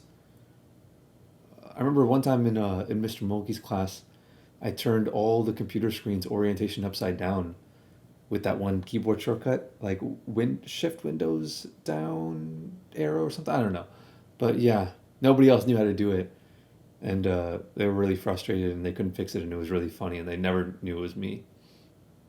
There's a lot of like innocent things you could do. I talked about a lot of crazy shit I did, but there's a lot of like just troll with school, like joke around and like don't take it so seriously, because you're gonna regret not enjoying that time of your life where things are easy to enjoy. Dude, I don't know this is Mr. Mulkey's class. It was like I'm remembering a lot of shit now, and I remembered a lot of shit back then. Like I said, I only said like a fraction of what actually happened. There was one day, after this I'm gonna go back to the middle school stories, but there was one day where it was like, we were like in a group of 5 people, and like someone was telling us the story about like how Billy Mays died while filming a commercial, and like during the commercial like a fucking like anvil or something like fell on his head, and that's how he died. That shit had me dying, dude. That shit had me meeting Billy Mays. But like, I just imagined it as some like Looney Tunes shit, like some Tom and Jerry where like the dog opens the umbrella and then Tom fucking falls on him and just lands on him while he was inside the umbrella. Like that's how I imagined it. And I looked into it. That didn't actually happen. But I don't know how this rumor was spread. I don't know if anybody else ever heard that rumor. I think someone was saying like a fucking piano fell on his head or something. That should have been a red flag. That should have tipped me off to be like, okay, this is bullshit. But I believed it. I don't know how the fuck I believe that shit, but man, there was also this one time I completely forgot to say this when I did my high school recap. But no, I didn't forget. I knew I shouldn't have said it, but I zip bombed the school, um, and I didn't want to look statute of limitations. All right, whatever. I'll say it. I don't think like it's been a while. It's been a long time. So it was the way I did it was there's like a home drive for the school. So there's like different drives. There's different hard drives that the each computer can access, right? And it's all connected to like one main school server. But there's a home drive that like it's a shared thing among all the students, and it's not like each person gets a partitioned amount out of it, but it's like each person has uh, like read and write access to only the files that they put in there, right? It's something I don't know what kind of system they had set up, but it was a 16 terabyte drive that once it was filled up, it was filled up, and anybody could fill up as much of it as they wanted to. So it's it wasn't just one system that was susceptible to zip bombing. It was their whole ship, bro. And I think, look, that's a fine system to have if you're going to integrate a way to separate out like syncing between the computer hard drive and the server storage is only done after the student has already logged out and the computer hasn't crashed yet and things like that, that would make them much more resilient to this sort of thing. But for some reason, I don't know why things were done on the back end immediately. There was no sort of security. Maybe there was. I don't know what the hell. I don't. But their security was garbage, and they were inviting this kind of shit, bro. They were inviting somebody to zip bomb them. And look, I'm Indian, so I'm brown. I got brown skin, so I bomb. But I'm Indian, so I'm good with computers. So I do a different kind of bombing. All right. I thought of that just now. I never came up with that before, and that would have been a really funny joke if I was 13 and edgy. But now it's just something to tag along with the rest of what I'm saying. But yeah, so if the home drive gets too big, uh, the system will crash and people won't be able to use it. Shocker, right? And they would tell us about this, like, I had a lot of stuff on my home drive. I would download a lot of music on there and stuff, which you're not allowed to do. And teachers would, like, tell you to get rid of stuff. Like, this happened to me and a few of my friends. They'll, like, check your home drive and be like, oh, there's games on here, there's Halo on here and all this shit. Delete it, and they'll wipe your home drive. And when they did it, we would get detentions, and this happened like 3 or 4 times. And we would be like, "Oh, we're so sorry," and they wouldn't actually send us to detention because it's like, bro, they're sending us to detention with all these other kids who were there because they like, were like selling drugs in the hallway, and we're there with them because we wanted to like fucking we wanted to download fucking Uzi songs on like it it wouldn't make sense, and they'd be like, dog, why are you here, so yeah. But zip bombing is totally a reasonable offense. When I look at it, it's totally reasonable to suspend someone from the school for doing that. But yeah, I kind of don't want to say how I did it, but at the same time, okay, I don't condone this, and um, like, I don't condone any illegal. I don't know if this is illegal or not. I think it is. I think this is a security vulnerability. I think it's illegal. That would be like saying buffer overflow attacks are not like that. Yeah, it's this is definitely illegal, and don't do this, and I don't condone this, and you shouldn't do this, and I'm not liable for anything you do. But here's the thing: if you're gonna do it, you got to be sneaky about it, because the IT guys are gonna see. They're gonna look into it and be like, "Oh, this happened on this guy's account." So you could consider this hacking in a way, because hacking could you could call it just problem solving, just creative problem solving, but there's no code needed here. This is all script kiddie shit. Forget all about like hacking shit for a second. Just think to yourself, what's a creative, even social engineering way? What's just a creative method where I can get this to be done and I can make sure I don't get caught? Just think to yourself, how can I problem solve? And don't even think about hacking. Don't think about any even a single line of code being involved. Well, there was a bit of lines of code, but not there's no programming happening here.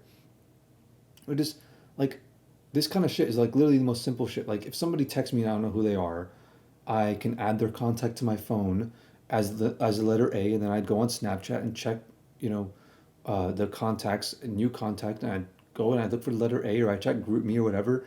I'd look on all these social media platforms that would sync phone numbers and have their data, and use their data against them to be like, who was this phone number linked to? Ah, their Snapchat username is a first name and last name. I know exactly who they are now. It's an easy way to figure out who owns a phone number. No computer skills needed. No computer needed. You don't need to. So it's just like, you can do a lot of shit. DDoSing, swatting. You can do all that shit without even using a computer, dude. And none of this is like, you know, real hacking. But it's like, in a way, it's fucked up. In a way, it's sociopathic. In a way, it's the internet turning you into a sociopath and stripping your empathy away from you, turning you into a username and an IP address.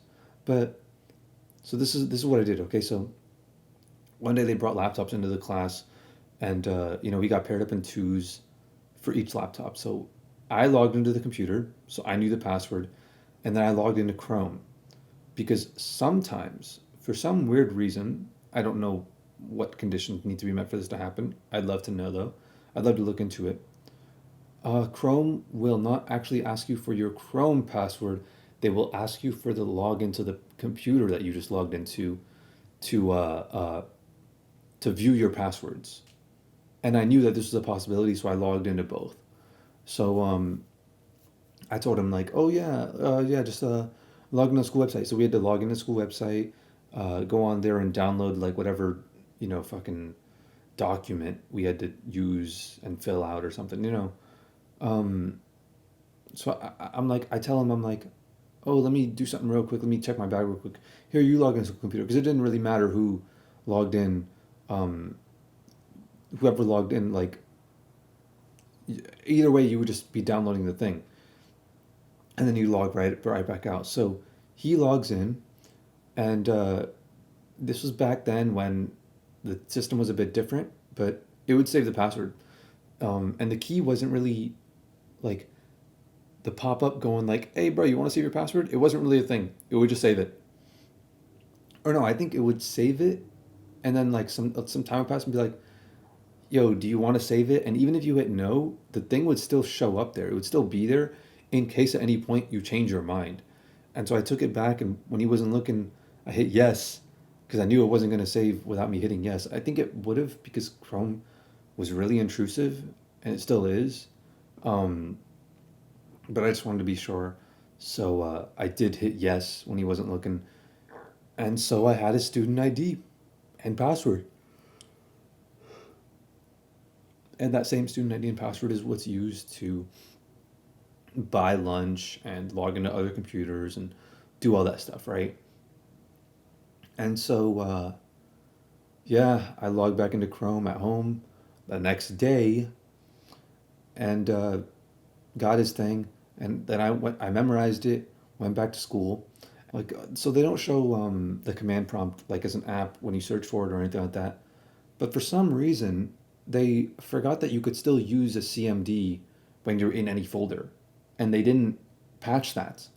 Like, it wasn't like, you'd be better off allowing people to search for command prompt and just closing the application the moment it's, wait, no, there's probably a security vulnerability with that too. Listen, dude, it didn't matter what they did. We would have found something. We're trolls. We're trolls at the end of the day. And that's what you got to do if you want to really like take advantage and like enjoy school to its fullest. You troll them. You push them to the limits. And so yeah, CMD worked, and you know what I mean when you type in CMD like in the directory like bar. You know what I'm talking about? And you just say enter, and it'll open it up in that folder. So yeah, hit CMD. Damn, I don't remember what exactly I did. CD, CD, LS, whatever.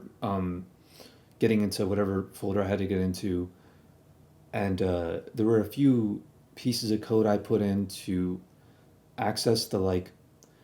There was some like WMIC disk drive commands. It was some shit like that. There were commands along those lines to access storage drives, but they were like administrator only. But we were still able to access them.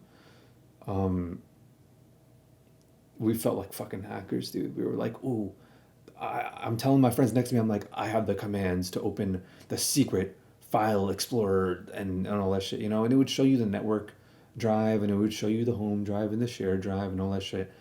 And there were other ways of viewing that sort of thing.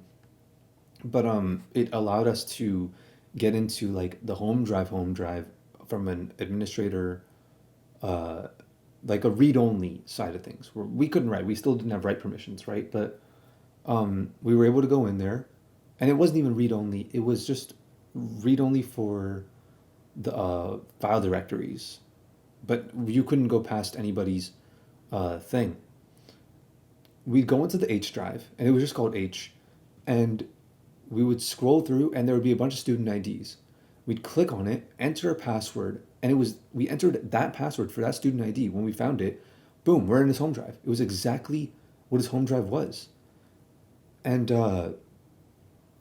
this was more like a this was more like I feel like for the teachers and stuff to be able to and administrators and all that stuff to be able to go into students' accounts and do what they did to us when they said to us in class like, hey, you guys' home drives are huge, like get some shit out of your home drive. Look, you have a fucking like the Nardwars swimming in the ocean causing a commotion because they are so awesome song in here. Delete it. Like, get rid of. Why do you have the whole entire life of Pablo on here? And why do you have the torrent link as well? The magnet, like, down. Why do you have all that shit? Get rid of all that.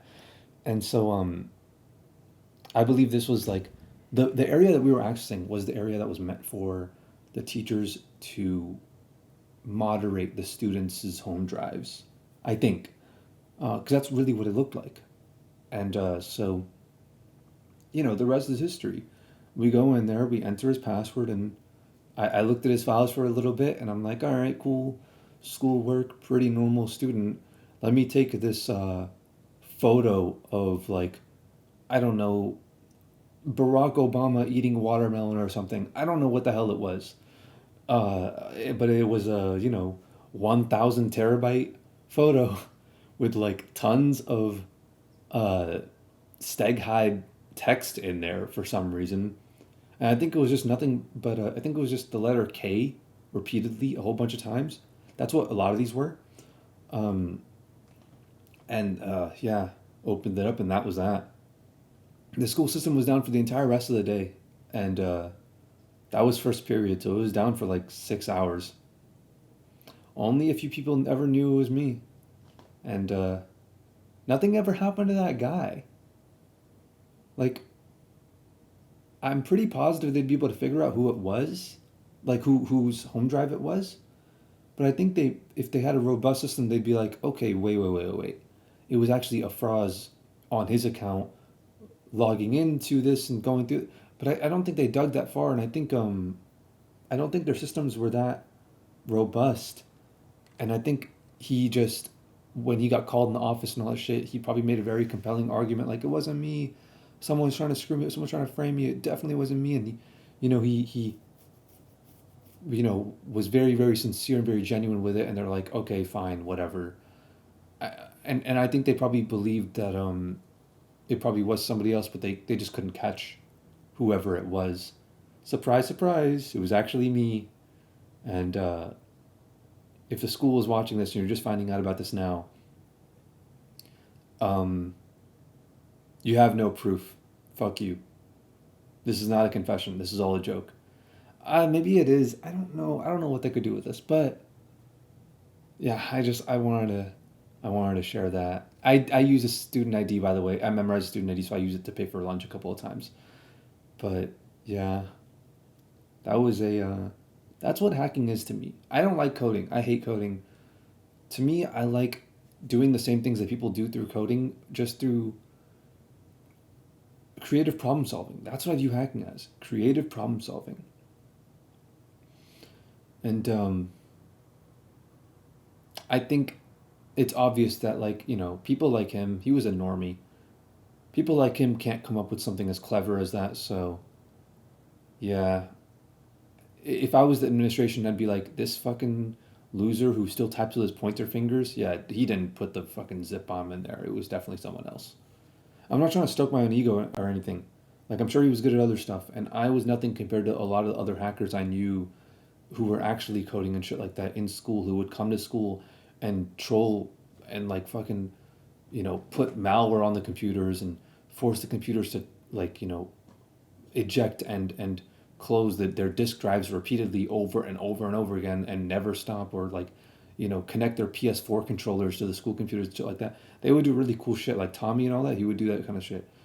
Um, I don't want to. I'm nothing compared to these guys in this, but I at least was tech literate, and a lot of these guys weren't. And if you're not tech literate, you're not zip bombing. That's for sure.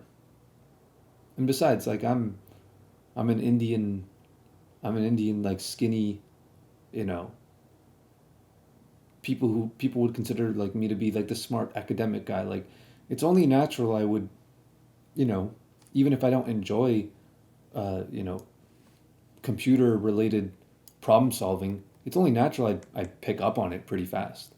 Okay, I am stroking my ego a little bit. I did have some shit going on. I was a bit unique in my situation and my willingness to do these things. Because at a certain point, it's not about what you can do; it's about how far you're willing to take things. Anyone can, like, can hack in a way where they cause serious harm to somebody else's uh, uh, social media accounts, going on have I been pwned, looking through the databases, things like that, like, um, of email addresses that you're trying to get into. Like, there's always, if you truly wanted to screw somebody over with technology, you can do it. The only thing really stopping you is your willingness in how far you're willing to take it at a certain point. At a certain point, of course, when you're first learning about technology, that you're limited by your lack of knowledge. But we were all past that point, and then there's other levels, way beyond.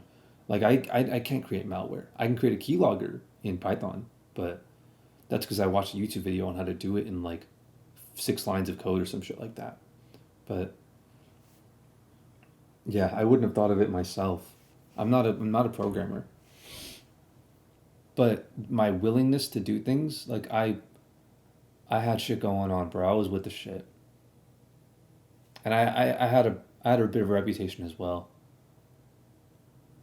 But most people, even to this day, dude, 99% of the people in that school, even the people who knew me, had no clue the kind of shit I was up to. They had no clue how all the shit I was running behind the scenes, bro. They thought I was just in the friend groups of all, like, the fucking gamers and weebs, and I was, but even among them, I was a bit of an outlier. Cause, like, you think about it, I'm stroking my ego here hella. I wasn't just good at math. I was literally better than fucking everybody else I've ever met. Yet I basically did no work in class and got terrible grades. Or I was extremely skinny while I would eat hella and I would be able to do, like, hella pull-ups and push-ups and things like that. Or you know, I never said a word to people if I didn't know them. Like, even to if I didn't know certain things about people, even if I know your name or whatever, I wouldn't speak to you at all. But the people that I would speak to, I'd speak to hella. I would min max my life a lot, and people back then in high school and shit weren't really min maxing anything. They weren't with the shit like that. But yeah, I would let people flame me as much as they wanted, and I would flame on everyone else way harder. I was, like, racing and winning races, but I was doing it in like a 185 horsepower front wheel drive sedan.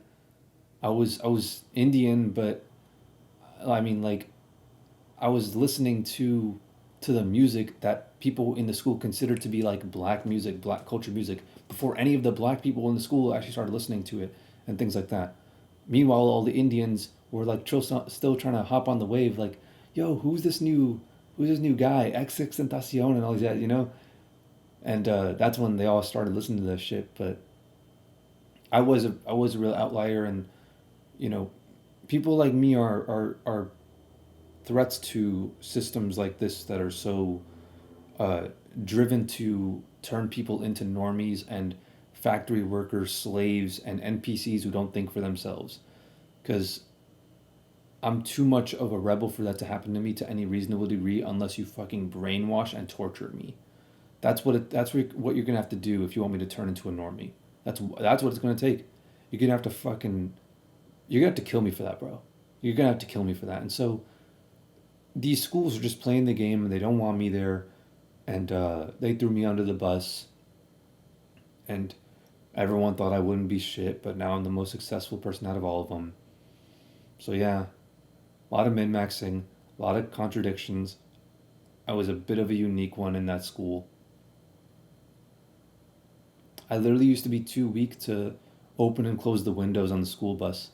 You know, you press the two buttons in together. That shit hurt like a bitch, dude. I used to be so like the girls would lift me up. The girls would like joke around and like make it a game. Like they'd have fun. Like, hey, look, let me see if I can lift you. Let me see. And all the other girls would like laugh and shit. And like, ew, it was girl attention. I would take anything I can get. But this was before high school. But even still, men maxing, bro. And like that would lead to like the thought process that was already in my mind. But the more it would happen, the more it would, like, you know, I would like I can't use my physical ability to get girls. So maybe I could make a fuck ton of money, or maybe I could, you know, get hella famous or something like that. You know, I'm like, oh, that's a interesting strategy. This strategy is not gonna work for me. Let me try this one. So, you know, money, clout, intellect, whatever it is. I've found myself excelling in all the other avenues of life other than athleticism and looks, just because of how much uh, how terribly I was in those avenues, and teaching me like not only is it okay to min max, but I really don't have a choice. And also, I had a lot of academic pressure on me from everyone around me and my family and stuff to like succeed and do well. And there was also the fact that I was gifted in math, and my family knew that. And you know, people in my family, multiple people in my family went to like Harvard and Duke and that sort of thing, and we were high achievers, excels. We all excel in like whatever we do, and I'm the youngest in my family out of all my cousins and cousins, and I'm literally like the baby of the entire family. The next people that are younger than me are my nieces and nephews, and they're about the same age as me. So there was a lot of pressure on me. That's just how it is when you're in that situation, and I've learned to live with that.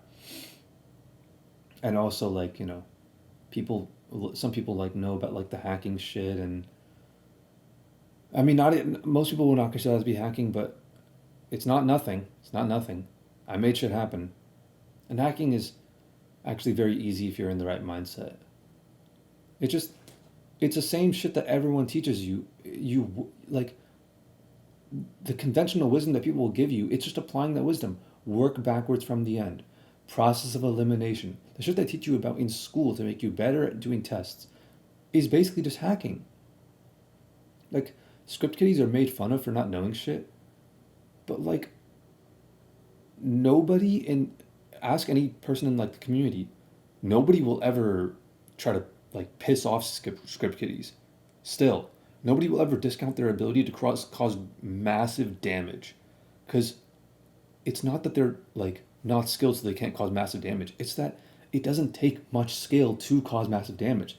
That's the whole reason why script kiddies can't exist in the first place, because you don't need to be very smart, or not smart. You don't need to be very knowledgeable about computers in the first place to really fuck shit up. And that's me, bro. That's me. Script kiddie, unskilled, but I'm still doing big shit. You know, jack of all trades, master of none, is better than a master of one. And it's the Skid Army for life. But that's a story for another day. Legit, like a week after that day, where I zip bombed the school, I got a positive referral for something. That shit was so funny. I remember sitting there with all these kids, like they don't know I'm actually the imposter. I don't. That's cringe as fuck. I don't know why I said that, but yeah, I didn't belong with the kids in detention. I'm not like misbehaved, and well, I kind of am misbehaved if you depends on how do you define it, but conventionally, you know what you would think when you say a kid misbehaves. I'm not that, and I'm also not with these like honors kids who listen to all the adults and do everything they say and don't question authority and just go along because it makes them comfortable. I didn't do that either. I didn't really fit in with any of them. So that was fun. That was fun. It always left me feeling very aware, of like always observing how the hell did I end up in a situation like this with all these people around me who act like this and I'm so different from them. And it would always get me thinking about that. And that taught me a lot.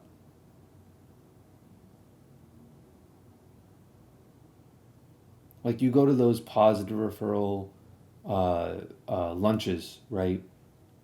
And you're with these like goody kids who like will never even once step out of line or question anything that adults tell them to do.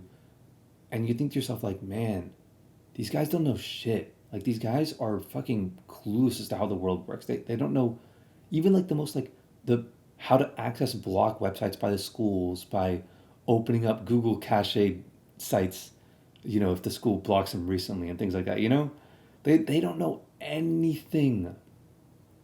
And I think, okay, the school knew I was a bad kid. I think the reason why they gave me a positive referral, because it's the only time I ever got one, was to give me like a taste of being around the good kids. Because we went there and we got better food and all that shit. This is fucking Hunger Games shit. Like you go there and the adults like you and the authority likes you. So they'll literally give you like better food than school lunches. They'll be like, don't bother taking your school lunches. We got nicer food over here and we'll give you lemonade and shit like that, Fuck the fucking like the skim milk that they give you and all that. But yeah, they wanted me to like, I don't have any proof of this. I think they wanted me to like quote unquote reform and shit and other people like me. So I think they would give people like us who are like on the fence between being a good kid and a bad kid. I think they would give us positive referrals more than just like the average mediocre student who was better than us, better behaved than us. Because they wanted us to like, see the error in our ways and be like, oh man, look at the temptations of the dark side. Look at all this food. I gotta join them. It's like when, it's like fucking, you seen those pictures of Young Thug, bro? That dude's eating McDonald's hella. He's fat as fuck now. He's been eating good. But yeah, I'm still skinny. I never ate good, even when I had the chance. These people, dude, these kids, they're fucking brainwashed, dude. Those same kids, dude, I remember the way they'd act in elementary school. We'd be talking about shit like, we'd be talking about like SpongeBob or something. And they'd be like, actually, I don't watch SpongeBob. I'm not immature. And I'm like, what the fuck? Like, that word is always used, like the word immature, it's always used as an insult. Said by prideful, egocentric people who wanted the approval of adults who told them how to behave, somehow convinced them that this method of behavior was the right way to behave. And they were prideful because they didn't want to do kid shit. They didn't want to play games and have fun. So they'd act like they enjoyed classwork. They'd act like they enjoyed staying silent and sitting down all day. And they would just fucking pretend. They would lie to the adults, which they knew the adults didn't want them lying, but they'd lie to the adults for their approval and act so self-fucking righteous. And the teachers would give the teachers, even when they knew they were lying, even when they knew they were BSing, because kids don't act like that. Kids lie when they're acting like that. the teachers would give the attention to them. They'd give the approval to them. They'd give the accomplishments to them. They'd reward these kids when they didn't act like kids. And then you know what? Those kids who grew up, fucking like resentful of everyone around them, unable to reconcile how, all of the greatest people in the world are have a childlike imagination to them that they didn't let people snuff out of them when these people gave it up so easily, and they can't understand how everyone around them can also be a good role model to the youth while also living full fun lives and having a bit of childishness in their lives to balance it out, going on adventures, understanding the role that this plays in their humanity, and it makes them mad and it makes them bitter towards the world for destroying their imagination and wonder as a child. And they feel like, why the fuck would you do this to me, adults? Why me?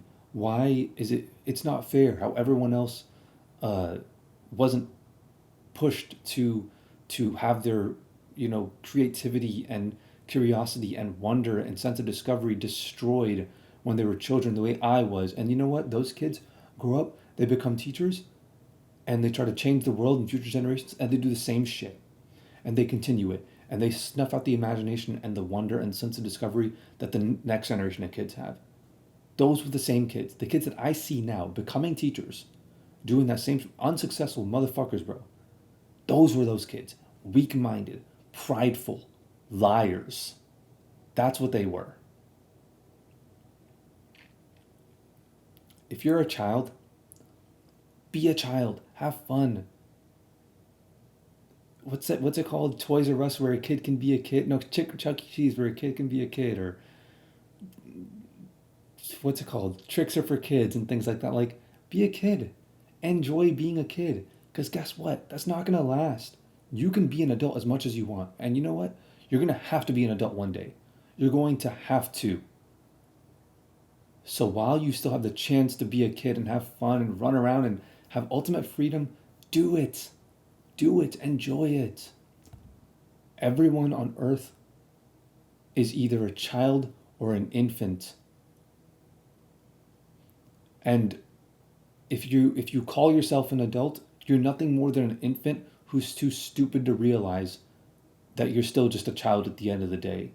You're just a child that's grown up, but you're still just figuring things out. You're still just doing your best, going along your way. And meanwhile, these adults out here are whining and crying at everything that, just like an infant does. They go into the world and, these Karens, these literal Karens, like 40-year-old women who you think will be mature. Oh, women mature faster than men and things like that. You think they'd be mature, right? They see a kid like skateboarding on the sidewalk, not even hurting anyone. Like, no, I can't let this slide. And you go out of your way to stop those kids from skateboarding. Like, they're actually dumb as fuck. These adults are dumb as fuck. They're infants who have grown into larger bodies, yet they're still stupid fucking infants because they weren't properly socialized in school. Because they followed all the fucking rules and they became NPCs, and this is how they ended up. And I'm seeing that shit. And I knew it was going to happen, and guess what? It's happening. You follow the rules, you won't have fun the way I did. And you know what? I had fun for a reason. My body was telling me, hey, this is fun for a reason. It was a good idea to do it. Break the rules. Fuck the rules. Take matters into your own hands. If you're in school right now, honestly, dude, fuck school. Elementary, middle, high, and college. Fuck school. Have fun. Hack the school's placement system and put yourself in classes with the hot girls. Impersonate the teachers and the principal at the talent show. Do a bunch of senior pranks. Start a business. Start a meme page. Make some meme songs about the people in the schools and, make funny music videos about them. Like, that the whole school will watch and things like that. And make it go viral and shit. Find a friend group of people who doesn't take school seriously. Because in all honesty, they're ahead of their time. They realize what's actually important in life. Those are the most intelligent people. The people who are not getting the best grades. The people who are getting the C's and D's effortlessly and who don't care so much about school. Learn to have fun. And if you have strict parents, if you have to adhere to a different culture, and you don't have it as easy as I did. And you have to go to a good college and be a doctor and all this shit, right? At least make an attempt. At least try your best to have fun along the way. Like, look at this shit, bro. Look at. Hold up. Okay. I have this thing. Look at this. Hola, Ani. Cuando This is Gigi. This was in Spanish. I fucking named this the YouTube video. llegaste al aeropuerto. Hola, yo llegué This is Ani. I'm recording, by the way. muy temprano antes tú llegas a las 10 de mañana. Oh, muy bueno.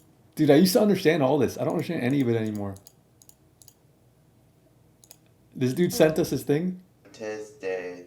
I made it. I like lowered the frame rate. I lowered the fucking. There was a full thing. No, there wasn't a full thing. But I like intentionally made it look way worse and shit like that. I put this in here. Like, I'm just trolling. I'm just having fun, even when it's like minor little things. If I can take an opportunity to have a little bit of fun, I'll have fun. You're a key. Confirme el vuelo mi teléfono. Yo recibo mi itinerario de mi agente de viaje. Yo fui a la oficina de... No, wait, I don't want to show this. I don't want to show this. That's me. That's me. I don't know why I did this. Bro, nobody was laughing at this. This is so fucking embarrassing, dude. Nobody was laughing at this. Dude, hablar con la I'm reading off the script. agente de It's so viaje. weird. I did this to cover my eyes because it was very clear that I was reading off the script. They all memorized their shit. Para recibir todos mis... Yeah, nah, and I'm talking with like...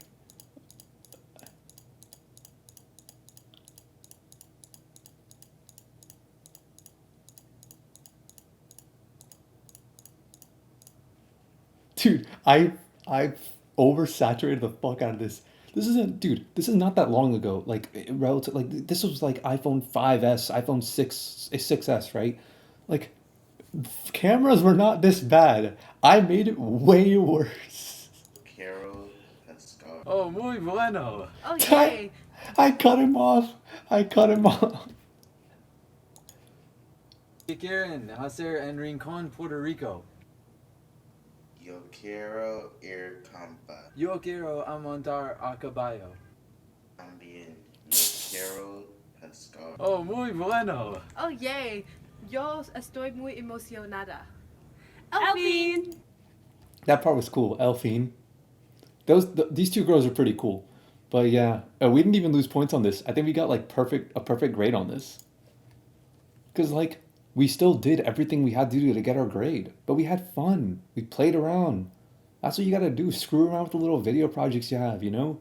Put memes in them. Put ear rape in them. Screw around, like make funny names in Kahoot, you know? I feel sorry for all like the kids that are like 5 years older than me who never got to play Kahoot in school. Cause it's new shit, you know? I mean, not anymore. I wonder what I'm missing out on right now. Like, there's a lot of shit that people got going on in school, right? Oh, wait, no, they're all doing it remotely. But, you know, there's probably some new metas that people have going on in school that I'm just totally unaware of and I never got to be a part of. But yeah, make friends, have fun, and don't take shit seriously. There's almost nothing in life you should ever take seriously. That's my quote, but there's a better quote, which is, man suffers because he takes seriously that which the gods made for fun, which that quote, I feel the need to share it with everyone. And I don't know who said it, but I don't really care. All I care about is the message of the quote. Anytime anybody hears it, they resonate with it deeply, but resonating with something and truly taking it to heart and implementing that into your life are two totally different things.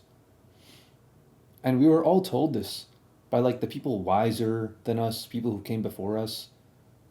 Yet still, the adults out here who like are in education, these fucking like pathetic teachers and administrators still push people to be like, no talking in class, fuck your ability to form friendships and things like that, fuck social skills and actually be prepared for the future. Like, we're just going to teach you the quadratic formula and things like that. It's so stupid. Be smarter than that, and be smart enough to handle school and handle grades and do all that stuff while still making sure you have time to like have fun, you know? It's important to have fun in school. The fun things are fun for a reason. They're not fun for no reason. And I can get into that on a different day, but that's a much deeper talk. Like it'll go from a talk about why things are fun, like psychologically, to a philosophical talk, to a deep meta-analysis on the universe as a whole and the human being's place in the universe, and all, it goes deep. It goes deep, but it's not trivial. It's not nothing. Okay, if it was nothing, people wouldn't do it. So, yeah. Look at the patterns. Look at the way kids behave, and then look at how those kids end up. Look at the patterns. And when I look at those patterns, I go, the people who weren't taking this shit so seriously, not because, like, people who got bad grades, not because they weren't capable of getting good grades, but because they didn't care, those are the people having hella fun when they're adults. Those are the people who escaped the matrix. And I see people, I literally hear adults nowadays go like, man, how do I form friendships like I did back in school? Like, they're confused. They don't know how to form friendships. They literally don't know. And they're going around losing friends but not gaining friends.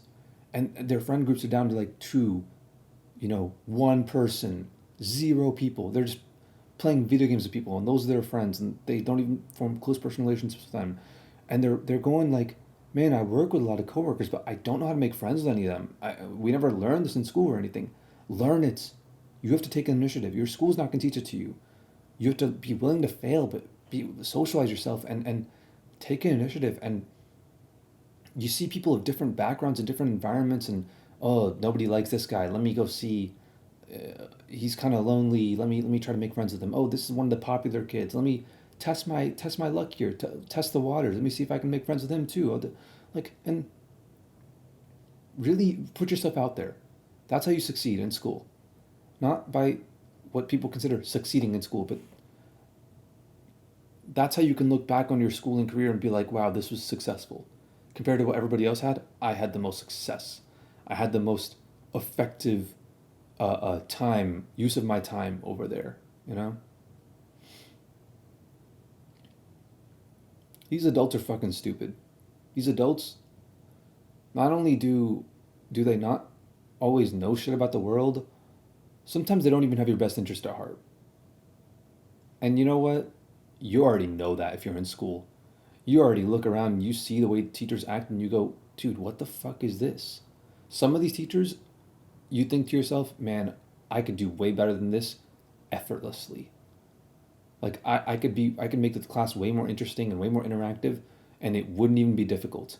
All these teachers are doing is just clocking in and clocking out, handing everybody worksheets every day. Not even handing it out, just calling on a student to hand it out to everyone. Pathetic. Absolutely pathetic. I look at the way these same adults are now, and all they do is they don't have any friends. They just have old friends who they barely talk to anymore, and all they do is like once a year, they'll have epiphany after epiphany, like, man, I gotta get to this. I gotta start doing this. I gotta stop caring about this thing, but they'll never actually act on it. And all they'll do with their friends is just have those remember that time sessions whenever they meet with each other, and they'll never actually focus on the present or the future. They'll just think about the past and how fun it was because that was the peak of their lives. They'll steamroll their cannabinoid receptors and their androgen and all that shit receptors to the point where nothing is fun anymore. Anything that dopamine links to, that attaches to their dopamine receptors, they'll just deep fry that shit and turn it to hell. And when you're a kid, your receptors are very sensitive. It's all fresh baked, fresh out the oven, and also a tinier body. The more the chemicals are, the stronger the potency of the same amount of chemicals. I don't know what kind of tangent I'm going down right now, but what I'm saying is these adults fuck up their lives. They fuck up their lives because they don't learn to enjoy their youth. Learn to enjoy the mundane shit. Learn to enjoy living in your own mind. Now people can't even listen to music without getting high, and they can't go to the gym without listening to music. And they'll make money, but then they'll spend hella money on like $1,000 on shoes on like StockX and things like that, and they'll fucking seethe at like the shoes that they can't afford, trapped in this like slave lifestyle where they're convinced by everyone around them that what truly brings them happiness is buying all this shit.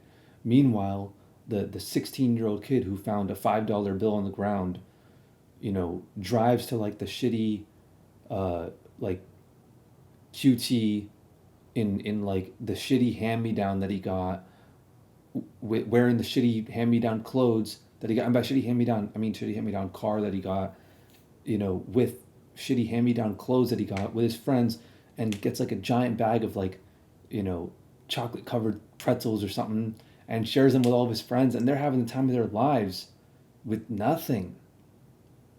Legit, dude, like we used to do this shit. Like I'm describing to an exact experience we had. We used to have sleepovers every weekend, and now most people I know have sleepovers like biannually or annually. And I'm always down for a sleepover. And a lot of my friends are busy a lot of the time, but I'm always down. It's usually other people that are busy. What I'm trying to say is, be a kid. Don't grow up so fast. Don't think you need to be so mature. Being immature is not so bad. Immature is just a word that boring people call fun people at that age.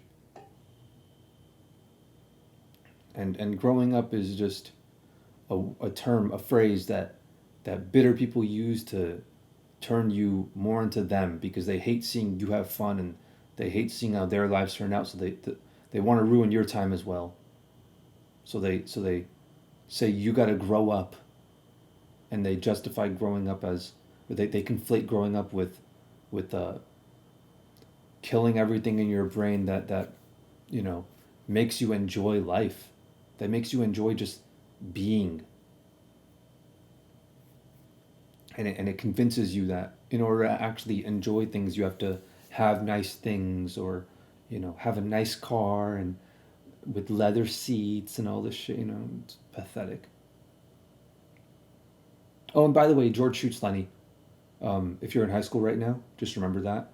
If you don't already know, if you're like a freshman or whatever, George shoots Lenny. Remember that, okay? But yeah, don't take this shit so seriously. Don't be a theater kid. Be a band kid. Bro, band kids are the best. Like, everyone sees memes about band kids. If you don't get the memes, you aren't like old enough to get them yet. Here's how I see it, okay? And listen, a lot of people are not going to understand what I'm saying here, because like people in school typically care a lot about what people think of them, and everyone's susceptible to that to a certain degree. Even I am. It's part of growing up. It's part of being a teenager. It's going to happen. That's life, okay? You'll grow out of it. But like, band kids care the least. By all the standards of everyone else in the school, they don't care about what everyone thinks of them. At least not like random ass people in the school. Maybe they're friends, but not like random ass people in school. But like, even people they know, and people, a lot of times, people they might even like, they'll be like, oh, like, fuck them. I'll be cringe around them. I don't care what my image is in front of these people, because I got band, I got everything I need. I'm in my little circle, and I'll do what I gotta do here. And this is where I'll, be, where I'll build my reputation. But outside of band, bro, I could just have my fresh start whenever I want and just test the waters and learn about the world. Like, I'll be in Starbucks with people and they'll be like, hey, yo, stop being so loud. It's embarrassing and things like that. Bro, when I was with band kids and we'd be like, at like a Mexican restaurant or whatever, band kids wouldn't say that shit to me. They wouldn't say anything to me. You want to know why they like move all weird and shit, and they're all like jumpy and everything? Because it's natural. Because they're just being their natural selves. They don't care about having like the absolute most precise body movements and walking all like with this nice stride and all this shit like everyone else just to fit in. Remember in the early 2000s when everybody used to like walk like leaning back all the time with like super low jeans and like hella baggy white tees and shit like that? Or like how in like 2016 everybody was like walking around like Lil Uzi or like Famous Dex or like Conor McGregor or whatever, looking up, like looking directly up and shit like that. They were doing that like drip walk or whatever. Like, band kids don't do these fucking trends to fit in. They all walk the same. They're all like unathletic losers. Always have been, always will be. But they don't care about all this other bullshit. They're just having fun. That's all they care about. And that's why it's a not so secret that band is kind of a fuckfest. Not like fuckfest in like a metaphorical way. Like they're all fucking each other. Like they don't play games. They aren't subtle or low key. They aren't like oh let's oh but whatever. No, they aren't like doing this back and forth. They're like the guys know what they want. The girls know what they want. The guys know what the girls want. The girls know what the guys want. Everybody else is all on the same page. We all know what each other wants. Let's not play these dumbass games and let's just get right to it. Let's cut the bullshit, right? And yeah, that's why despite how many times they might like, you know, speak with actual Twitch emotes in real life, which I can't respect, in general, they got my respect, at least a little bit, all right? Overall, they're a net positive. Actually, wait.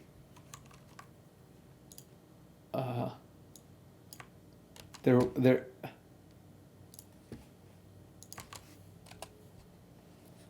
was this. I pick a ring! Why are you like? You heard the person at the end? Why are you like this? Yeah, never mind. I take back everything I said. I literally take back everything I said.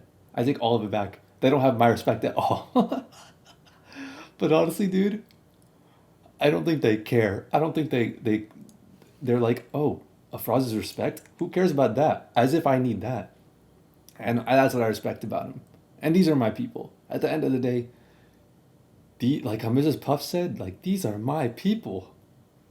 It's crazy because I transitioned from hanging out with like all band kids in middle school to hanging out with all theater kids in college. And high school was that like transition for me. I used to be a math and science kid. Now I'm a writer who loves history. High school was a full fucking character development thing. And by theater kid, I mean like, I don't mean like, I mean like liberal arts students. Like, if you didn't know, I went to Savannah College of Art and Design, which is an art school, an art college, which is also about like 75% female, maybe more. At this point, like, when they told us we had to do like the math and language arts stuff for like academics, that's when I finally said to all these kids, like, I told you so, to all the motherfuckers who put their like trust in the school system. Because they finally realized how bullshit school is. Like, I don't know how to build credit. I don't know how to buy a house. I don't know how to start a fire. I don't know how to, like, if there were to be a solar flare and all technology were to go out, I know how to build a battery with a magnet, and I know how to build a magnet with a battery, but I don't know how to build okay, I know how to build a chemical battery, cathode and anode, but I don't know what chemicals I would need. For the most part, I know a couple, but I don't know how to procure them. I don't know how to make gunpowder. I don't know how to, make fabrics. I don't know how to forage for mushrooms. I don't know how to like do any of this shit. Like, where was the fucking useful information from school?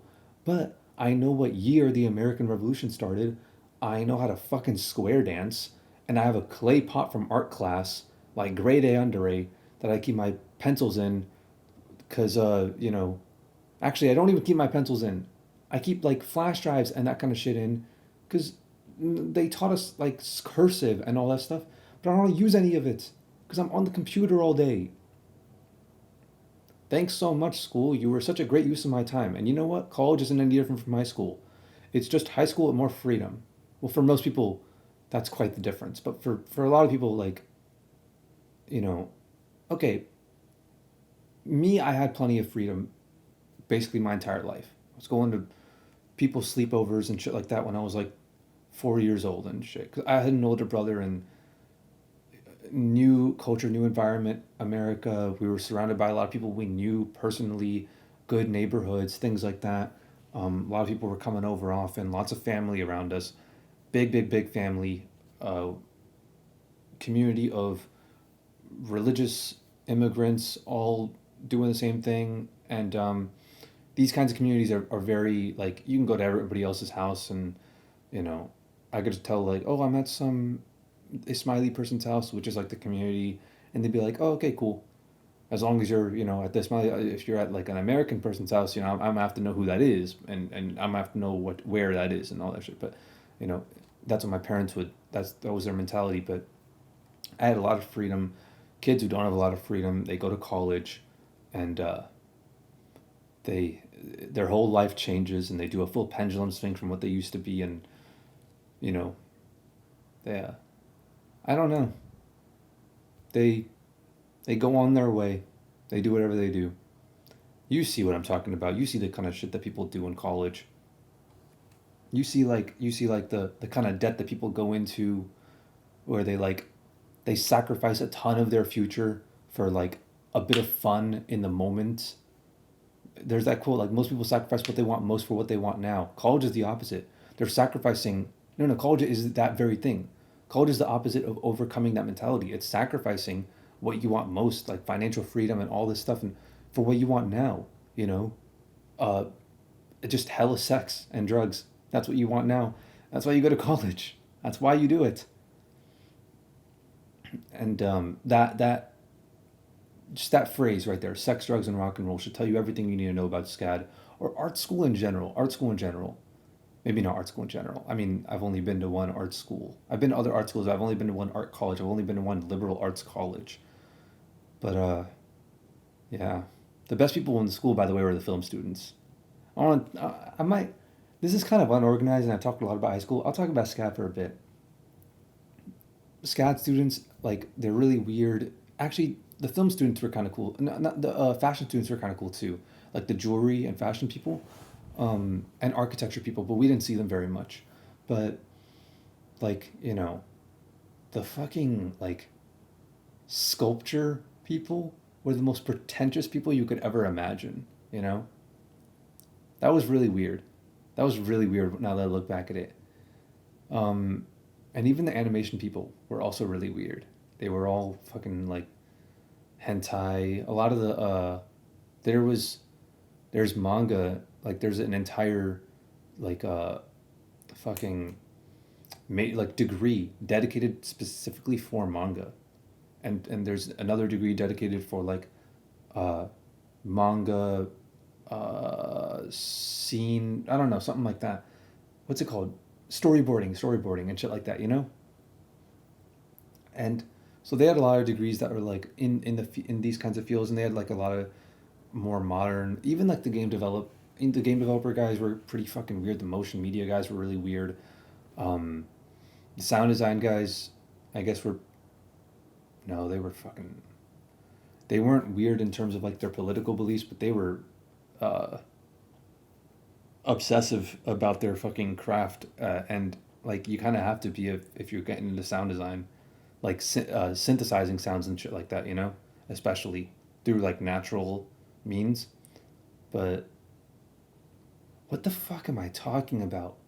I need to sleep. I'm not even talking about anything. I'm just going off on tangents. Yeah, the film students are pretty cool.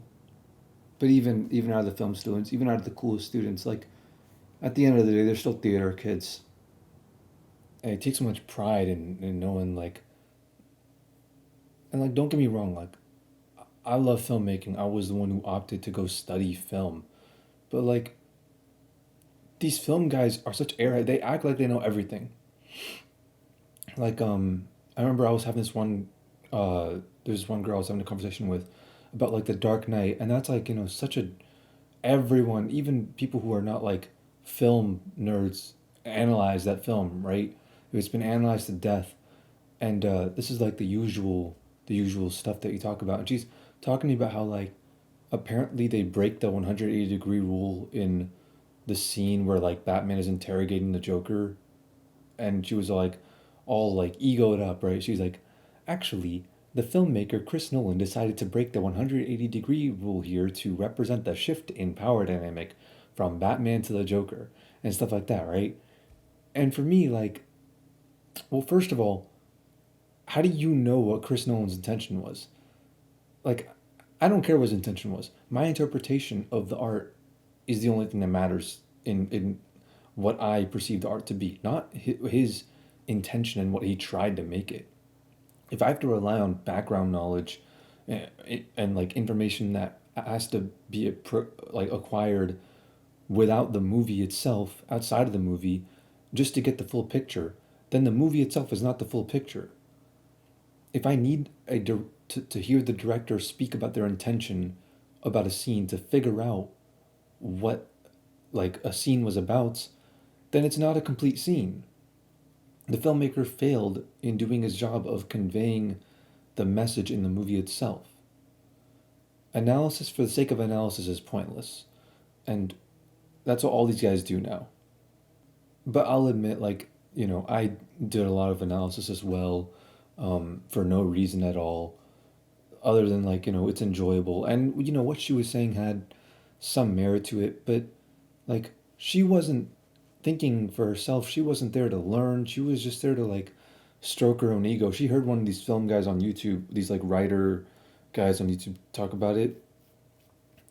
And I don't even think, like, I don't even think that dude on YouTube is right. Like the dude, I know she got him from someone on YouTube, but I always felt like Batman didn't have any power over the Joker like throughout the entire scene. I thought like the way he was acting, I thought he was in control the entire time. And people are like, oh, it changes when they angle it, based like with these Dutch angles or whatever, when he throws him against like the wall or like the glass and all this stuff, and then it changes the power dynamics or whatever. People are always trying to find the deeper meaning in like something that is so simple that yes, a deeper meaning exists, but it's so elementary. You move past it at this point. It's BSing. It's just everybody's going along and going like, oh yeah, look at how smart we are, and it's like all that shit, like with the blue curtains, like, oh, the author meant to provide a dimmer atmosphere to the room, and desaturate the no, the curtains are blue. Okay, that's it. But hey, like, that's just me. Maybe that's why I'm not a successful filmmaker. Oh wait. But yeah, the whole attitude of the school was like, you know, stroke your ego, be comfortable in the fact that you stroke your own ego, be the same, one of us, forget, eat, forget, like Jimmy Neutron type shit. I legit made notes. Hold up. I legit like made notes. Hold, let me literally, okay, let me find my notes. Because I made notes when I was in class actually about like the stupidity of what was going on. Okay, so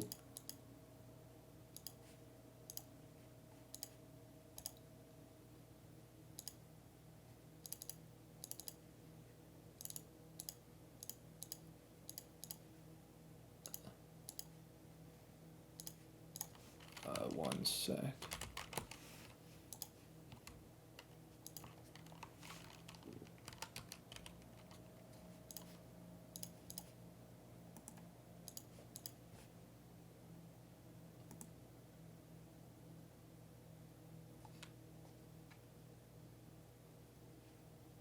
All right, cool. So here's what I wrote. In only the second day of speaking class at SCAD, we are already being pushed an agenda of social constructionism. The teacher basically explained that everything, including gender differences, are all socially constructed, and that's how we're required to speak in this class. And speaking in the opposite will be considered bullying. The speaking class in SCAD is literally anti-free speaking. And then here's a note I wrote on 3/26/19. I took the first class of communications at SCAD. In a class that claims to encourage speech and thoughtful discussion, There are a lot of things we are banned from saying. The teacher is already banning anything controversial or and discussion about why their grade should be higher, but she also wants us to communicate with her about everything so she knows what's going on. I'm bad at like I don't write my notes usually in this way. This was more written for like for the sake of reading or whatever, but I have my own way of writing my notes and I understand it a lot better. I said I really like that. And I continue and I say, the hypocrisy of SCAD is ridiculous. I spelled ridiculous wrong. Is the professors really this stupid that they think it's a good idea that they think a speaking class bans certain topics to speak about? That was my note. But yeah, it's fucking like pathetic how I wrote it, but it's even more pathetic the way they handle their students and the way they like it was blatant pop propaganda. I can't even say they were indoctrinating. You know, people, oh, schools are indoctrinating the kids. I can't even say that because it's like, how stupid do you have to be indoctrinated into this stuff? How stupid do you have to be to not realize how blatant, like, and biased and controlling they're trying to be over you? It just, it blows my mind why people still even go to schools like that. That's why I dropped out, actually. Look at it. Look, okay, look.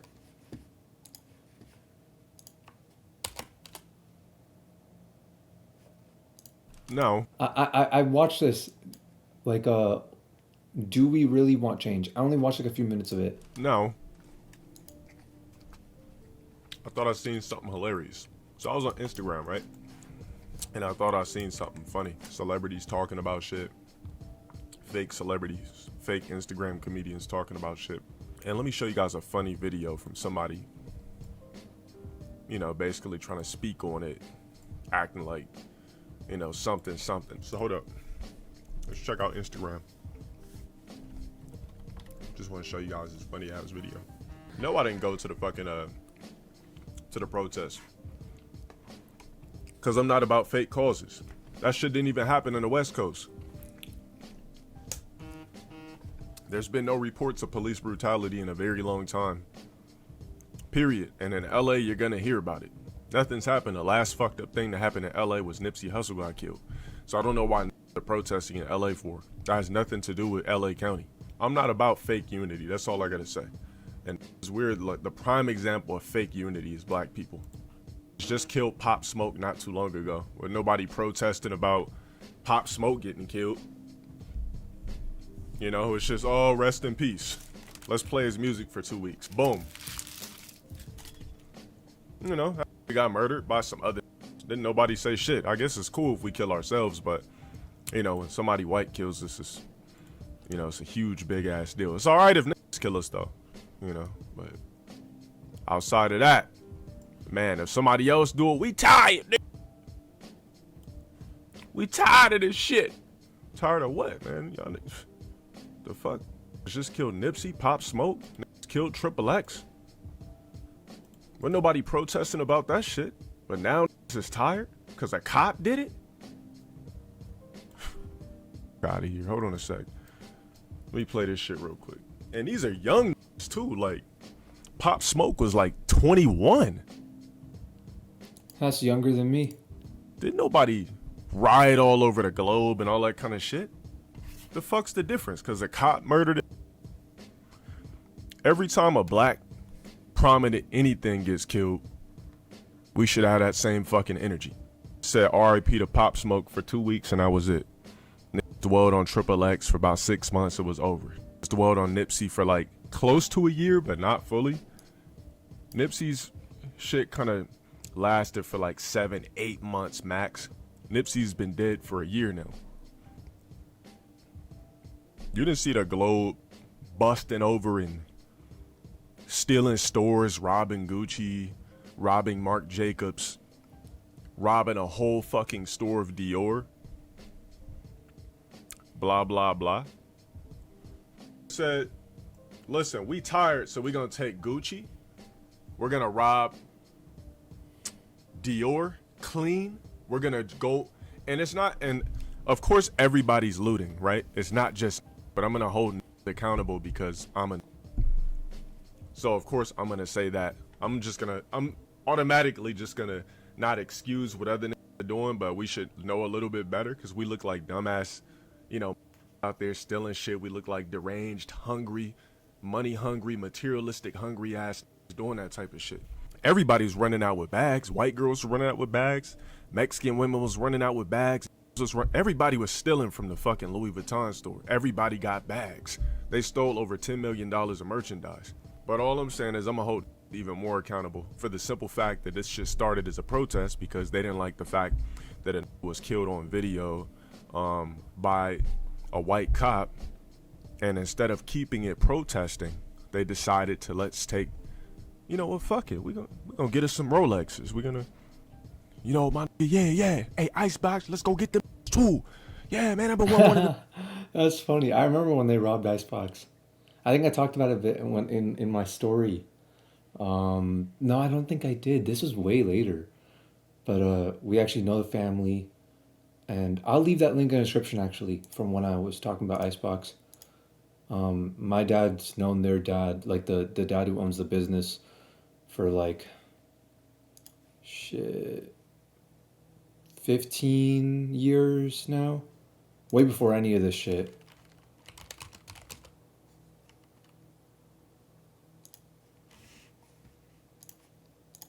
Let me leave that in the description as well.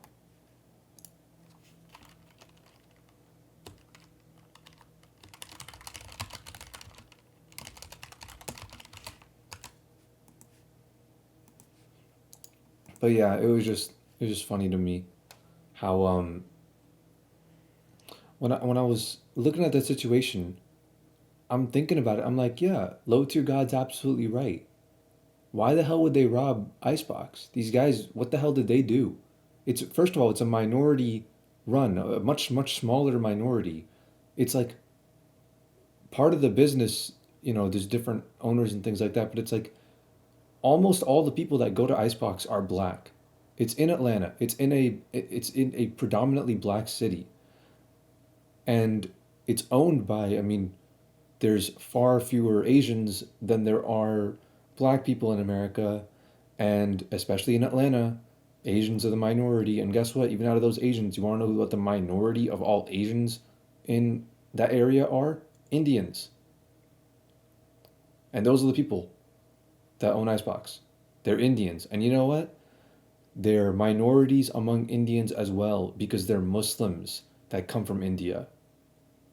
And there's not that many Muslims that come from India. Or not that many Muslims in India to begin with. There's a lot of Muslims that come from India because they don't want to stay in India because India's almost all Hindu. And, people like that tend to have a hard time, whether they, actually have a hard time or not is completely irrelevant. I'll hear those same people talk about how they grew up in India so great and it's better than America, and, there's like nothing wrong in any of this stuff, and it's like the best place ever, and I'd want to, like the memories that people have from there, like they don't even remember growing up thinking that religion was even a thing. They just thought that like everyone was one people because nobody would ever argue about religious things. And yeah, but on the same token, they all want to move to America. So but it is somewhat of a cultural thing. It is people in the religion, leaders in the religion, saying move to America, teach your kids English, become successful. The community that I'm in is kind of like wannabe Jews. It's the best way to look at it.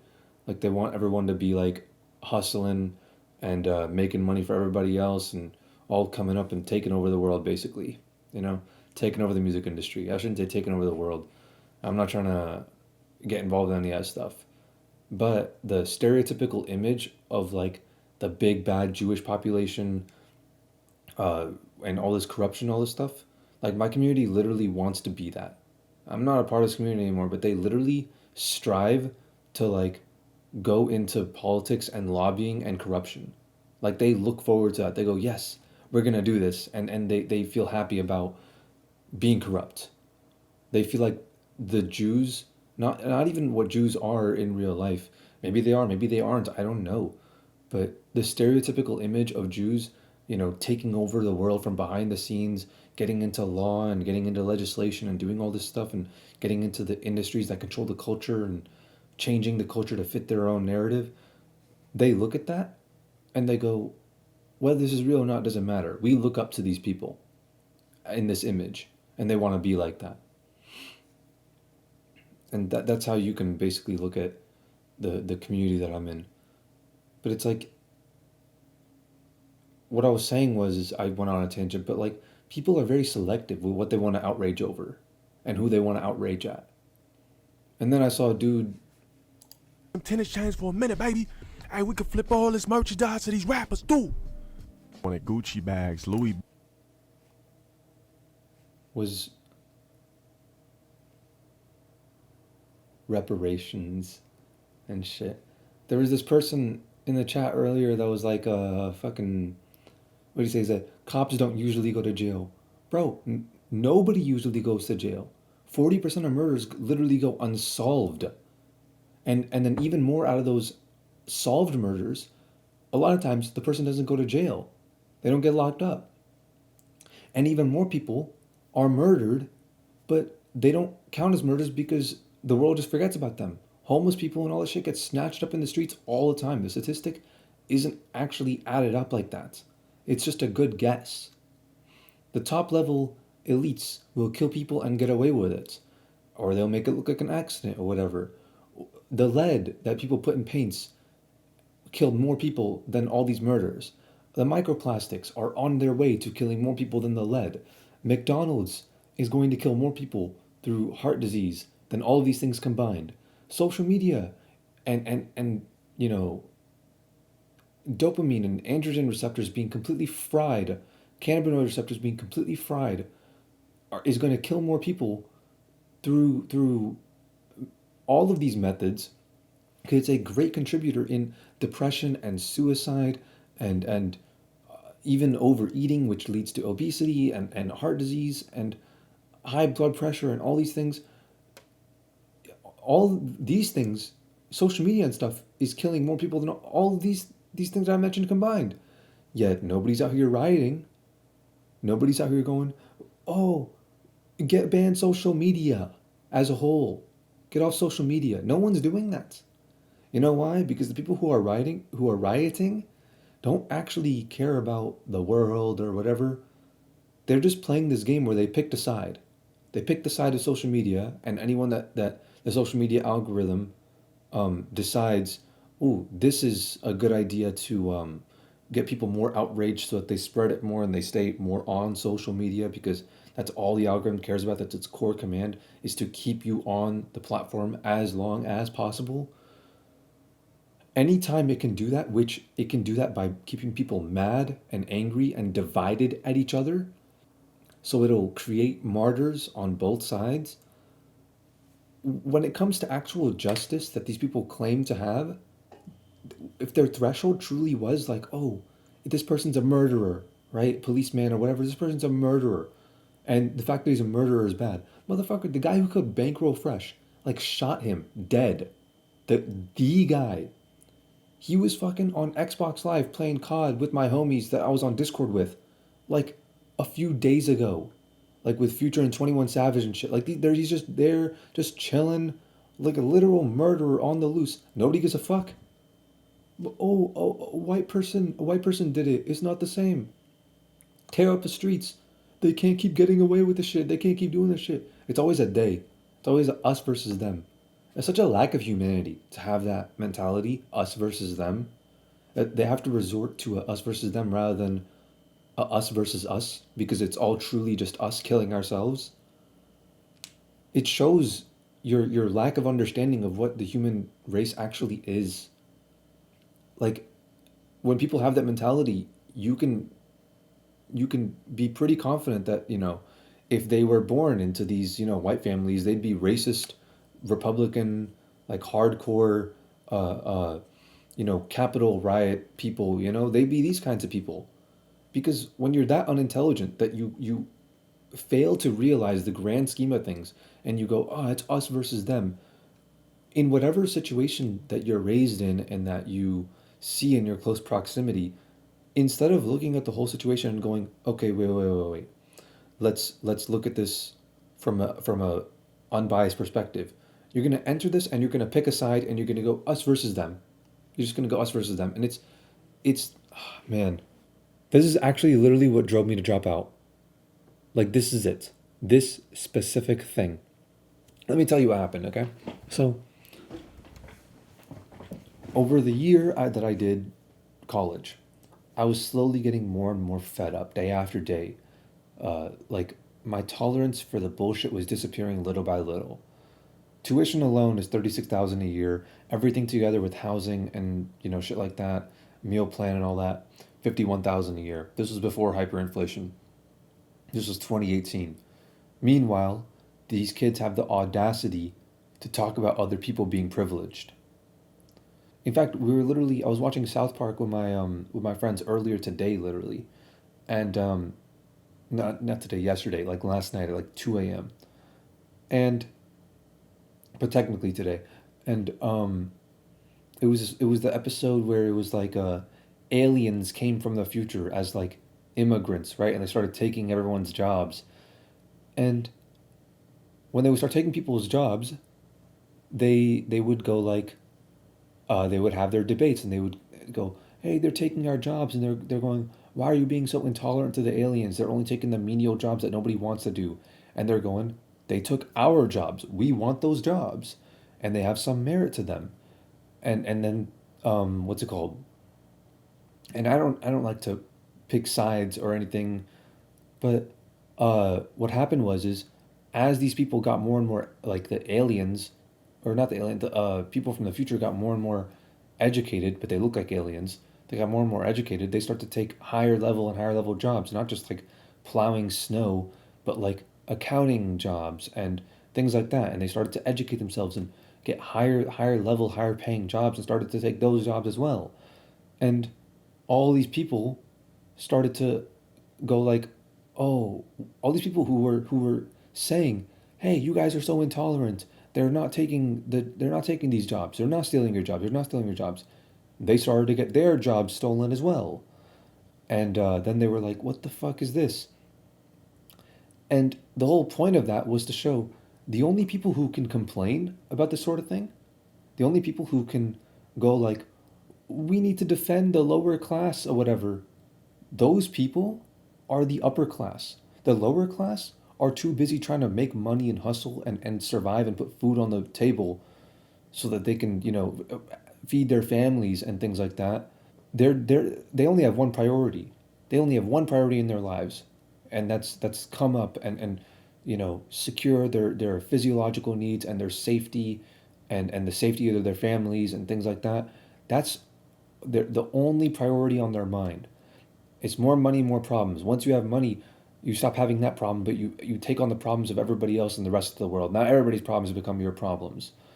And at that point, those people, those extremely privileged people, have the audacity to be outraged on behalf of other people who aren't even outraged themselves. They're out here just playing the game of life, trying to survive, trying to do their best. And these people who do nothing about it, who live in their little bubbles of comfort, who just want to feel righteous about their own morality and like, ooh, look, I'm such a good person. And so they virtue signal like this. It's only privileged people who can say, oh, it's fine that they're taking some jobs. Because, if you're privileged enough, then you can withstand a bit of a economic hardship at the bottom where jobs are much more competitive. You can withstand that. So it's not going to affect you. And that's when you're actually able to say it. Otherwise, you wouldn't be saying that shit. And this was the kind of attitude, the kind of mentality that there was at SCAD. Literally $51,000 a year. I don't even know how much it is now. And they wouldn't even do shit, bro. They wouldn't even do shit. And they required you to like, oh, if you're going to have like housing, then you have to buy a meal plan. Even if you don't buy any food, you have to buy a meal plan. And it's like they literally, they're scamming people. It's just a straight up scam. And then after, seeing how much the founder of SCAD makes, millions and millions and millions of dollars every year, and then seeing how much her family makes through nepotism, tens of millions and millions and tens of millions per year, and seeing this like straight up scam of a school, you know, after earning all that money, literally scandal after scandal of them stealing money from their own students and stealing resources and scholarship resources and art supplies resources and all that stuff. Seeing, her private jets, seeing the way she censors information online about like the school scandals, about like rape and suicide and all that shit is swept under the rug. And then one day, it's all building up, and this was like, finally this had happened, right? This was my history of cinema class, my favorite class in terms of curriculum that I ever had at that school. And there was this one instance in particular that made me just like, it was the rubber band that broke the watermelon, or the straw that broke the camel's back, whatever you want to say. Wait, let me preface this one actually. So, me and my friends listen to Chicago music a lot, much more than a lot of other cities. Chief Keef is like a fucking role model to our squad. You know how it is. That should tell you everything you need to know about who we are. Like, you've all seen those kinds of people, right? The group of kids who go around suburban as hell, go like blast and drill music in their car, like knowing full well we live in like a all like super rich, well off neighborhood, no crime, nothing like that. You know people like that, and that's us. We're that, cringe, annoying friend group that nobody else really likes. So we listened to a lot of Chicago rappers, and one of them was this dude named GMEBE Bands, or EBE Bands. Let me pop it on here actually for like search history. Not for search history, but for like watch history.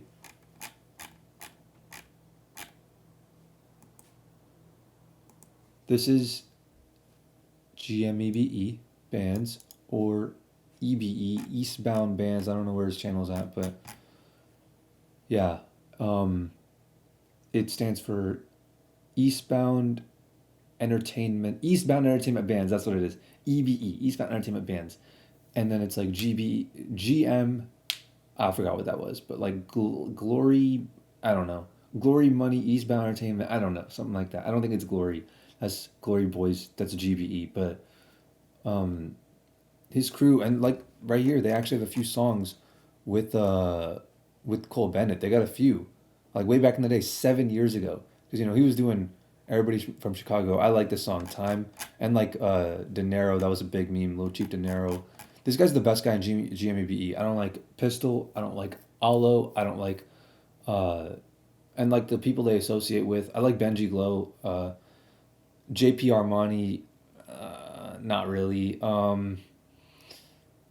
Like here and there you'll find some like really, really cool people, but yeah, in general, like this guy right here, EBE Bands, he's like the rapper, like the king rapper, and he's like king rapper and like all this shit because he's like the best rapper out of their whole crew, and he's really with the shit, and he's like a fucking nerd and all this shit, but he can rap, dude. He can rap. Damn, there was this one song. There was actually this one song that was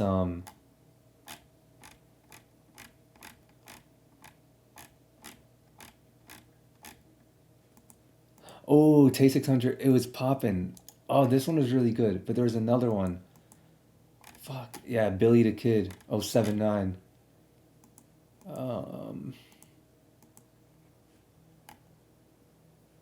Yeah. You can see, right?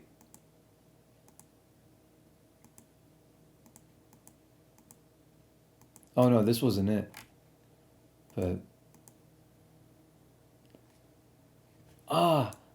I remember. That's weird. I remember. And that's actually how the thing goes. Money count my bag in. I can remember back the trash can. I want you to know I still don't get no fuck like back then. Might just go hop in the Bentley, still remember hit another level, having a conversation.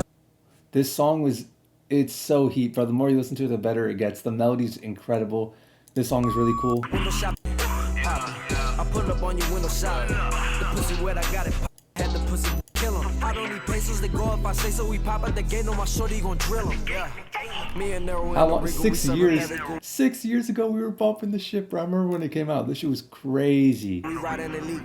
I feel like a chopper the way that I told on this chopper. We pull up in steams. The beam on my Nina. Pull up and wet your ass. Where's the Katrina? I won't wanna be him. We get it popping as soon as we see him. Let me tell you about What I do. Dude, yeah, this song is heat. This song is heat. But, yeah. At the time, De Niro was in jail, and it was like a free De Niro thing. I made a t-shirt. We made the hashtag. It became like a squad meme. We say it all the time. He's out now, so it's not a meme anymore, but he doesn't really do any shit like that. But we would also keep up with the Shirology subreddit occasionally. Faze was a lot more into that than me. But I literally have this thing. Look at this. It is...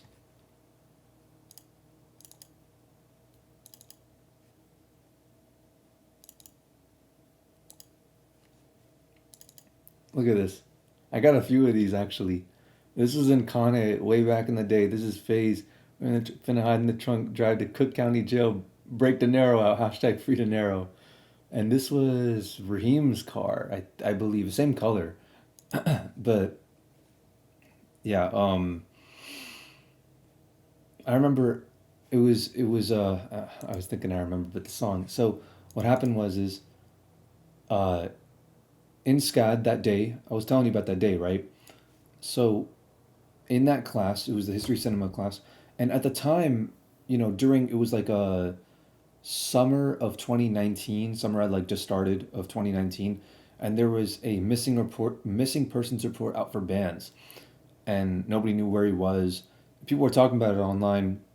There was like shit on his Instagram about it and things like that, and I remember I go to film a music video for some dudes. It was the Bistecco music video. That shit got like 2 million views now.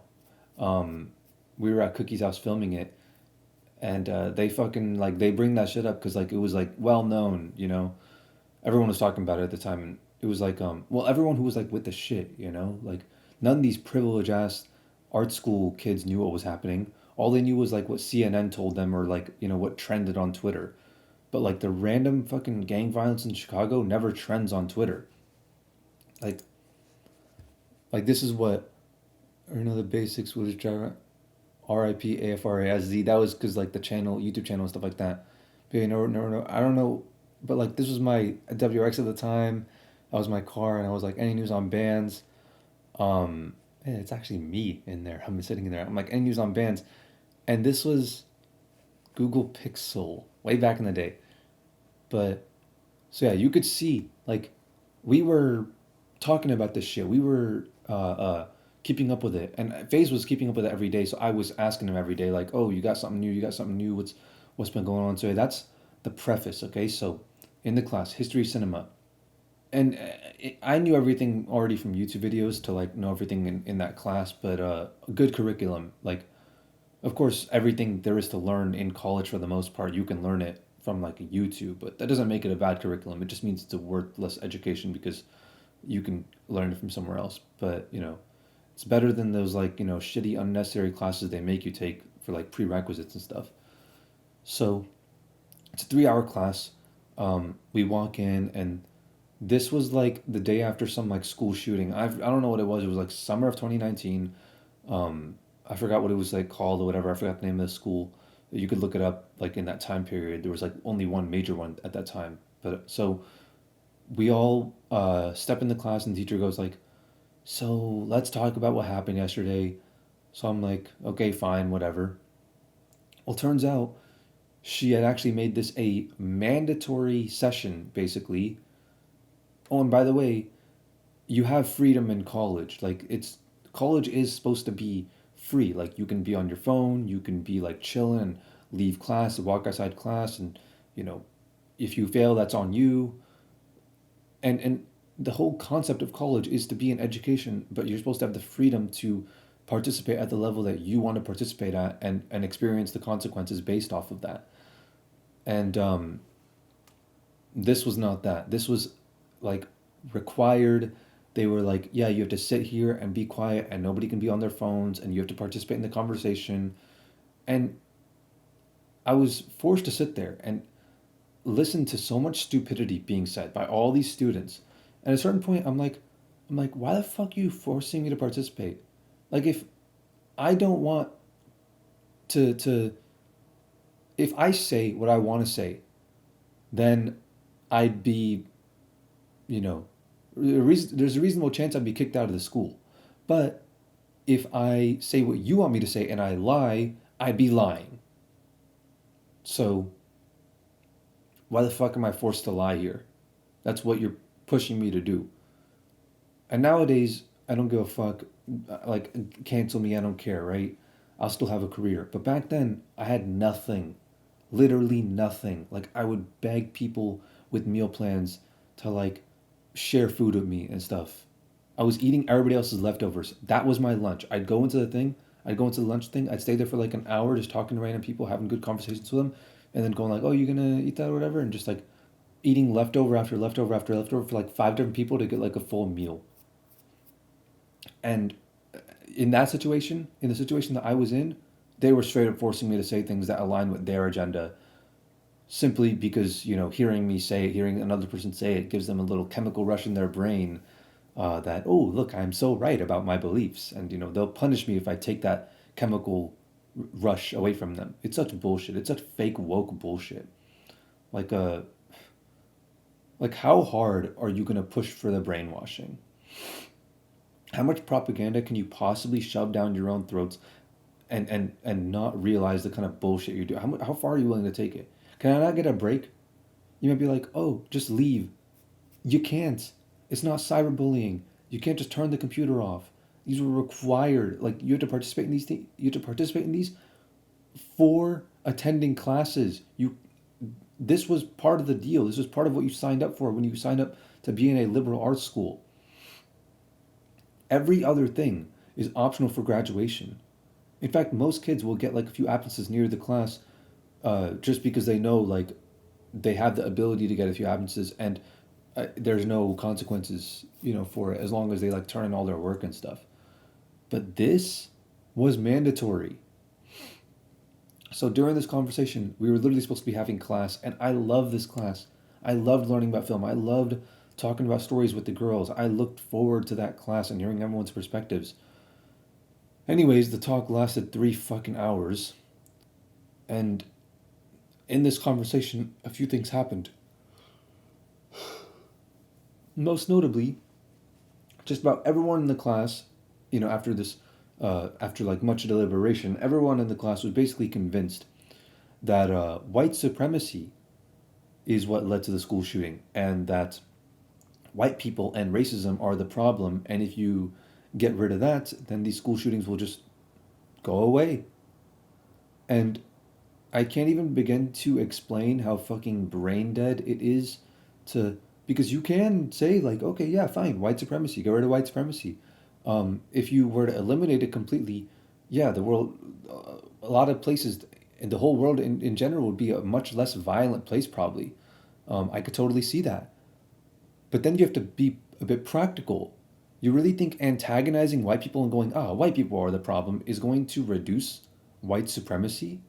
You really think that's going to bring people together and allow people to learn from you as if they'll want to get, as if you want to educate them and they want to be educated by you when all you do is antagonize them?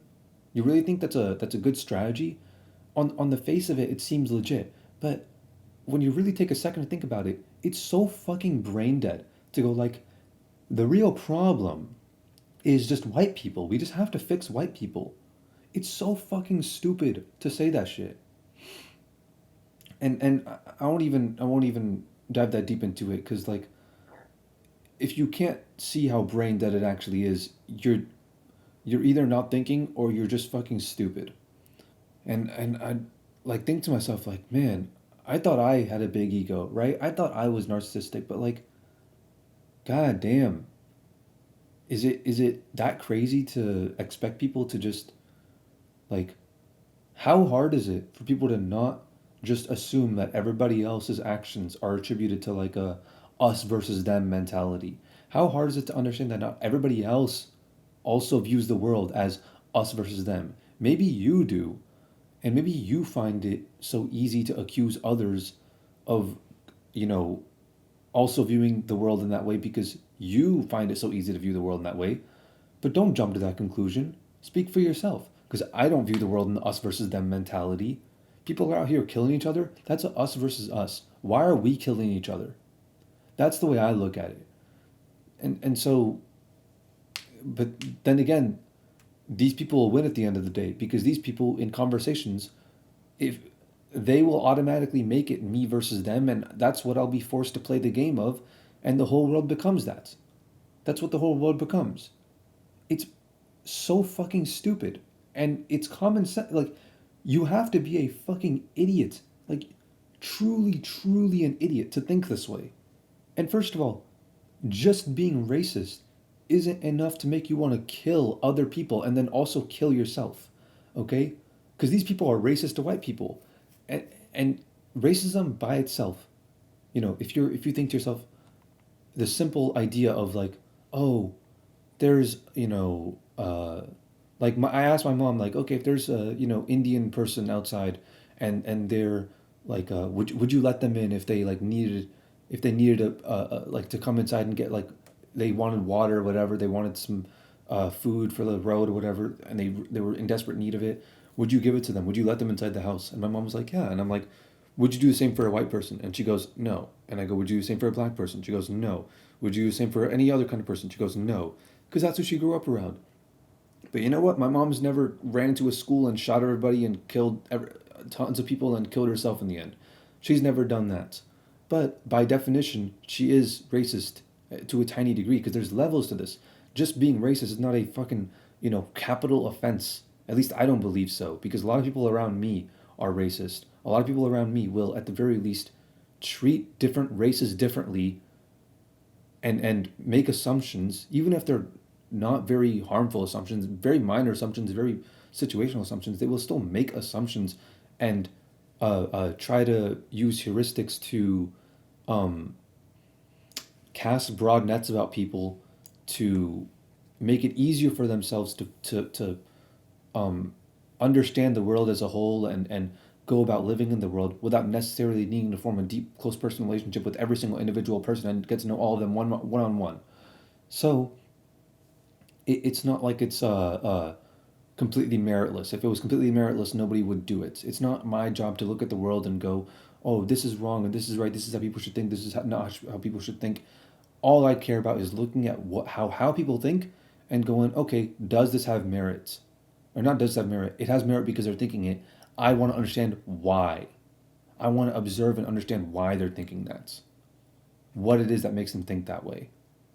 That's all I care about doing. The simple fact that they're thinking that in itself is proof that there is some grounds for human beings to even come to that conclusion.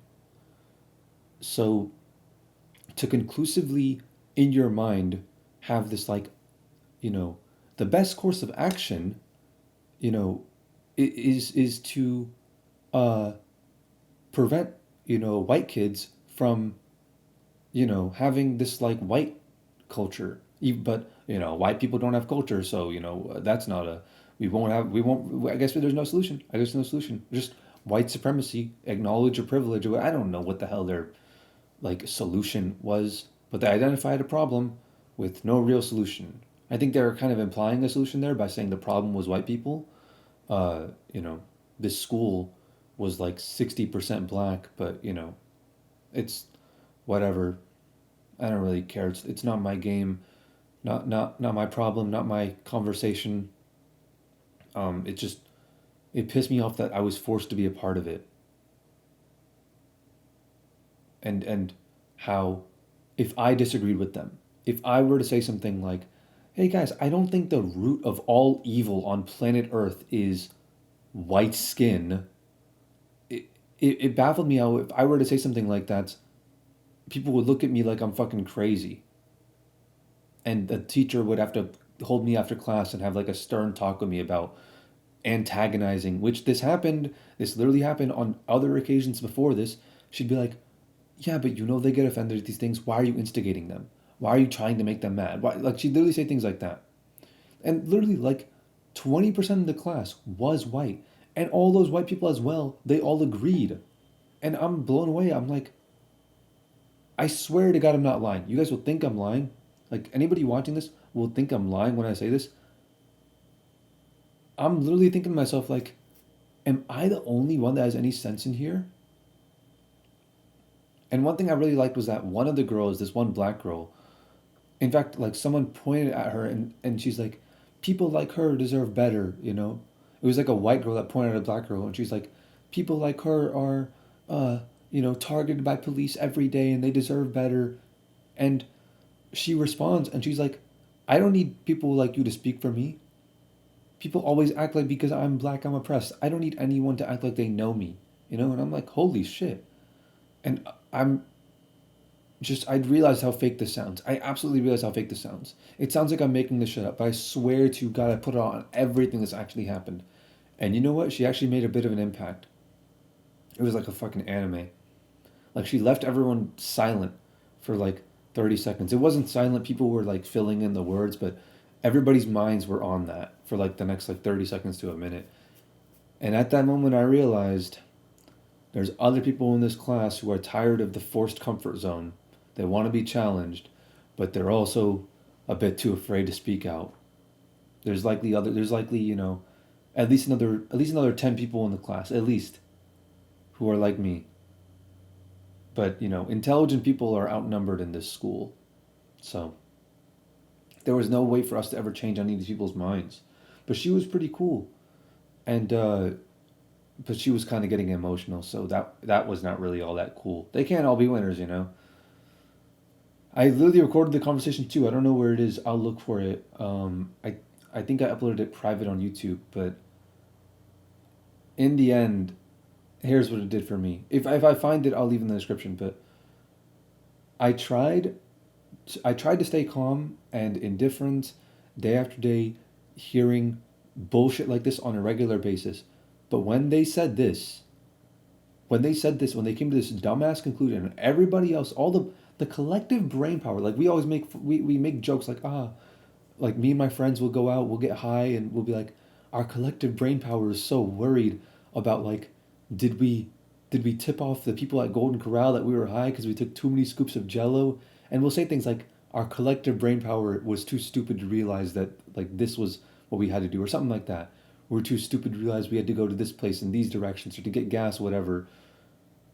But literally, this isn't even a joke. The collective brain power in that class was too stupid to come to a common sense conclusion that anybody with a fucking 100 IQ can come to on their own in a fraction of a second, just by actually looking at the world for what it is and not being so fucking narcissistic and egocentric.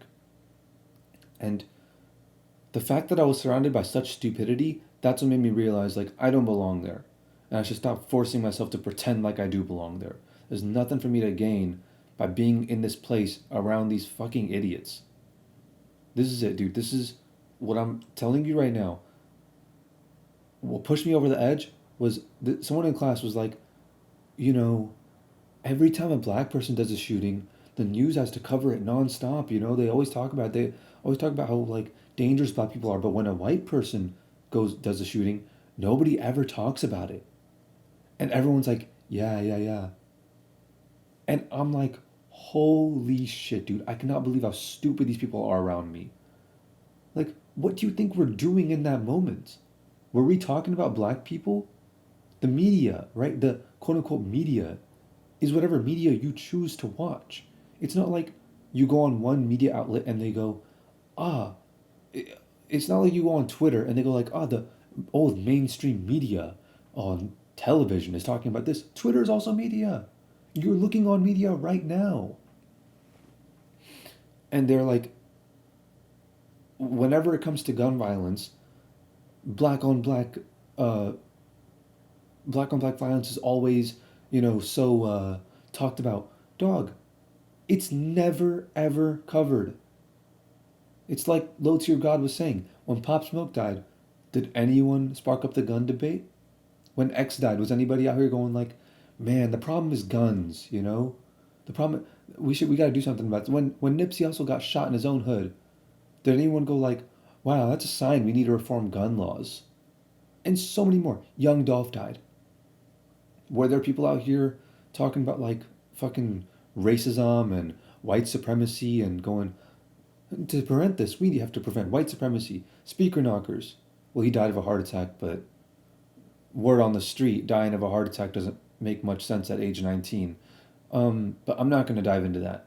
But it's crazy because I was checking the Chirology subreddit like that morning trying to see if there's any news on bans. Turns out, that day, literally that day, fucking 14 people got killed in some giant fucking shootout in Chicago.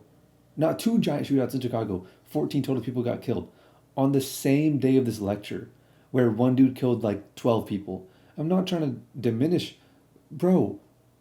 It's a fucking tragedy for someone to even go into a school and think to yourself that the best course of action to achieve, I don't know, happiness or justice or fixing the world or purifying the population or whatever fucked up justification they might have in their mind, to even reach that level in the first place and bring a gun to school with the intent to even shoot one person is already fucking miles too far. Okay, I'm not trying to diminish anything. All I'm saying is, why the fuck were they diminishing? Why the fuck were they not even acknowledging, wait, there's other tragedies in the world that other people are dealing with, and in these other games, actually in this same game, 14 people died in Chicago that fucking day. Not to say that one was a bigger tragedy or one mattered more than the other, because I would never say that. But why the fuck do these people say that? Why the fuck do they pretend they care about the lives of others, yet they don't give a fuck about these people's lives? Because, they were killed by black people. That's literally the only common factor here. That's literally the only common factor in all this outrage, is when white people kill black people. Not only were they not paying attention to this shit, not only did they not care, they were so fucking blind to it, they didn't even know what happened. It's literally the opposite. It's literally the opposite of what they're saying. Like, they think that news doesn't cover white crime. Motherfucker, you only know about white crime. It's only covering white crime, the news that you're looking at. And you're claiming that the only stories that pop off are black on black crime stories. Like, how fucking stupid can you be? And that's the thing. If these people really cared about the discussion whenever there's violence, we wouldn't even be there talking about this, because there's so much fucking violence in the world. Literally like 16 million people go missing every year and are never found. But do they care? You realize how staggering of an amount that is? Why aren't you consistent? Oh yeah, and like a couple of days later, me and FaZe, we found out that like Bands was missing for like a while. White rapper that I showed earlier. Turns out it was some gang members, primarily all black dudes. They kidnapped him, starved him, beat him to death with bats, burned him alive, and then drowned him and left him in the lake. Black on white crime happening right that fucking instant. Nobody gives a fuck. And you know what? People do give a fuck. But not these privileged ass motherfuckers, dude.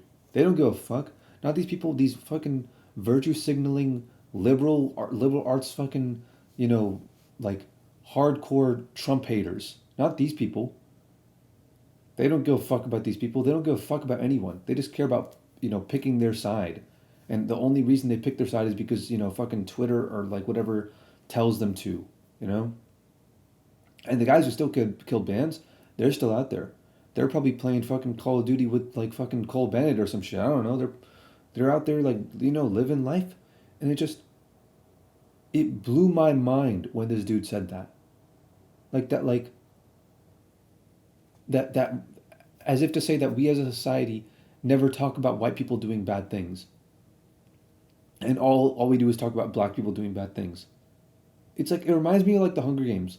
Like, you guys know the Capitol in the Hunger Games? Like, everyone's rich and, they don't know what's happening in the districts and they just live in their little bubble. And it's like, imagine like the Capitol people going like, Oh my God, I can't believe these other people are so privileged. We have it so hard.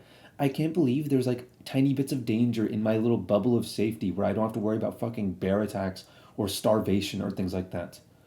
In my perfect little harmless, comfortable world, I can't believe that people are not affording me the fucking privilege of granting me thousands and thousands of dollars of medical equipment at my will for free, just because I feel like I'm entitled to that shit. It's like, what the fuck are wrong? What the fuck is wrong with these people? How do you become that soft? How do you not understand what the real world actually is? How do you have zero humility as a human being, as an animal that lives in nature, that lives in the world? How, after all of this, after living in a world where you have fucking access to like clean water and soap and toilet paper and all these fucking incredible luxuries that 99% of humans never had access to, you're looking at all this shit around you and you're going, man, I have it so hard. I'm not privileged. I want more. All these people are so privileged, and uh, it needs to be better for me. You guys should make it better. You guys should, bring people like me up. The 99%.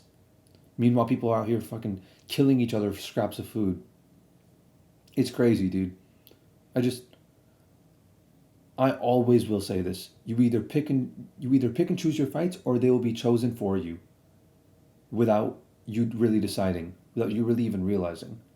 And they'll be decided for you primarily by these fucking robotic algorithms that know you better than you know yourself. Because you can't empathize with everyone. You can't say, you know, killing is injustice, and every time there's a killing, we have to do something about it.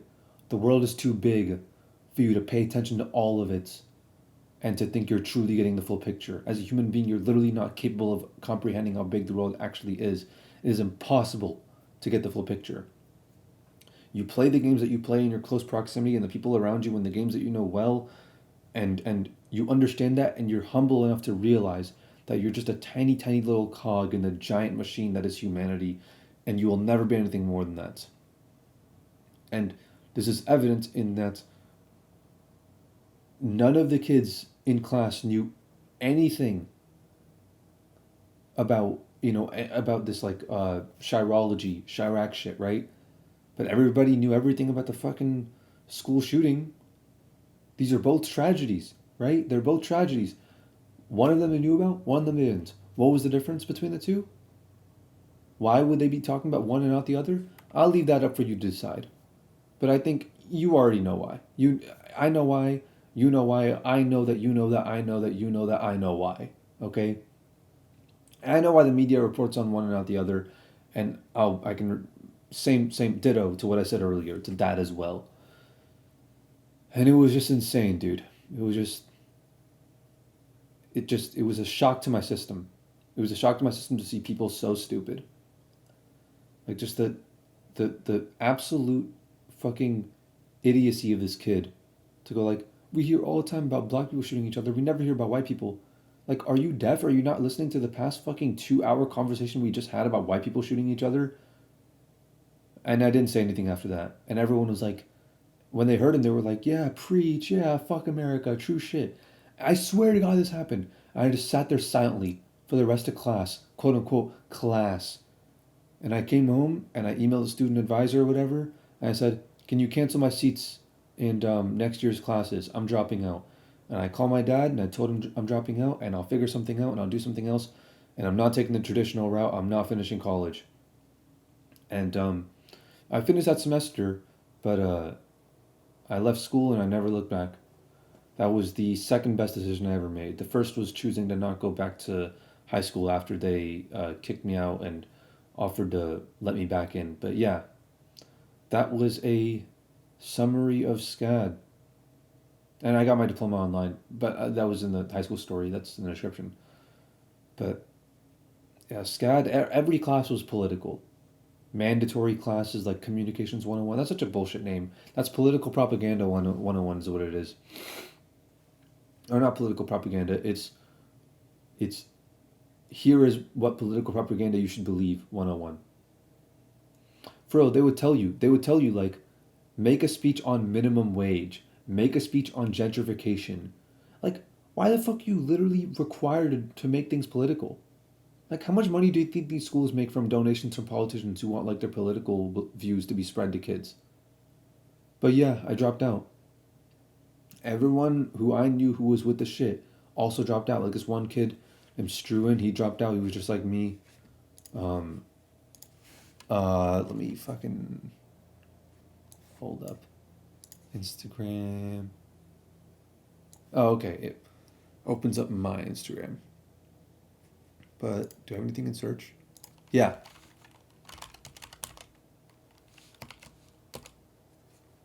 Struan.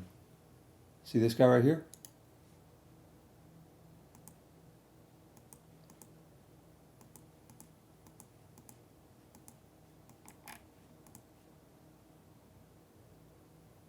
I remember these pictures, yeah, I remember these around this time.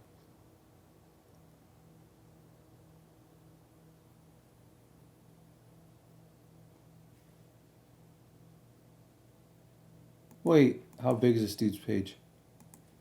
304? When is this? I hate how it doesn't show the dates. But yeah, you can kind of tell the kind of person this dude is. And literally it was like let me go to the 2 Chainz shit. No wait, this is damn, he kinda looks like Tyler.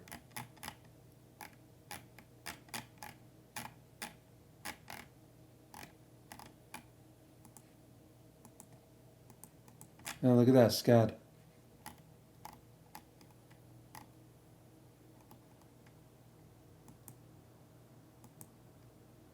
Oh, whatever. But yeah. He actually invited me to go up to his place and drink, but I didn't drink, so I was like, but I'm down to kick it, and he's like, oh, no, whatever. So we never really got to hang out at his place, but he could have been a good connect, but literally he was one of those people that was with the shit.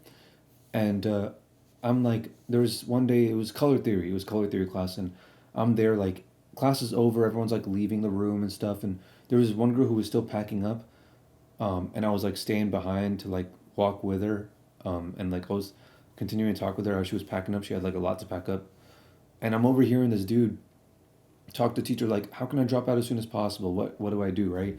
I don't mind paying tuition for the rest of the semester. I just want to, drop out and not come back to class. And I'm hearing this like, what the fuck's going on? And I like check the conversation. And I talk to him, and I go like, yo, what's up? You like, why are you trying to drop out? What you got going on?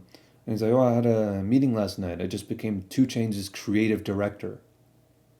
And then he started doing all this cool shit, and he came to school for like a few more weeks after that. But after those classes, he never came back, and he recorded a music video for Nestle and Killy and all that shit. Like while I was there, young bands and all that shit. And he showed me like Nestle's unreleased project, and then fucking wait,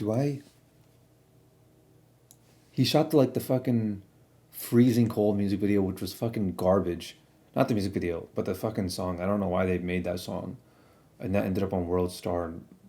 God damn, that song was so fucking ass. But yeah, to think I just randomly met 2 Chainz' creative director just like that. There's a lot of connections to God. Well, I mean, one of 2 Chainz' creative directors, and I don't think he is anymore, but it was all just because I stuck around because I wanted to get laid. These opportunities are around all the time. But, there's like hardly any notable alumni from this college because everybody's such a fucking loser that even though there's great opportunities, none of them take advantage of it. But yeah, it isn't all bad. There is a balance, and if it was all bad, I wouldn't have gone at all. There is great connection-making potential. But yeah, he dropped out. Everybody who I know who was with the shit dropped out. But before they drop out, because everyone will, before they drop out, you might run into one of them.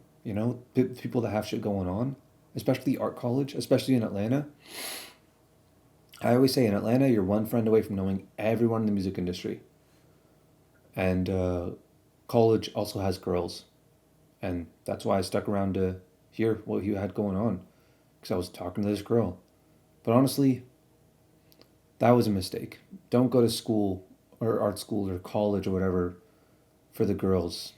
I mean, if you really, really want to, art school, liberal arts is not the place to go. It's to go to a party school. Go to Alabama or some shit for that, you know?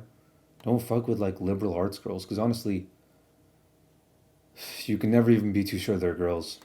I'm not trying to be out here like opening up the box to like Schrodinger schlong, you know?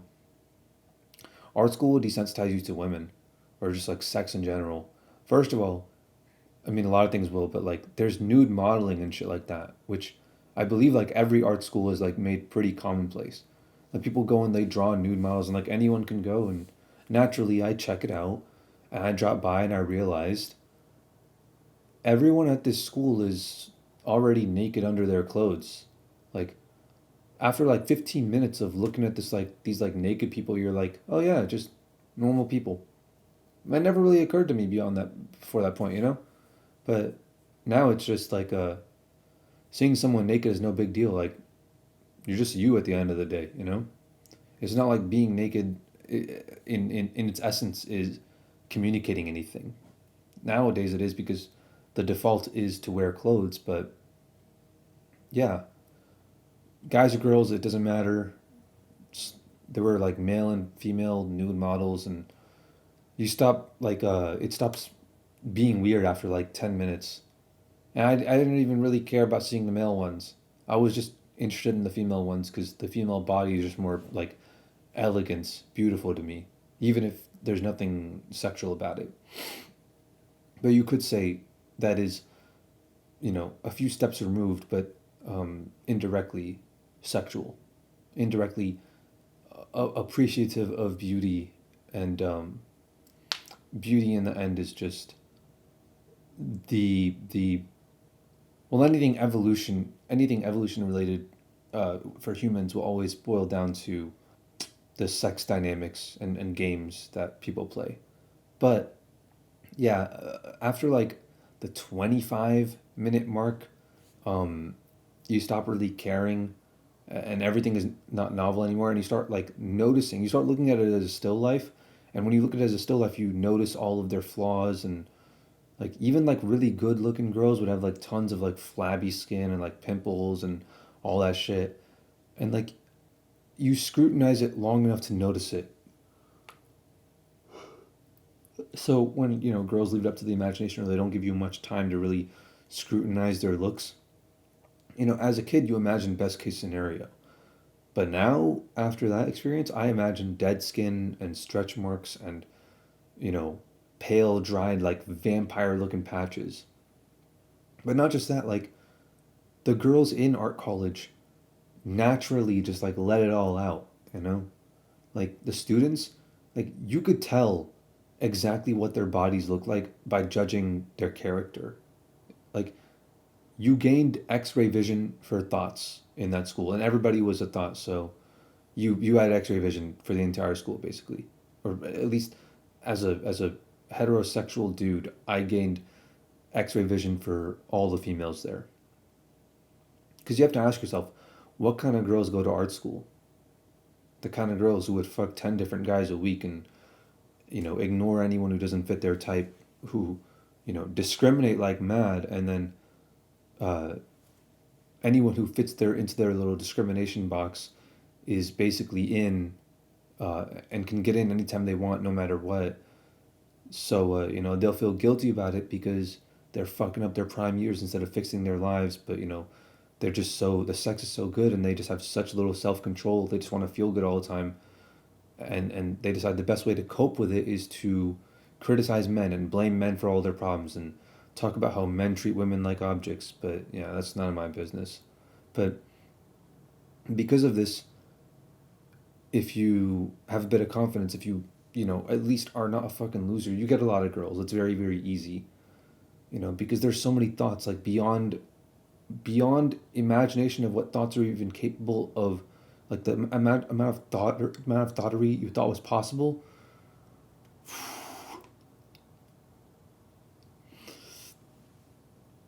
They're miserable, and, you know, it's the only time they can actually really feel something is when they feel a dick inside of them. I can't explain to my younger self like, or the audience who's younger, how horny these girls actually were. You have to see it to believe it. It's like an anime. Like you thought you like if you're a dude and you're like a 16-year-old kid in high school, you thought you masturbated a lot? Dude, these girls were fucking like a new guy like 3 times as frequently as you rubbed one out. The thottery was off the charts. And because, like these libtards just want to blame everyone else for their problems, whether it be like men or the white percent or the 1%, the One Piece, or like white people or like the police or whatever. Pretty much everybody was responsible for their problems except for themselves and the groups that they identified with. But they don't ever think to themselves like, hey, maybe this much this much fucking and this much like turning ourselves into sociopaths and stripping away the communication behind one of the core fundamental aspects of being human is unhealthy. Maybe it's bad for our mental health. They didn't. That thought never crossed their mind. All they were thinking about was it's fun in the short term. It might make us miserable in the long term, but who gives a fuck if it's not fun in the short term? These girls, they don't think long term. They're very very liberal. Not even politically. They're just liberal. They give it all away. The only thing going on in their heads is sex is awesome.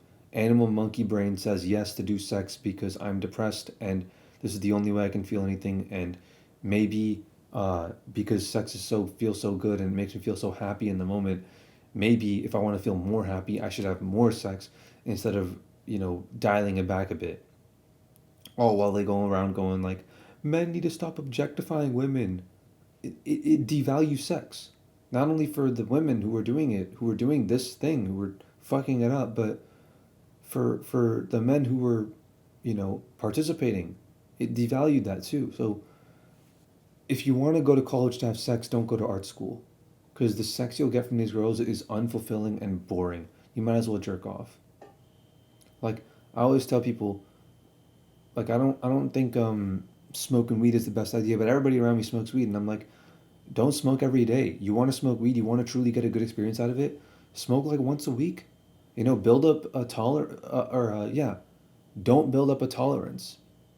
Like have a very very uh, low tolerance, and don't let your threshold be too high. Otherwise, it's just gonna feel normal to you. Like you want to be high all the time, right? You want to be high as much as possible. Literally being high all the time won't let you be high as much as possible. You'll get the best highs and you'll get the most bang for your buck if you limit yourself a little bit. The same thing applies to any pleasurable activity. And so, yeah, art school is not the place to go to if this is what you're looking for. The girls will literally like they'll dress like thoughts and objectify themselves so you see everything, and they'll start to become like very shallow and boring, and at a certain point even looking at a girl's naked body just becomes bland, just becomes like, at first it's like, oh, monkey brain sees curves, monkey brain chemical reaction. But after a year of this shit, you're like, oh, skin, just like mine. At least mine is like, not fucking deficient in vitamin D and like 1,000 other different essential chemicals. And at least in like party schools, you can take your degeneracy all the way and join a frat and have those kinds of experiences and shit like that, and you can grow and learn from that. In art school, they don't like men being men, so they banned frats. So, yeah, if you want to be a degenerate and learn nothing from it and be a sheltered little baby for the rest of your life, go to art school. But if you want to be a degenerate and actually get something out of it and join a community, dude, there's literally no point in going to art school. Like a liberal school in general, there's literally no point. And that, that whole thing through a long series of domino effects going to SCAD is the reason why Andrew Tate, even after being banned, still shows up on my page like every other fucking video. Oh yeah, and the nude models, most of them are unattractive, by the way. If you like, just to put a picture in your head, like hot girls typically didn't do nude modeling. Well, hot girls typically don't go to art school, so. But even then, the hot ones that were there, the ones that were actually like healthy, because that's what makes girls hot, they actually had a bit of common sense because they were healthy, or they actually were healthy because they had some common sense, and they realized like, hey, I probably shouldn't put myself out there like that in the world that we live in today, where putting yourself out there like that means a certain kind of thing to other people that are looking at you. But yeah, if you want to go to school to like learn useful things, don't go to a school where they'll require you to take fucking gender studies classes. But not that they did that, but they did do it indirectly by turning their other classes that they required basically into gender studies classes. It was a fucking mess. So yeah, in conclusion, how to get a girlfriend in middle school. You just ask them. You just go like, hey, you got kick? How to get a girlfriend in high school. Be extroverted. How to get a girlfriend in college? Do nothing. They'll come to you. So, or not how to get laid, rather. And I know I spoke a lot of shit about SCAD, but in reality, I actually did have a fun time. Somehow, no matter the situation, I always managed to find a way to have a good time. But it's all like really minor stuff, so like no real stories I could just tell. Just like hanging out with people. Oh shit, wait.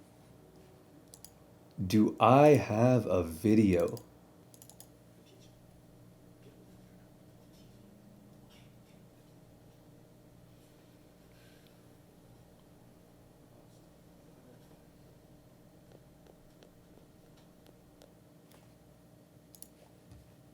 That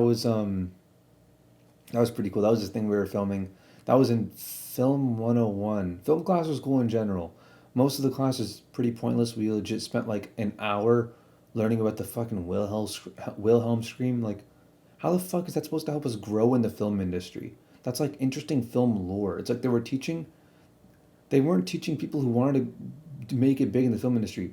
They were teaching people so that these people would continue to buy film equipment and do all this shit and be very interested in the film industry and make the film industry a lot of money.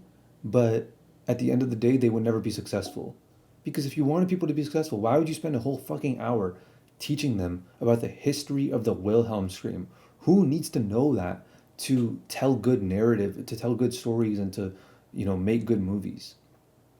We barely got any time to do shit in class. But yeah, still I did learn a few cool things, particularly in the film related classes that I took. And just filming stuff was fun. Editing is fun. The conversations I had about anime with people were awesome.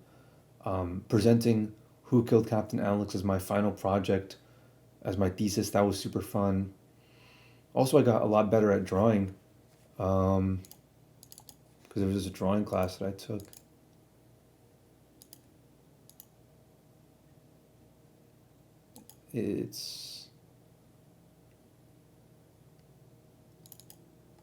So this is the unfinished drawing. See this right here?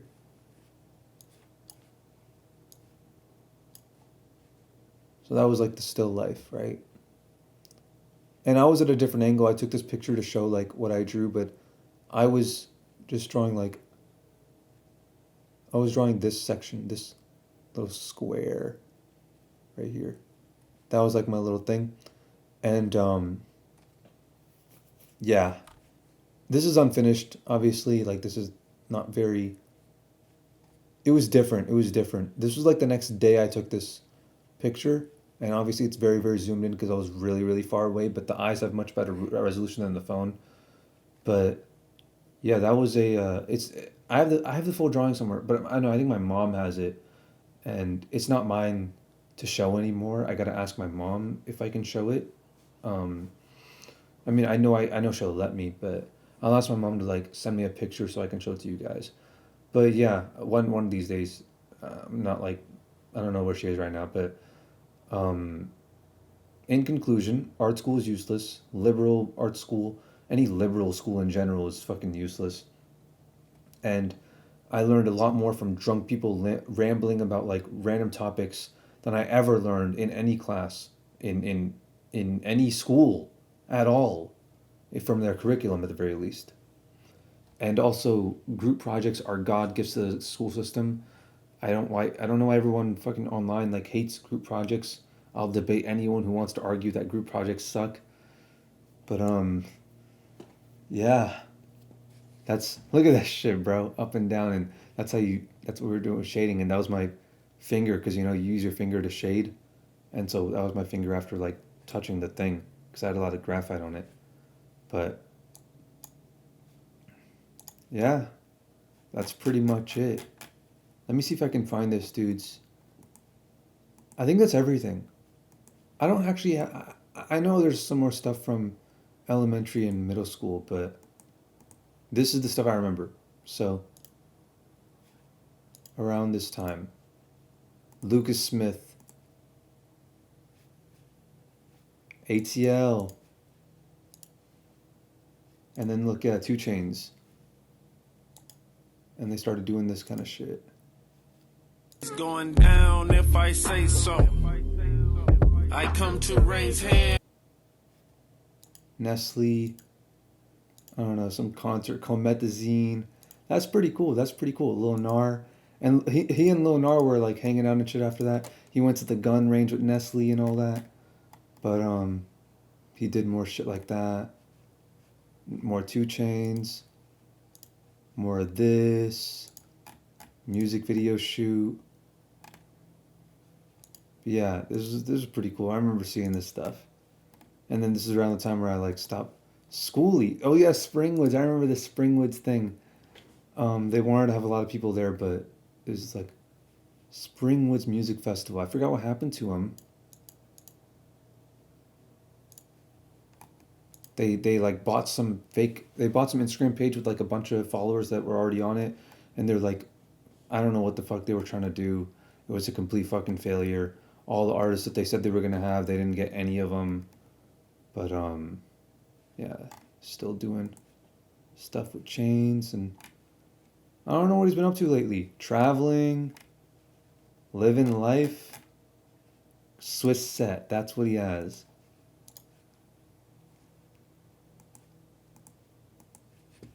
Yeah, so everyone's still, you know, trying to get shit going basically.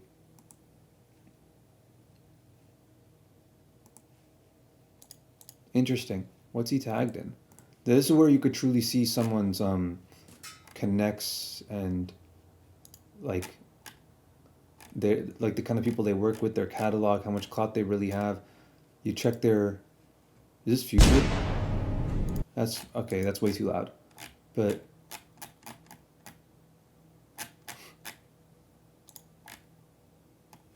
okay, so this is pretty far back. Yeah. This was honestly was supposed to be middle school. Me talking about middle school. But it just kind of devolved into, really I just wanted to tell that one story of why I don't fuck with school, and that happened in middle school. Wait, did it? No, it didn't. It didn't. I don't know why the hell that happened in elementary school. I don't know why I conflated the two. That's weird. Everything is kind of blurred, honestly, at this point. It's been quite a long time since then. A lot of shit's happened, dude. I've changed so much in the past few years. Such a huge difference, but yeah. I've been talking for way too long. I'm about to head to the gym. Okay, bye guys.